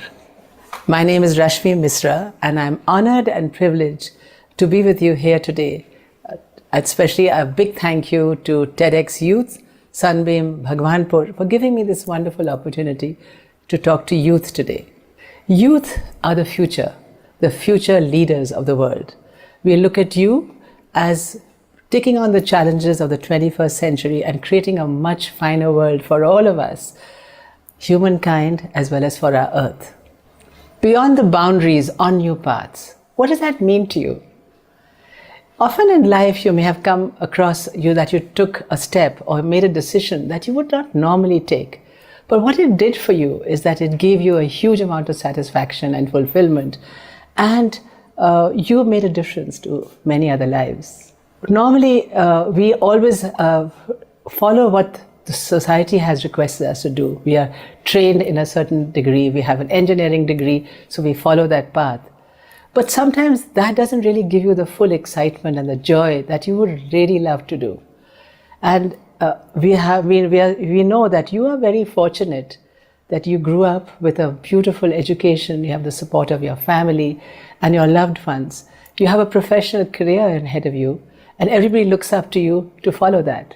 But in case there is something in your mind, a dream that you have, and you want to fulfill that, don't forget to go off the rails, do what you want to do, and make that a huge success.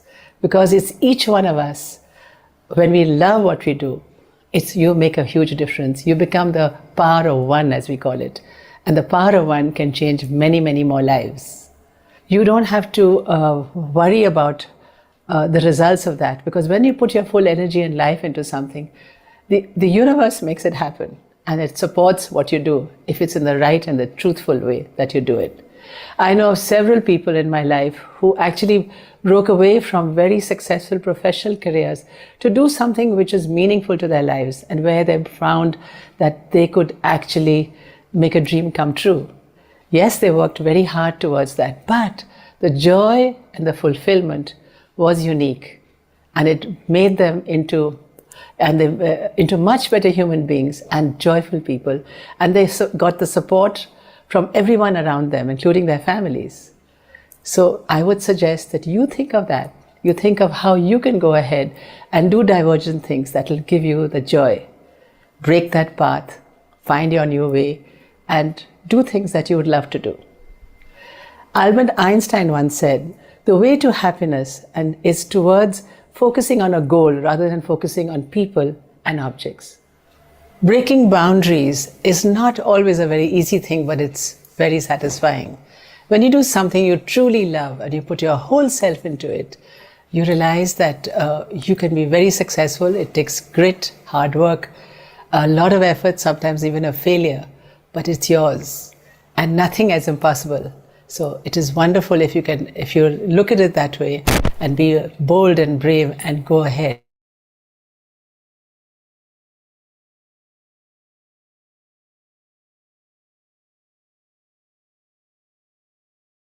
So successful. 37 years ago, I also broke boundaries. I wanted to help those in need, especially young girls, and I realized that that is my mission. I grew up in an army family and traveled all over the country, studied at the Lady Shri Ram College in New Delhi, and went on to do a degree in German. I taught German for 10 years. I was also a dancer, and I studied and performed and taught Odissi across Delhi and Bombay. I am married to a professor and a scientist from the IITs, and I spent almost 30 years of my life in these beautiful campuses of IIT Delhi and IIT Bombay. My organization Vidya started from IIT Delhi. As you know, this beautiful center of excellence has a wall around it, and across the wall, all you find is a completely different life. It's slums and children who don't even get an opportunity to go to school. IIT Delhi, there's a break in the wall with a big sewage canal in which young girls from the nearby slums spent all their time playing with their siblings. One day I took the courage and I walked up to these girls and I said, "Why aren't you in school?" And they laughed at me and they said, "School? Where are you coming from? Don't you know that only boys go to school?" In their mind, in their belief, only boys had the opportunity to go to school.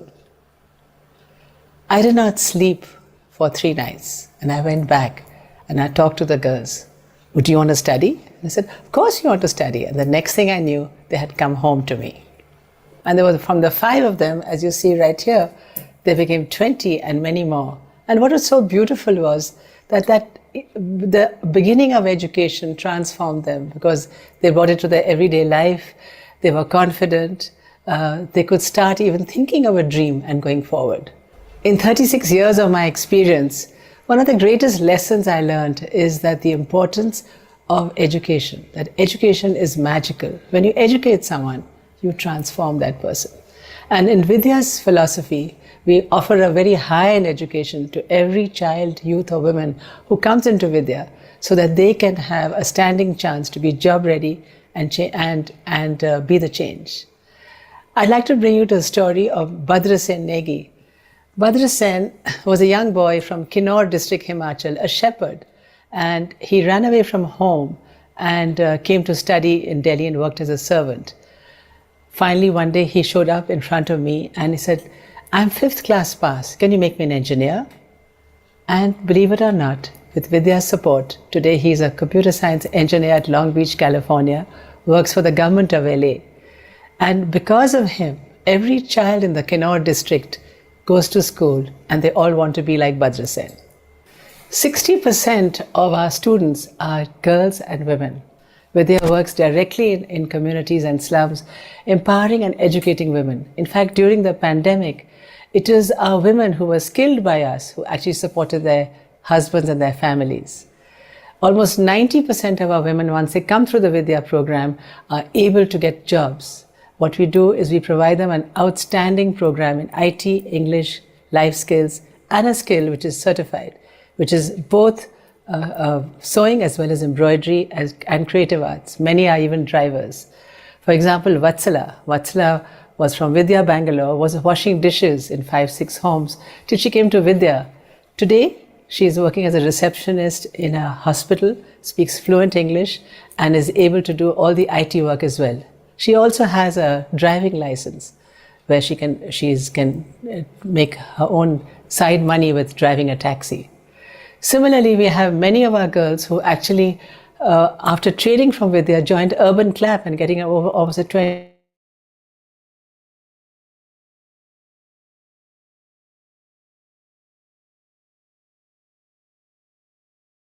and had absolutely no way of earning any income till Vidya educated her, gave her a loan of 3,000 rupees from which she started her first microcredit effort to try and start a business. Today, she has 300 women employed and she wants to help many more, and her children are going to university. So what we do is we make a big attempt to educate every woman who comes into Vidya. They're conversant in English, they learn IT, and they also learn the soft skills. So they're able to reach out and get jobs. I'd like to bring you now to a girl called Mamta. Mamta was a paraplegic. She was locked up in a home for 14 years till Vidya discovered her and brought her out.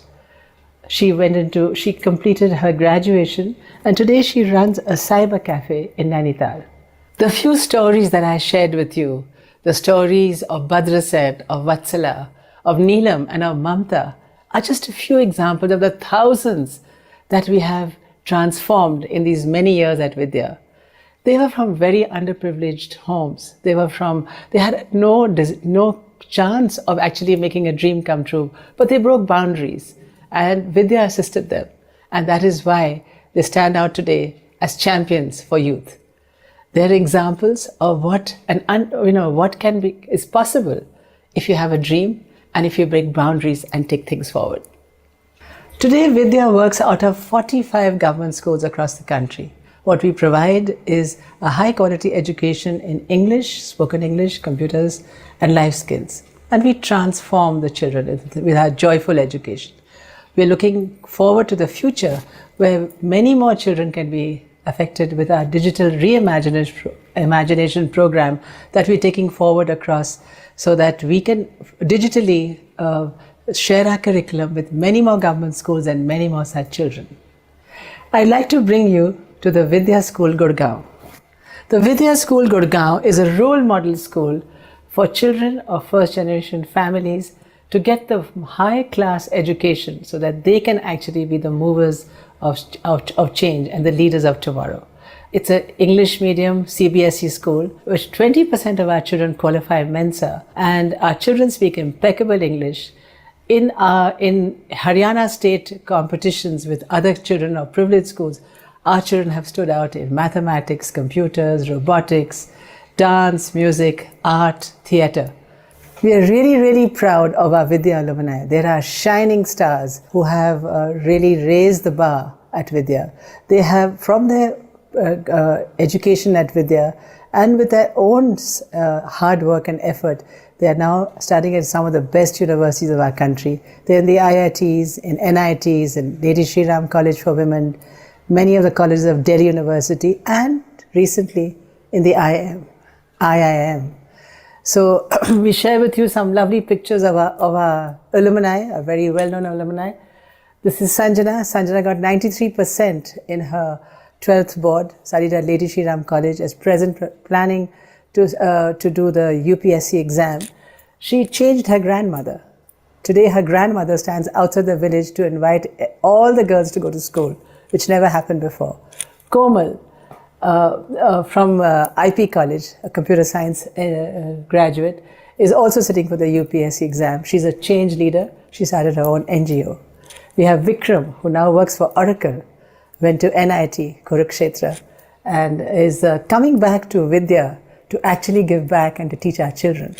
And of course, we have Anshul, who is now in the IIM, and we are really, really proud of him. He got into 3 IIMs, but he chose to go to Ranchi and is doing extremely well, also comes back to work with our children. Every child in Vidya is a success story, in my opinion. It's amazing. During the COVID times, we had young children, 6 to 9 years old, who started a Bal Panchayat to see how they can help the community and their parents through COVID. So there's this young boy here, and they had a problem where they were getting insufficient water.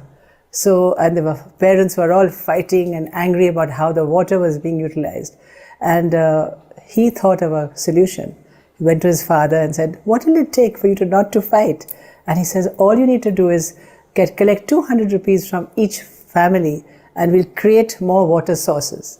And sure enough, this young boy went and collected the money and made sure that everybody got water and there was no more fighting. So the Bal Panchayat is children of the youngest age group at Vidya, turning out to be young leaders already and working to solve community issues. Ronald Reagan once said, "There are no constraints on the human mind, no walls around the human spirit, no barriers to our progress except those that we ourselves erect." We are so blessed to belong to this land, our homeland, India. You have every opportunity. You are the youngest country of the world. And there is so much opportunity for you to be the change. So while you make your plans, your audacious goals going forward, think of yourself as a world citizen. Vasudeva Kutumbakam. Your world is your family.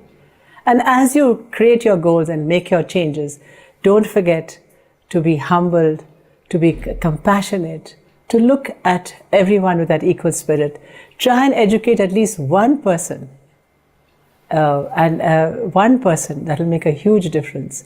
Think of how you can help with climate change, with ecology, and make sure that the women around you are empowered and have a right to that. They have a right to education. Swami Vivekananda once said, "You have to work from the inside out. You have to understand yourself.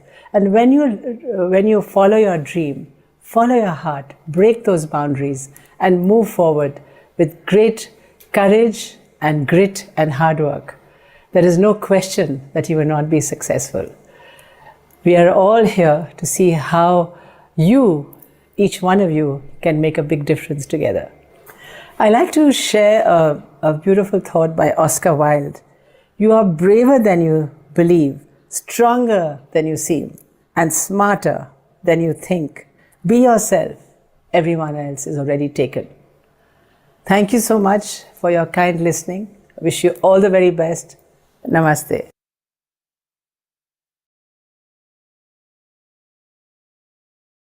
Thank you so much, ma'am, for joining us today.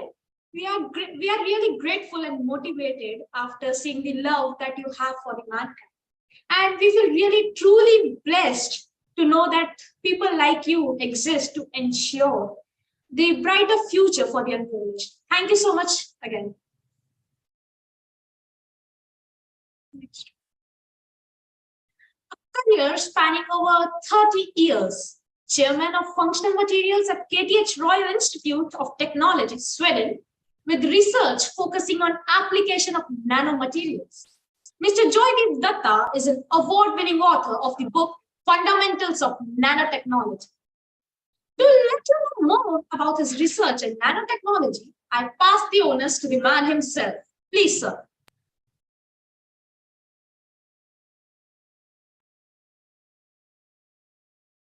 Hello from Stockholm.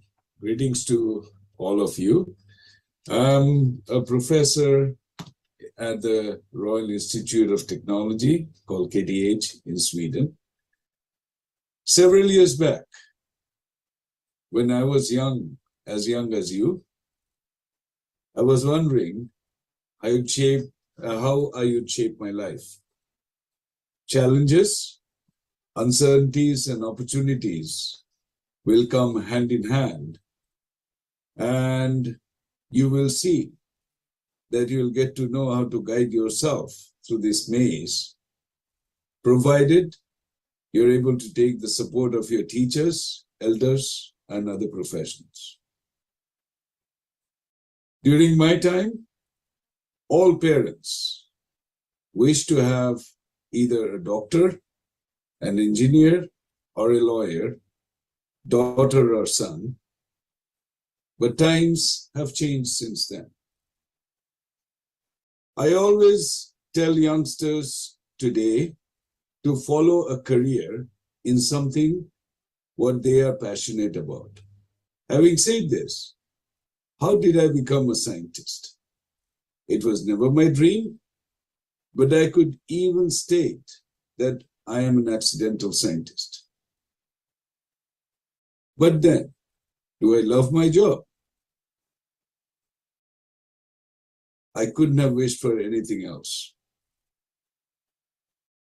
This profession allows me to stay young as yourself, because I'm meeting students of similar age every year. That keeps me at the same age as you, at least in my thoughts. Talking about thoughts, that's what is interesting as a scientist. You often will hear the word research. It has a big re and a big search. We are all engaged in solving issues by integrating rational thoughts with the irrationals. That sometimes leads to discoveries. This is a profession where I have very limited borders, quite similar to the philosophers. The only difference may be that we have to justify within set principles of nature that are often defined by equations, which I know some of you might not like. But if you look through the equations and get into the essence and the thought process of a scientist, you can realize how beautiful and simple these equations can be. Anyway, science was always attractive to me, starting from a small school science projects to bigger ones at state levels. Of course, within the limitations that we had to grow up with during our time, in terms of travel, printing posters or papers, communication. We didn't have emails or social media then. Or even we didn't have computers to type in our ideas. We still managed to have fun. I remember how excited I was to figure out how insects communicate.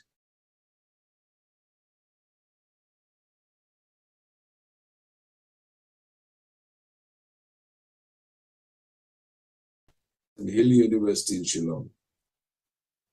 I also remember our young faculty from Maryland, after completing the PhD, became a professor in my university, Professor Prabodh Shukla, who tried to make us understand the beauty of quantum mechanics in physics. In another side, another freshly returned faculty from Oxford, Professor Darlando Khating, who later became the founding chancellor of Jharkhand University, got me excited with a simple science fiction movie that we ended up screening for everyone in the canteen. After completing my master's in Shillong, I was wondering what I should do. Frankly, I was aspiring to become a scribe. Following my parents to our native place, about an hour's drive from Kolkata, I landed up a job as a trainee in a major English newspaper in Kolkata. The catch as a trainee, though, was that the salary was not enough. And the PhD scholarship that was being offered, it was paying me nearly double of what I could have made in the newspaper. And that's when I accidentally met my professor-to-be, the late Padma Shri Professor A.K. Barua. That has practically transformed my thoughts as a scientist. Professor Barua was not only interested in solving scientific problems or formulating equations, but how it could be translated into applications that would touch our daily life, in making it better in whatever small way we as scientists we can. He was ahead of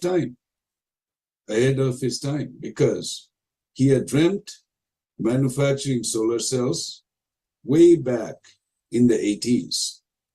He was thinking about Atmanirbhar Bharat a few decades back and continued with this passion until his last days.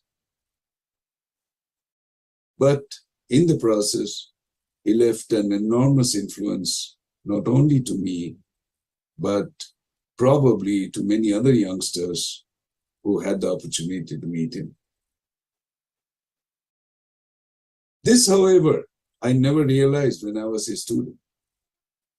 I started realizing it and understanding the strength and power that I gained over these years I spent in his labs, in our labs in Kolkata.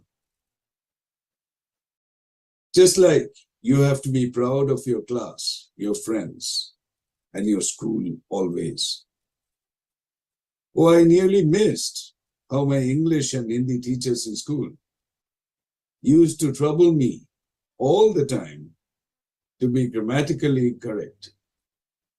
Something that's ingrained in me today and something that is necessary to survive in life.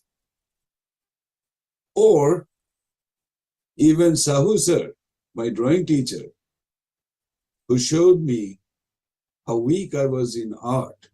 My drawings are quite famous amongst my students because they don't understand what I draw. I knew right then as a youngster that if I followed this track of art, I would never excel.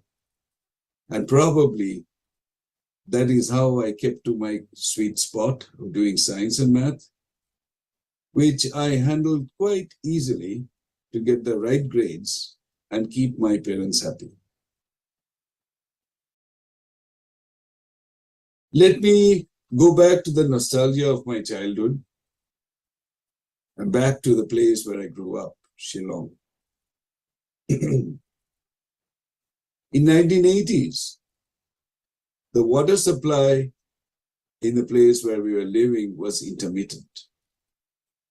And however, piped water was not safe at all for drinking. Unfortunately, it is still the case in most places in India. We lived in the top of a hill and had to fetch drinking water from a water spring a kilometer down. Climbing up a kilometer with water is a challenge. But it was a learning experience for me to realize how important it is to conserve water. I often say that unless you suffer, you really don't know the value of something. Later on in my life, some 20, 25 years later, probably around 2005, I was visiting my mother in Kolkata when her reverse osmosis system that provides drinking water to practically all houses in India was broken. And she came up with a harrowing question because I was unable to fix it. She said, "What sort of a scientist you are that you cannot provide water to your own mother?" I'm a trained physicist, so I didn't have much competence or knowledge on how to produce membranes. So I started to dig into my thought process. Immediately after I returned to the place of job that I was in at the Asian Institute of Technology in Thailand, and started dreaming up, how can I think of a new way of cleaning water that I have the capacity to make it happen.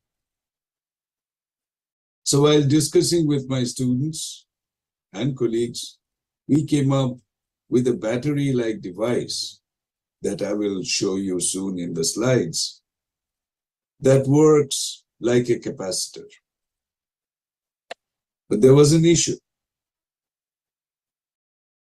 We didn't have the facilities that were necessary, the research facilities, to make solid electrodes of very fine carbon to emulate what others worldwide in the research community were doing. Upon looking through various scientific papers and several sleepless nights, I thought using a carbon cloth that is applied for shielding electromagnetic radiations in aircrafts, amongst others, could be a solution. These cloths are called activated carbon cloth, which has a lot of pores in them and are electrically conducting.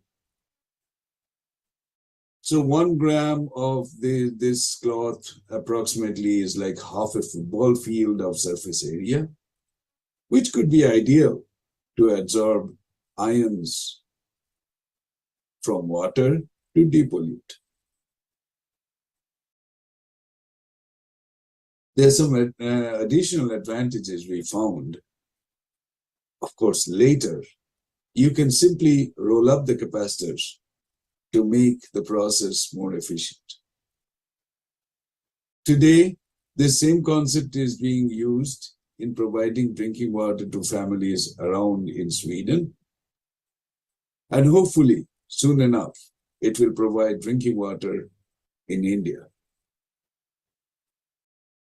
However, these simple thoughts needed to be nurtured through a passion to make it happen.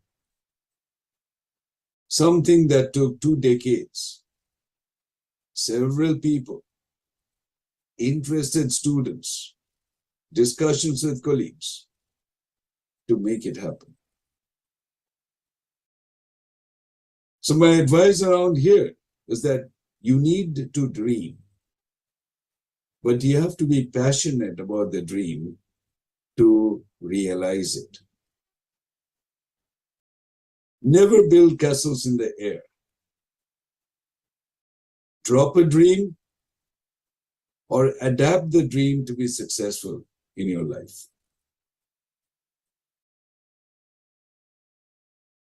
Let me now move to show you this development in my life, ignited by my mother's quip, pushing me to be innovative, and what is it that we have achieved and why it could be important, let me start by reminding you all that clean water is necessary for everyone, and we need new technologies to find out how we can proceed. With this, let me try and show you a few slides. Just to recapitulate, I live in Stockholm, come from India. I'm a professor at KTH. I'm somebody who accepts my weaknesses and try to locate my strength. And I'm also passionate about science. If you look at the water issue across the globe, 50% of the water is actually wasted. We don't have enough water because withdrawal is always more than consumption. But even then, we are wasting 50% of the water that we withdraw. It is said that we are going to reach dramatic levels of water retrieval within the next decade or so. And water is so important. Probably 70% of you all, the youngsters, are made of water. When we grow older, we have a little less, but 60 to 70% of water makes us. And still, we are not nurturing this resource that we need. If you look at the water stress by countries in the next 2 decades, India is going to be severely affected. Some of you may have already started noticing it, but it's going to get even worse. It is said that half of India is facing extreme or high water stress. Half of India's groundwater wells are reducing. On top of that, over 10% of the Indian population are living in areas with poor water quality. And the major and shocking statement that came to me as shocking was that 60% of groundwater resources in India will get depleted within the next 2 decades. So it's up to you all to figure out how you are going to conserve, reuse, and treat water resources. Because it's getting further complicated due to human abuse. Climate change is leading to drought. That, of course, leads to water scarcity. And it is also leading to unpredictable rainy seasons, creating flood. We get water when we don't need. Apart from that, we can see that there is affecting food production. With increasing population across the globe, this is of concern. So the only way out is we need to find new solutions or new water resource alternatives. One scientist cannot solve everything. So we need you all to try and figure out what you can do. Of course, it is not necessary to change. Survival is not mandatory, as Edward Deming mentioned. So I've been developing this capacitive deionization technology, as I mentioned, since 2006, and it has taken years. And my journey from Thailand to Oman and now to Sweden to make a working model of such a device. That's where the longevity of the passion is so important. Today, it is being handled by my colleagues in a company where they are selling it off as a CAP 3D technology. But the seeds of this were reaped, were sown in as early as 2005. And the element there was the challenge from a normal citizen like my mother. Always listen to your surroundings. Listen to what people need. And then get your passion to try and build up and contribute in whichever way you can. I will quickly play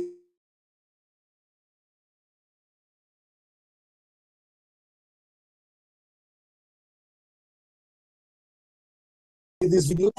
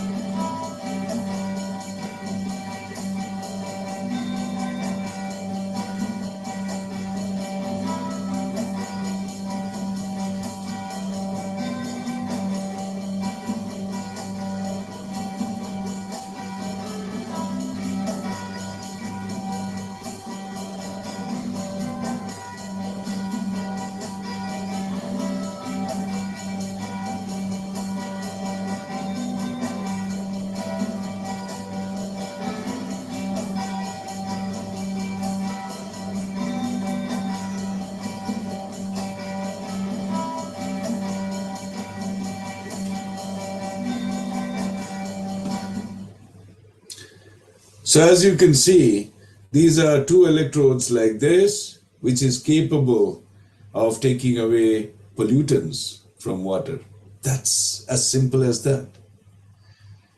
A better representation of this was made by the company people. Listen to this. Of how our patented technology, SWT CAP3D, works.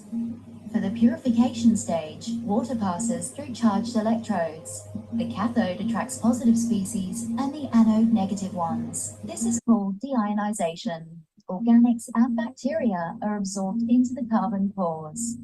When the electrodes are saturated, the polarities are swapped, which releases the ions into the concentrated stream. The organics and bacteria are electrochemically destroyed, making the water safe and healthy for potable use. So I hope you got some ideas of what it is, the whole technology that was developed. So in summary, I have a few parting words. Please never lose faith in yourself. That's the only thing that you can do. What interests you, please be passionate about it. Follow your mind and do something useful. The world needs all kinds of skill sets. And each one of us that are passionate about what we are doing can certainly contribute to make this world even a better place to live in. Passion, dream, and application. Remember, they all go hand in hand. Just one or the other is not enough. But never forget the fundamental training that we get as youngsters in our schools, colleges, and universities that ultimately influences our thought process, our aspirations for the future. Thank you very much for listening.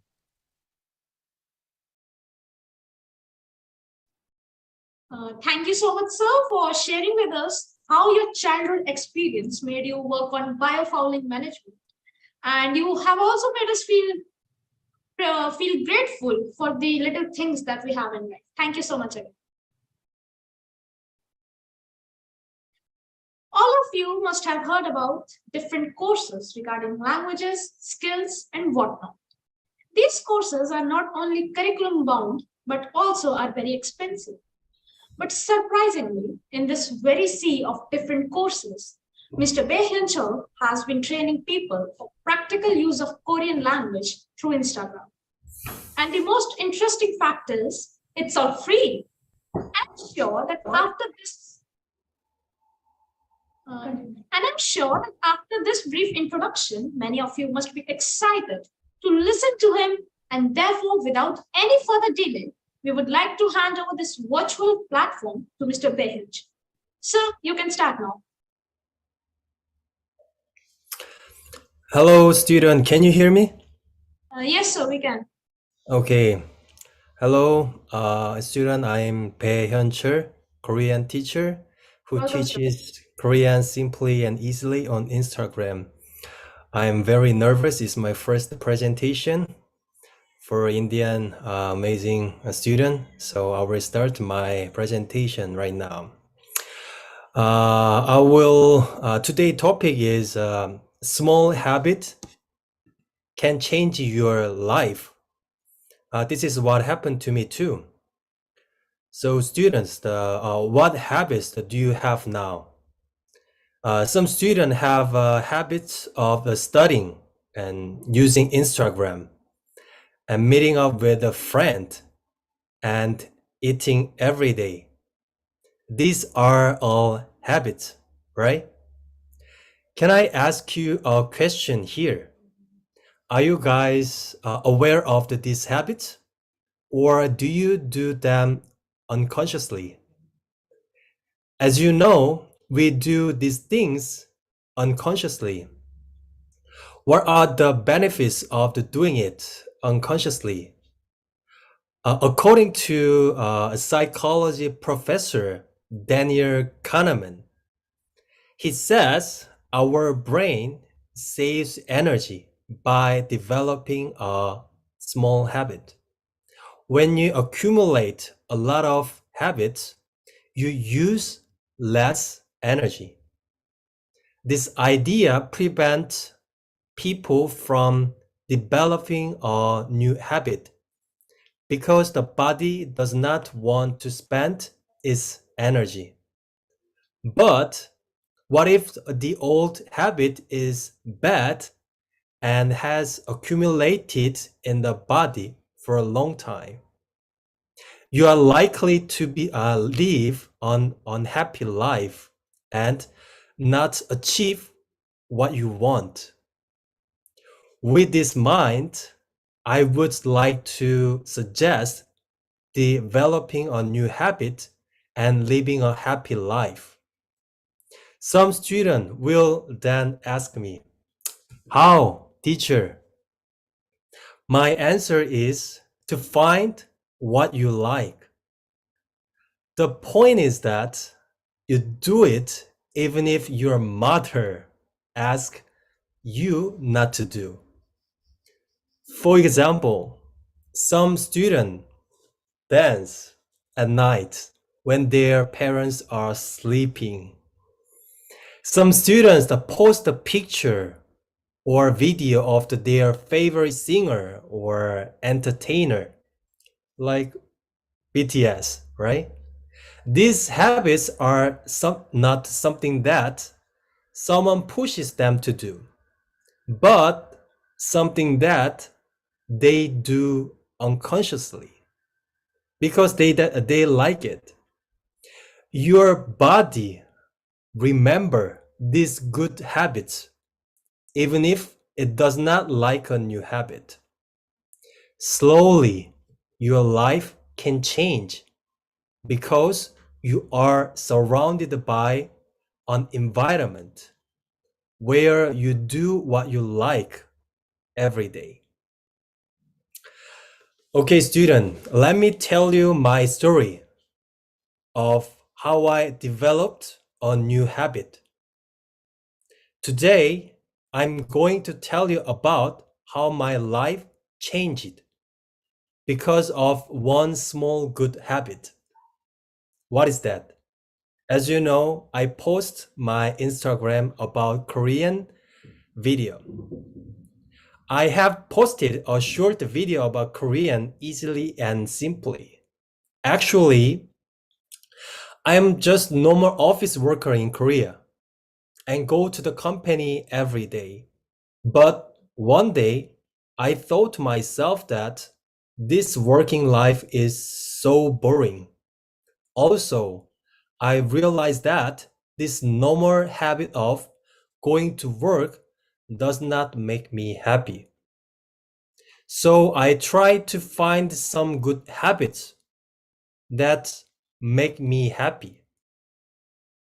And the first thing I did was to remember happy scene in my life. I remembered teaching Korean to a friend at college.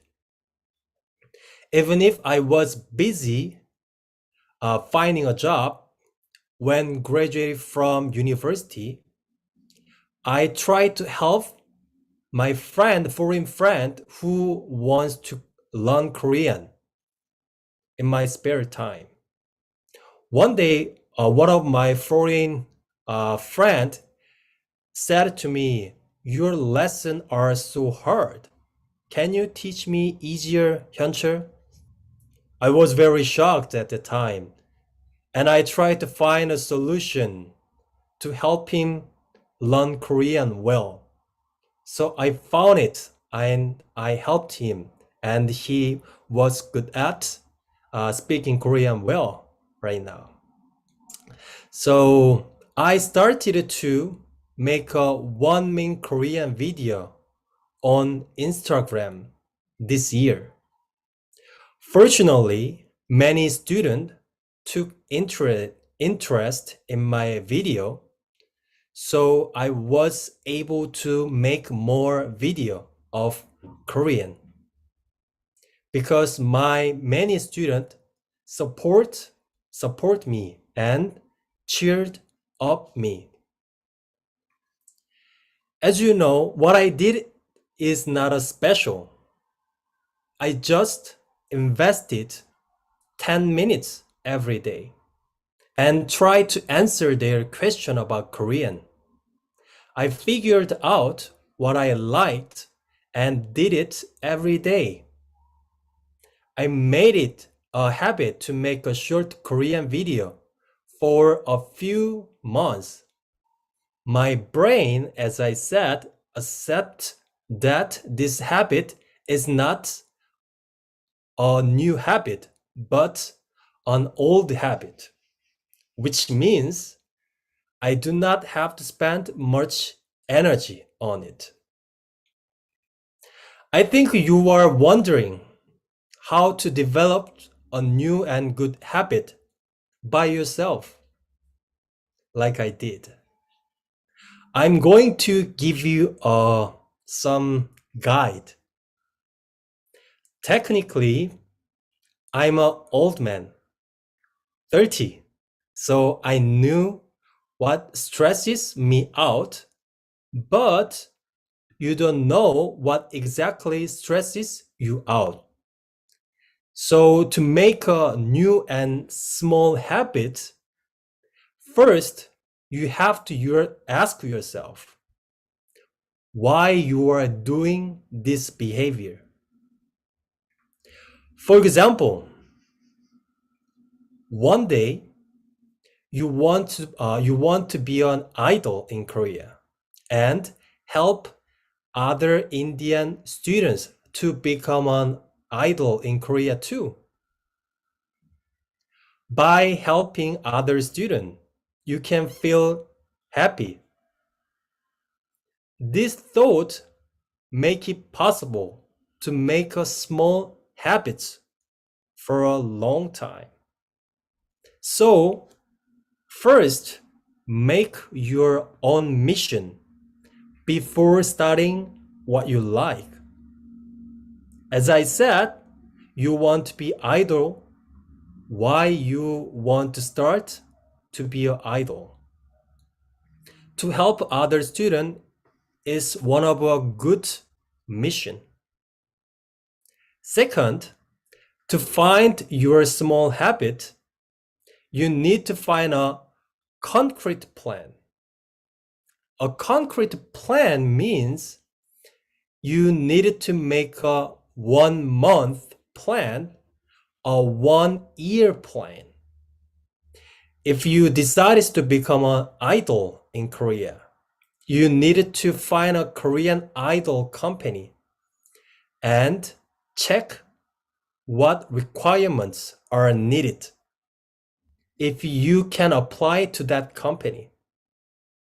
If I were you, I would apply to a company for 1 year. For 6 months, I would make a short video about my dancing.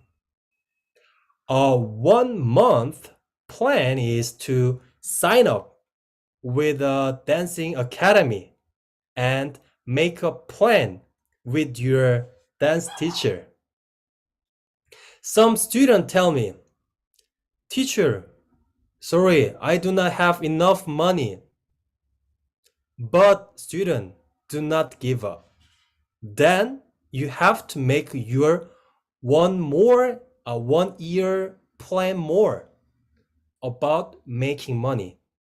You are so young. So if you make a concrete plan, it is possible. It happens to you. Circumstance cannot be your excuse. Don't forget. Finally, that's very important. You needed to get a feedback from helpers. Helper is your close friend, your school teacher, or your dance teacher too. Any helpers, no matter what advice, find helper and get feedback about your mission and plan with them. They will give you good or bad advice, but that is very important.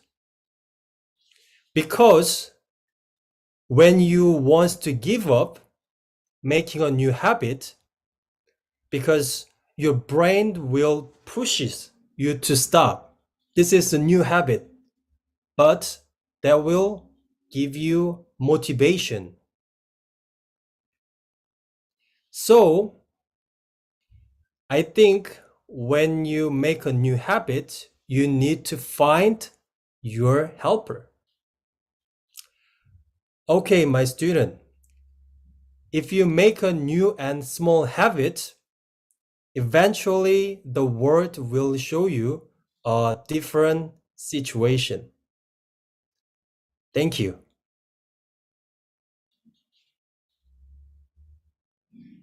Mayo Kamsamita sir, 네. for letting us know how little things that we do unconsciously hugely impact our life. Thank you so much, sir. Thank you. Next up, we have a young journalist who is passionate about investigating, collecting, and presenting information in the most fascinating way possible. Currently a journalist for the India Today group, Ms. Ranjana Rathod is keen to see the other side of the coin too. And today she is present among us to share some of her views. We welcome you, ma'am. Thank you so much for giving me this opportunity. This has always been in my wish list to be a speaker at TEDx. And you guys have just fulfilled it. And thank you so much. I feel so honored and I feel so privileged to be part of this show wherein I've been listening to a few of some great speakers from morning you have aligned. So I would like to start my talk with the tagline of today's TEDx Sunbeam, that is hashtag beyond the boundaries. What I mean by beyond the boundaries, I don't need to explain it like in a very hard way, because I believe my life has been beyond the boundaries only. So I would like to just give a gist about it. Back in 2012, when I completed my 12th examination, I scored, I just got through the examination via passing marks. And I have always been a topper since class first. And then there came this moment where it broke me. It broke me because I've always been a topper. And 12th class is supposed to be the most important pathway towards your future plan. That's where things started changing. I thought, what will I do next? Because my parents were like asking me, what has happened? What did you do throughout the year? Trust me, for even a month or two, I didn't step out of my home because I believed or I thought what my neighbors would say, what my friends would say, because I've always been a topper. But what takes to go through such situation, such stormy emotion, is your willpower. The moment I realized that I am going through it, that's me, I have to go through it. And I passed that phase. I believe there I broke the first ever boundary of my life. That was passing through your stormy emotions, because I believe that's the toughest job one can do. Then there comes the second step. Because I've always been a studious person, I scored really very well in 10th and all of my classes. So as all of you all, I also brought up by my parents in a typical Rajput Rajasthani family, wherein my dad has one way of doing things. That's his way. It sounds funny, but it was like that. So he came to me and he was like, what next? I was like, I'm still figuring it out. He was like, you can go through, like you can take engineering, you can be a doctor, you can be a bank personnel, you can be a teacher, like the most secure job for women we consider. So those things were happening and he wanted me to be an engineer. See, during that phase, because I was already demotivated because I couldn't do well in my 12th, I just got through via passing marks. So I really wanted to make him feel proud. I really wanted to please him, but not at the cost of my dreams, my goals. So that's where the second boundary starts, is believing in yourself and fight for yourself. So I went up to him and asked him, like, I have thought for myself something and I want to do mass communication. That's where it all starts. He was like, what do you mean by mass communication? And believe me, during those days, I only understood the meaning of communication. That's it. I personally didn't know what mass communication is. What do we learn in that course? So my parents were like, it's journalism, it's, news anchor, that glamorous feel. ये सब घर में नहीं चलता. हम लोग Rajput family से आते हैं, तो ये सब, to be honest, नहीं चलता.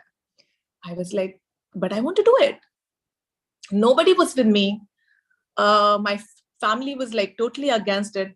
I understood their mindset as well, because they were concerned about their child, especially being a girl child. It becomes quite difficult in my community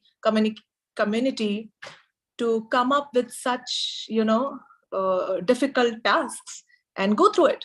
But then by then I decided I have to do it.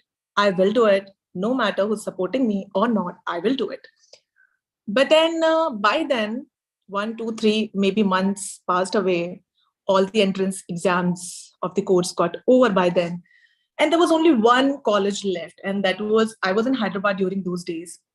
And that was one of the biggest, Catholic college of the city. That was very expensive too. It wasn't in my list earlier, but then I had no choice because only that college was left. Direct walk-in interviews were going. Only 4 reserved seats were left for almost 400 to 500 students. So I decided to give that interview. Nobody was with me. They were not ready to take me for the admission. But वो कहते हैं ना कि मुश्किल वक्त में भगवान किसी ना किसी को आपके लिए ले ही आता है. तो my mom stood up for me. She said, okay, I'll be part of your journey. I'll take you there. I still remember that day. That was Monday, and she usually do fasts on Monday. That was a hot summer day. She came along. She sat with me the whole day. I was standing in the queue. There were 400 to 500 students. But that little woman inside me didn't break at that moment because I have to be strong. I had to be strong because there was that strong woman sitting under that tree in fasting mode. And she knew I'll get through. So I got that power from her. And I got through. There were only 4 seats, 400 to 500 students, and I backed one. I felt all good. Things were good. My parents got convinced after a while. And I passed through the graduation. I was one of the toppers as well. I did well. So I broke that second boundary of fear. Fearing from certain values which have been set by your parents, which are there from ages into your community, and you have to break it at any cost. Then the real journey starts. I got through my graduation. I was like, what next? I have to work because I was in Hyderabad. It was all Telugu industry. I didn't know Telugu that fluent. I was good at English and Hindi. So I wanted to pursue my journalism career in Hindi journalism. And Delhi is the hub, as you all know. All the big national news channels are in Noida. So I went to my parents again, like a shameless kid. And I was like, I want to go to Noida. And then they were like, nahi, अकेले लड़की को हम कैसे भेज सकते हैं, वहां कैसे रहोगी, हमने आज तक हमारी कम्युनिटी में कोई ऐसे बाहर रह के नहीं पढ़ा है, नौकरी नहीं की है, आपको पढ़ा लिया, साथ में थे आप पेरेंट्स के. All those things were going on. But then again, the powerful woman with me, my mom supported me. And by then, in this whole chaos and conversation and convincing process, 6 months I passed away. Then I still remember 2015, August, I came to Noida. I shifted here. My brother was here. He helped me out. I started my journey. I started doing broadcast journalism. And then after that, I got a job at a YouTube channel. I was like happy. Okay, I'm doing something in news anchoring. And I was lucky enough to get first job as a news anchor. I didn't do any reporting or desk work. I was fortunate enough. I was happy. But then my parents weren't that happy because I couldn't achieve what I asked them. I told them. I wasn't happy from inside. What am I doing? So I was just working hard. There were things coming from family, from relatives, and everywhere, whatnot. So there was a war going on inside me. But I always believe if you stop pushing your limits, limits will limit you. So I always believed in that fact. So I never stopped pushing my limit. In 2019, I suppose, I got through in India News. That was for my first national channel as a news anchor. My parents were all happy. They were good. I was also happy that I'm doing well. I achieved this much at a very small age. I was working with a few of the finest journalists of the country. But then the real war started here. That was my third boundary, wherein I used to go to for conclaves, coverages, out of station for 2 to 3 days. I used to go alone with a camera person who used to be male. We are not supposed, we as in we Rajput women in our community are not supposed to, work day, night. So I used to get those things कि रात भर क्यों बाहर रहना है, 2-3 तक क्यों बाहर रहना है, अकेले मेल के साथ क्यों जाना है. But that's how our industry work. If one reporter or anchor is going, only one camera person will be there, and most probably he is a male. So I used to get stuck, in those thoughts. How will I deal with it? This is my profession. I have to do it. So there was a point I used to have conflict with the most powerful pillar of my life, the person who supported me the most, my mom, because there she started restricting me. The first time she started restricting me that you cannot do this, you cannot do that, because you come from a certain community, you have certain values, you have certain this, that. And I didn't want to, put her down, never wanted to hurt her because she was the backbone of my real journey. So yeah, it became so difficult for me to balance those things out, but I still went through and I broke the third boundary of, hurting our loved ones. I did hurt my mom, I know, but I knew whatever I'm doing is for good cause. Maybe I'm not able to make them understand certain things, or maybe they're not well educated to understand such culture of my industry. But whatever I'm doing, I knew I'm not doing anything wrong. So that belief helped me cross that boundary. So there are 3 rules. Set your boundary, cross it, keep moving. So that is something very important you need to know and you understand, because this is very, very important to understand. It's like moving on. The moment you stop, and the moment you stop dreaming, you stop setting your goals, it's very something that limits you the most. There are 4-step formula I would like to tell you, which I always apply in my life, is dare to dream. Dare to dream. The D stands for discover your goal. You need to discover your goal, what you want in your life, what you always wanted to do in your life. The second one is act for it. Without your actions, your dreaming, your imagination would go flat. You have to act for it. As I acted, I took the responsibility, I stood up for myself. Then comes R, reinvent your dream. The whole word dare to dream, D-A-R-E. R stands for reinvent your dream. By reinventing, I mean, when I was in class 12, I didn't get through what I wanted to. I just got through via passing mark. I was a science student. Before that, I wanted to be an engineer or so. Then later, I reinvented myself that I am good at public speaking. I'm a people-oriented person. I can do something well in this field. So let's just go for it. So I reinvented. The last one is E, D-A-R-E. E stands for earn for your dream. By earning, I means every profession, every dream, or whatever you achieve in your life, or whatever work you do, always you'll earn out of it, right? But what is more important is earning real happiness. Are you happy with what you are doing? Are you satisfied? Are you accomplished? Have you achieved what you always wanted to be? So this is what I mean by dare to dream. See, there is an important rule behind what am I today. Is Malcolm Gladwell once said, behind every achievement, there are 10,000 hours of work. Whatever I am right now, maybe I am very young to be in front of you all, giving you a TED talk. I believe I would like to get invited again after 5 or 10 years, not because I am a journalist of India Today Group, one of the biggest media institute of the country, but as a person who has done something good to the society, who has done something good at least for her community. I so wanted to do something for my community to bring that change, what I've brought for myself. So what do you mean by, see, when you live with your boundary, it's like living in a hospital or in a room, hospital bed, with that oxygen mask on and inhaling oxygen just to alive. That's like living with boundaries.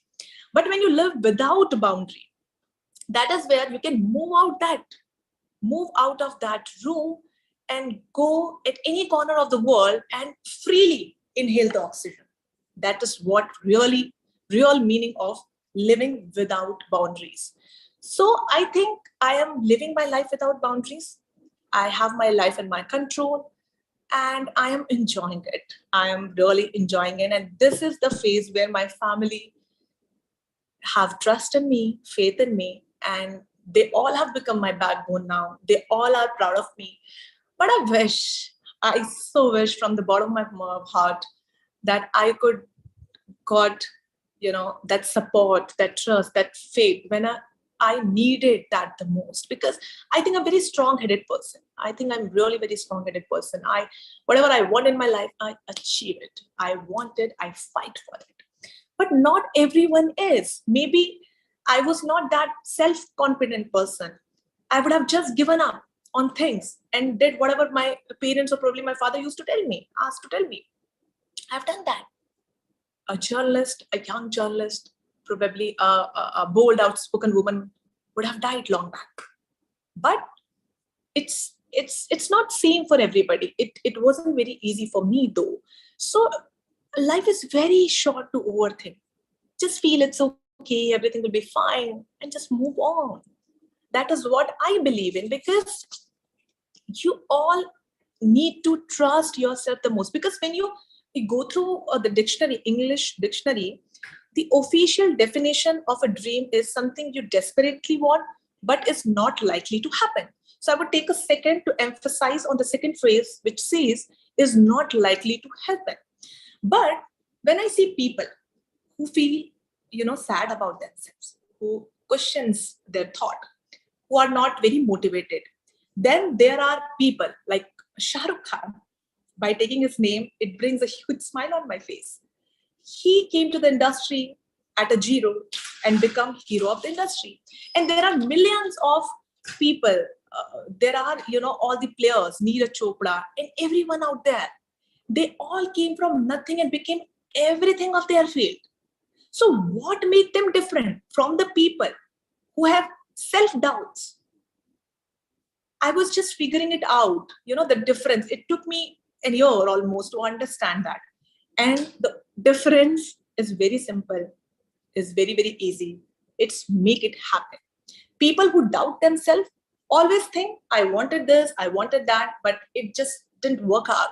So I didn't get it, and they feel sad about it. But people like Shah Rukh Khan and all these successful people, inspiring people, they thought, it's okay, I didn't get this, let's move on, try on something else, reinvent probably our dreams. So this is what it was happening. So make it happen. A nuance of your mindset is very important to achieve what you want in your life. So I want you all to know and understand the fact that make it happen is very, very important. Always think, if this didn't work, that will work. This didn't work, that will definitely work. So yeah, if you all are having troubles in your life, it's temporary, because as we all say, कि हारा वही जो लड़ा नहीं. और ये मेरी जिंदगी का मंत्र है. मैं कभी हार नहीं मानती, because जब मैं लड़ लेती हूँ बहुत और तब कुछ नहीं होता, then probably I think of giving up. But हारा वही जो लड़ा नहीं. And as my social media bio also says, Ranjana की नजर से दुनिया अलग दिखती है. मेरी नजर से डेफिनेटली दुनिया अलग मुझे तो कम से कम दिखती है, क्योंकि जो दुनिया मेरे पेरेंट्स ने मुझे दिखाई है, जो दुनिया मेरी कम्युनिटी में मैंने आसपास देखी है, मैंने उससे एक अलग दुनिया अपनी बना ली है आज. And I'm happily enjoying it. People are proud of me. Even my relatives these days, they feel so proud of me.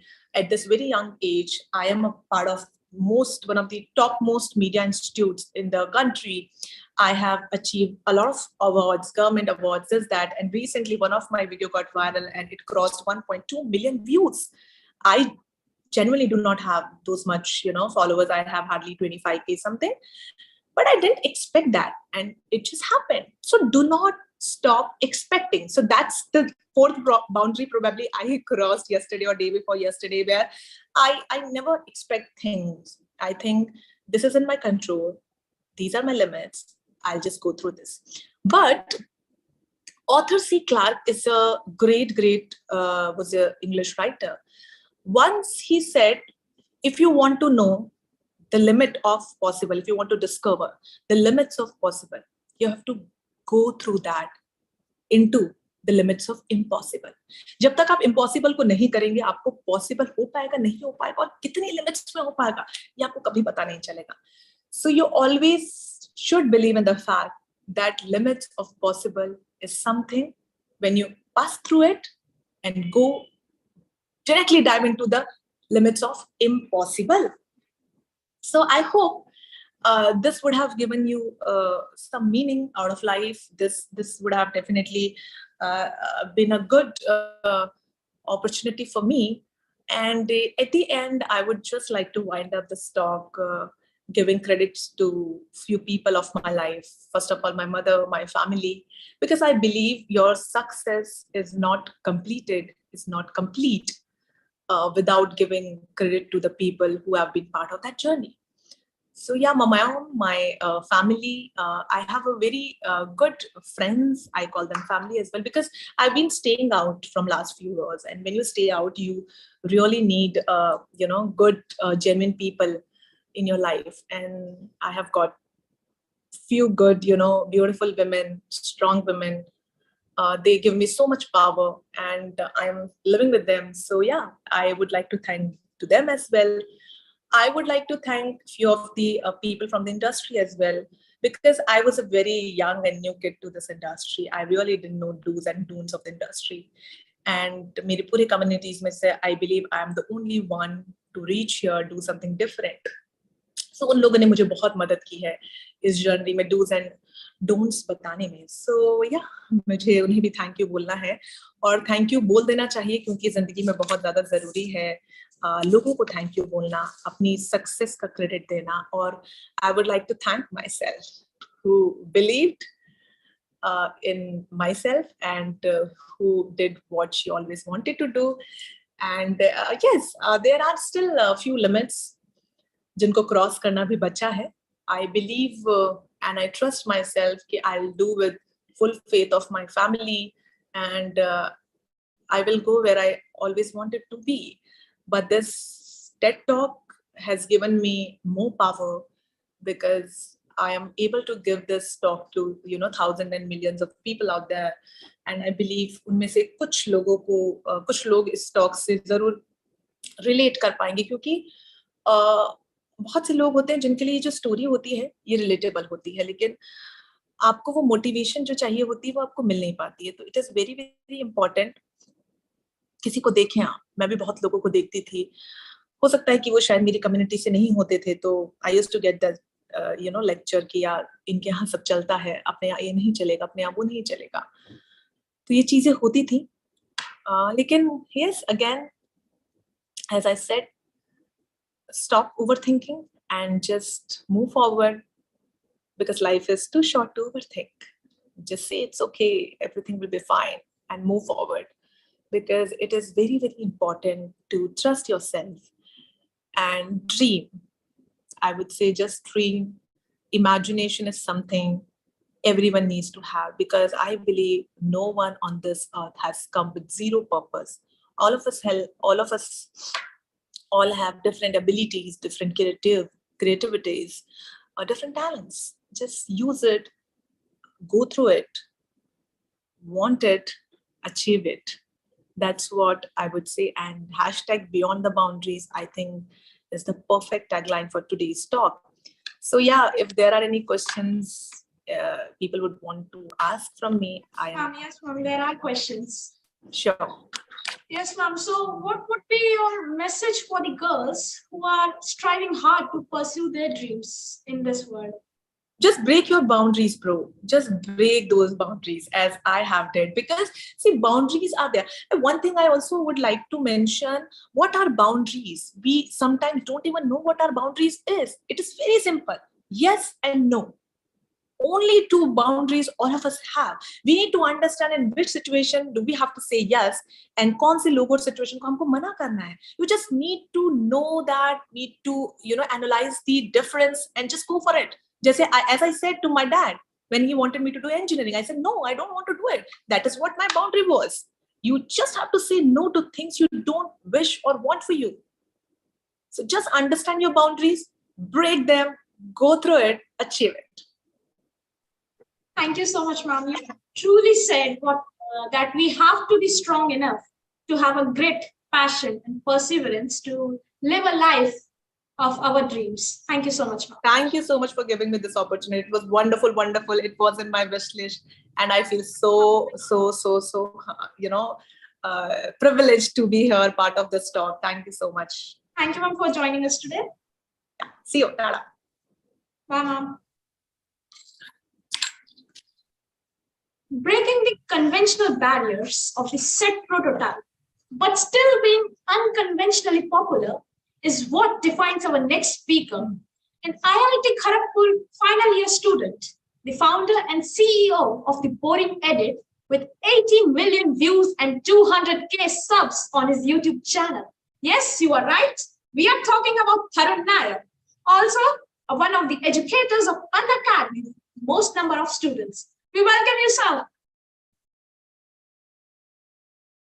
Sir, are you there? No, sir, you are mute. Sir, I would request you to unmute your mic. Is it better? Yes, sir. Okay. Yeah. Can we start, everyone? Yes, sir. Sure, sir.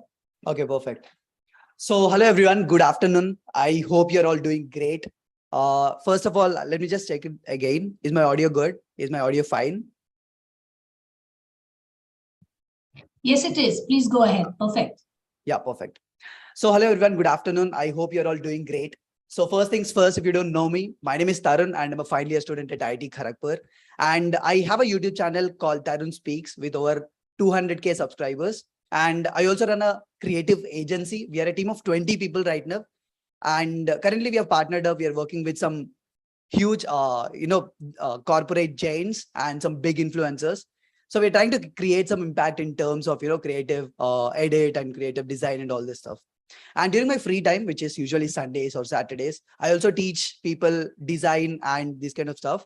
And then I also guide people who are preparing for IIT JEE towards, their preparation on Unacademy, for which I've been awarded, for which I've been gifted so many things, including this iPad, which I use today, for continuously ranking India's #1 in the special class category in IIT JEE. So this is all like that I do currently, along with managing my college.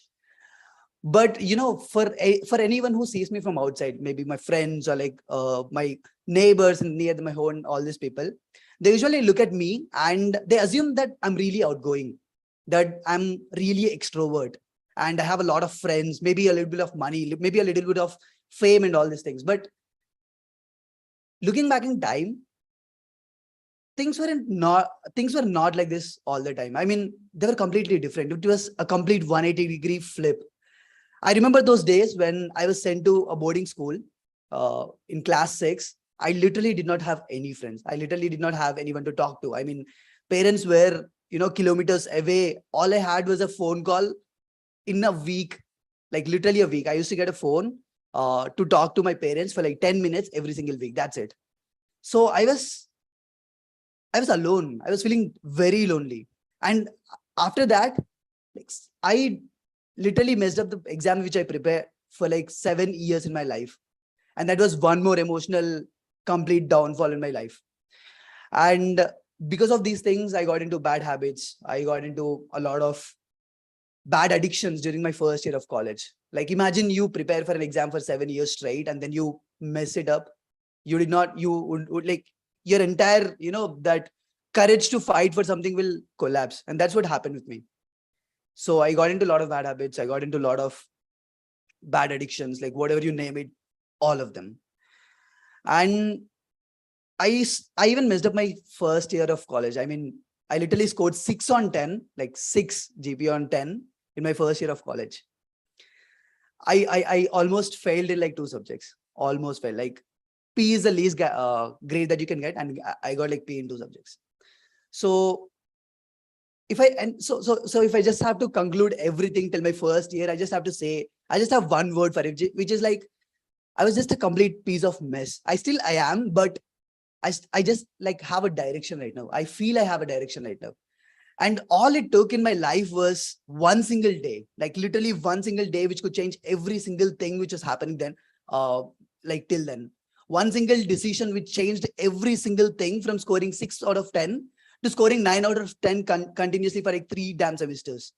And then from growing from a position where you are not able to afford a 5-star chocolate to earning lakhs of rupees every single month right now. From a complete heartbroken average student in a small village to a confident person to be able to speak in front of you right now. A lot of things have changed.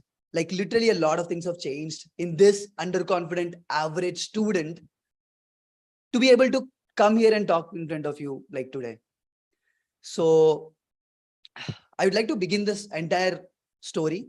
I would like to begin today's story by thanking you. Like, I would like to thank every single person over here who are a part of making this decision of inviting me to, Sunbeam TEDx talk today. Because without you, a lot of students who feel that they are average, who feel they wouldn't have thought that they can aim for greatness. So yeah, finally, I feel very honored to share the stage with some of the most interesting and elite group of people who are here. So yeah, thank you so much. And now let's get into the story, like the story which I want to tell you guys. So shall we start, everyone? Yes, sir, we can. Yeah, perfect. So here we go with the story. This story is dedicated for anyone who feels like a failure. The story is dedicated for anyone who feels average. The story is dedicated for anyone who feels that they don't have friends. Anyone who's addicted to bad habits. And anyone who's looking for a change. Because my friend, the change is literally a day away.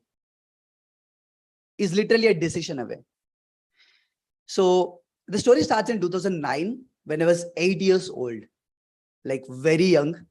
And I and my family, like we just shifted to this town called Miryalgooda and we stayed there for like 3 months and then we were kicked out of a home. See, I'm a son of a soldier.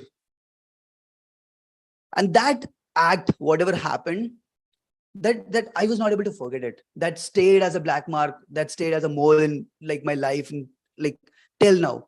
And that was the only action, that was the only act which created a spark in me, which ignited a spark in me to work hard in life, to aim for greatness. Like my family's condition was not so well in the beginning. Like grandparents were like rickshaw pullers and all. So my parents were the first one to get education at home. And I still remember they tried their best every single day to give the best possible education that I and my brother could afford. Like they could afford. So this beyond the boundary story starts when my parents put a step further to overcome to come out of their beyond the boundary story. So coming back to the story, it was my class 6 when I was first sent to a boarding school. As I was telling, the education happened. My parents always wanted to give me the best possible education. So they sent me to a boarding school because that school was so called the best, academically good institute like in the community. So I went there. I thought, okay, I'll prepare for IIT JEE. I had this IIT JEE coaching since my class 6. At least they call so. But when I went to the school, at that point of time, I realized that this is more like a jail. We used to wake up at 5 a.m. in the morning, go to class at 6 a.m. in the morning, and we used to stay in the class till 10 p.m. in the night. And imagine a student goes through that phase for 5 damn years, and then he goes to coaching, proper coaching for 2 more years in Sri Chaitanya. And he still messes up JEE, or he still doesn't score what he has planned to, or like 7 years is a hell lot of time.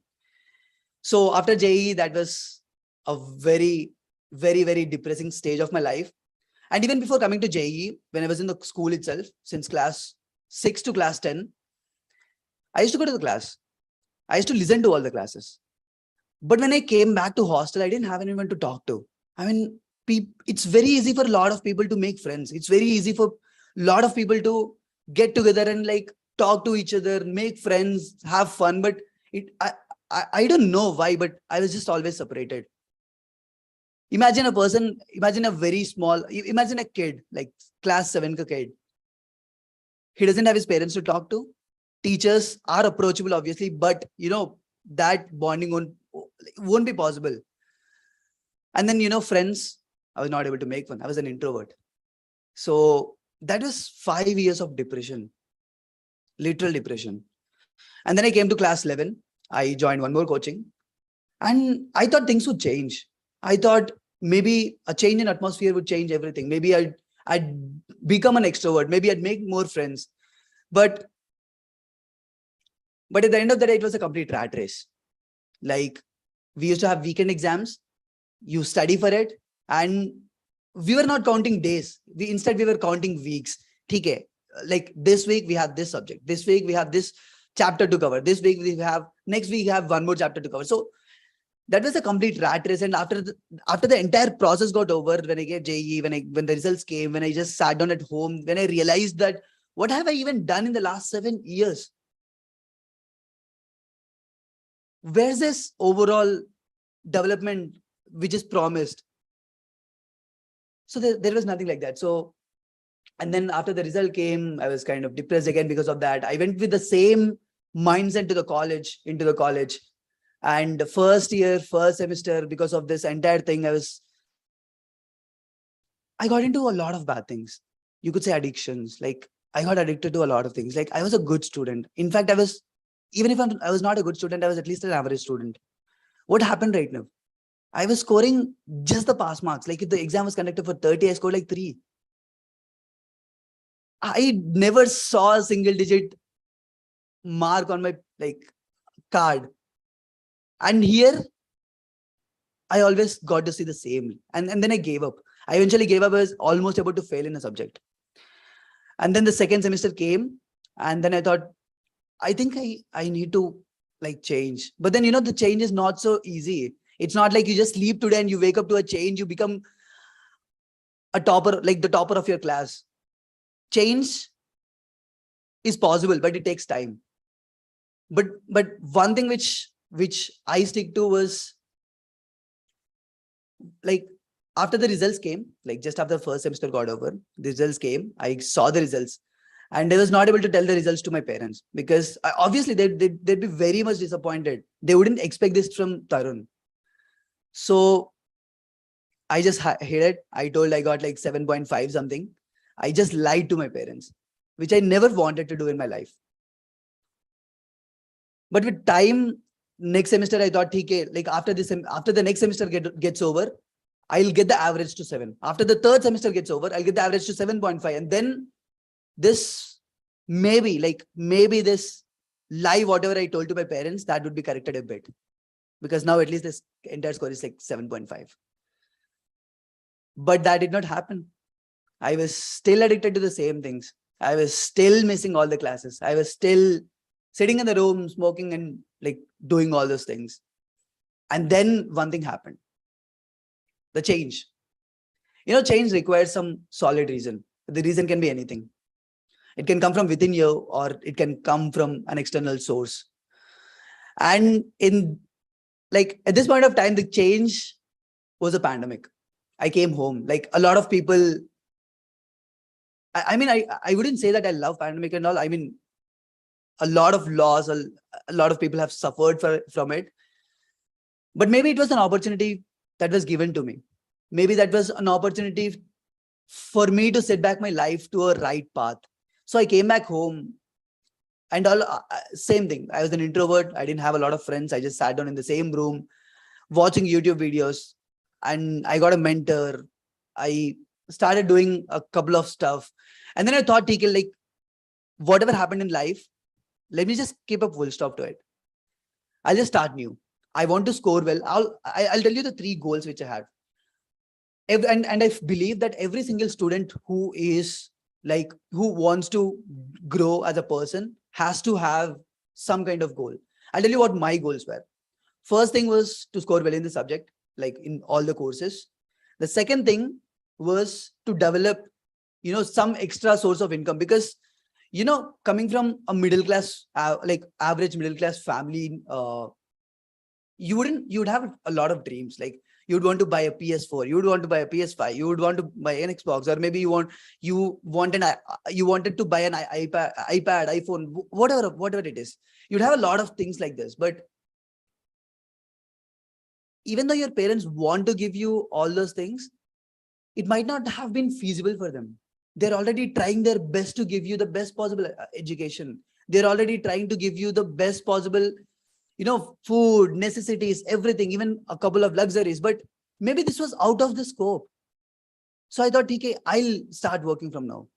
I'll start working, I'll start taking up internships. I'll start earning money. I'll start doing other stuff in college. I think I can manage it. So this was my second thing. First thing was ACADS. When you're a student, your main priority should always have to be your academics, because you're a student, right? And the second thing, maybe in your free time, you can have some kind of hobby or maybe a business, whatever it is. And the third thing was, I was very skinny when I went to college. And because of all these bad habits, I got more skinny. I literally lost like 7 kgs in one single semester, which is like 5 months. I was very thin. If you might have seen my previous pictures, I was very thin. So I thought I'll start going to the gym. So these were the 3 things. And I stuck to them consistently for like 1 long year. First thing, academics, I scored 9 continuously for 3 semesters. And at IITs, especially, getting a 9 score is like top tier. And then after that, I gained weight. I gained like 15 kgs of weight. I got muscular body and all these things. So second thing is also set up. And the third thing was the side hustle, which is a YouTube for me. I've done a couple of internships, but I thought, okay, I should have something for myself. So I started a YouTube channel, and I told myself that whatever happens, I don't care about the number of subscribers that I get. I don't care about the number of, comments that I get, number of the engagement that I get. All I care about is posting 1 video every single day. Every single week. And I stick to it 1 long year. I didn't miss a week. Like entire year, full efforts on every single video. And I could have posted 1 video every day as well. But then I also thought, okay, quality is important. Quality over quantity. So I stick to it. And within a year, I expected maybe I'll hit 1,000 subscribers. But within a year, we hit like 1 lakh subscribers. And then even that came into place. Academics was also in all set in place. Health and everything is also all set in place. So now I started a secondary business, which is my agency, which I always wanted to start. And we have done a couple of recruitments. It's already been like 3 months. We are working with some huge brands. Like I wouldn't be able to name the brands over here, but yeah. So all this was possible because of 2 things. First thing, the hard work. I wouldn't say hard work, obviously, because, you could always work harder than whatever it is. But like the first thing, or like whatever it is, hard work, the mentality of getting working hard and all, it came from a change. And here it was not an external source of motivation. People wait for motivation to start acting on things, but you actually don't need it. Sometimes action leads to motivation. It's like a complete circle. People wait for motivation to start action, but it might not be like that. Maybe you do something and then you like it, you get some result out of it. Maybe that inspires you, and then you get motivated to do it more. It doesn't need to be the other way around. It's not like you're sleeping, you got motivated, you just woke up and you started working. It's never like that. If you never feel motivated to work, just sit there. There's something called a 2-minute rule or 5-minute rule, whatever it is. If you're not feeling motivated, just sit and start doing it for next 2 minutes. If I need to write a script for a video, I wouldn't say myself that I need to finish the script right now. I would just say, "Theek hai Tarun, just wake up from here, go to the desk, write the first 3 sentences. And if you're not feeling then skip it. But at least go there, act, take the action." And most of the times, at least 85% of the times, I realize that whenever I wake up out of my bed and start writing something, I finish it. Now imagine I would have waited for the perfect time, perfect momentum, perfect motivation to hit me so that I can come and write the script. I would have never done it. So for anyone who's waiting for like some kind of motivation to hit them, come on, man, like just wake up from your bed, just start action, like take the action, do it for 2 minutes. That's it. So apart from that, and the second thing, like the second most thing, which I want to tell, like which I wanted to speak in this talk, was about being introverted or being extroverted. I'm going to tell you, most of the times, whenever I fail to start a conversation, whenever I fail to initiate a conversation, it was mostly because I didn't have anything to talk about. I didn't have anything to feel proud about. I didn't have anything to tell others about. So what has changed? One thing which has changed is that now I have a lot of things to talk about. Now so the entire journey of coming from an introvert to turning towards an extrovert is building skills, learning things, and then trying to take the action, which is going and initiating the conversation. Imagine, I'll just tell you an example. Imagine there are 3 people, person A, person B, person C. Person B and person C are talking between themselves. Person A is a complete introvert. He's not involved into the conversation. This is the first case. He doesn't even understand what person B and person C are talking about. This is the first case. Now imagine the same case when person A knows more than whatever B and C knows, which B and C are talking about. This is the second case. So there is a much more probability. There is a much more probability in the second case that person A would get involved into the conversation because he knows stuff. So for every single person who feels like an introvert, for every single person who feels that they don't have any friends, who feels that they don't have, they are not that friendship wala material, just do one thing, work on yourself, have things to talk about, create that good personality so that you can get engaged into the conversation, so that you can exchange knowledge, you can gain and seek knowledge. That is like the second thing which I want to talk about. And now thinking back in time, okay, this is out of the story again. Before a month or something, before a couple of weeks, when I got a mail from this TEDx, like I felt surprised. I felt, why was I even invited? But maybe now I know the reason, right? Maybe the reason is that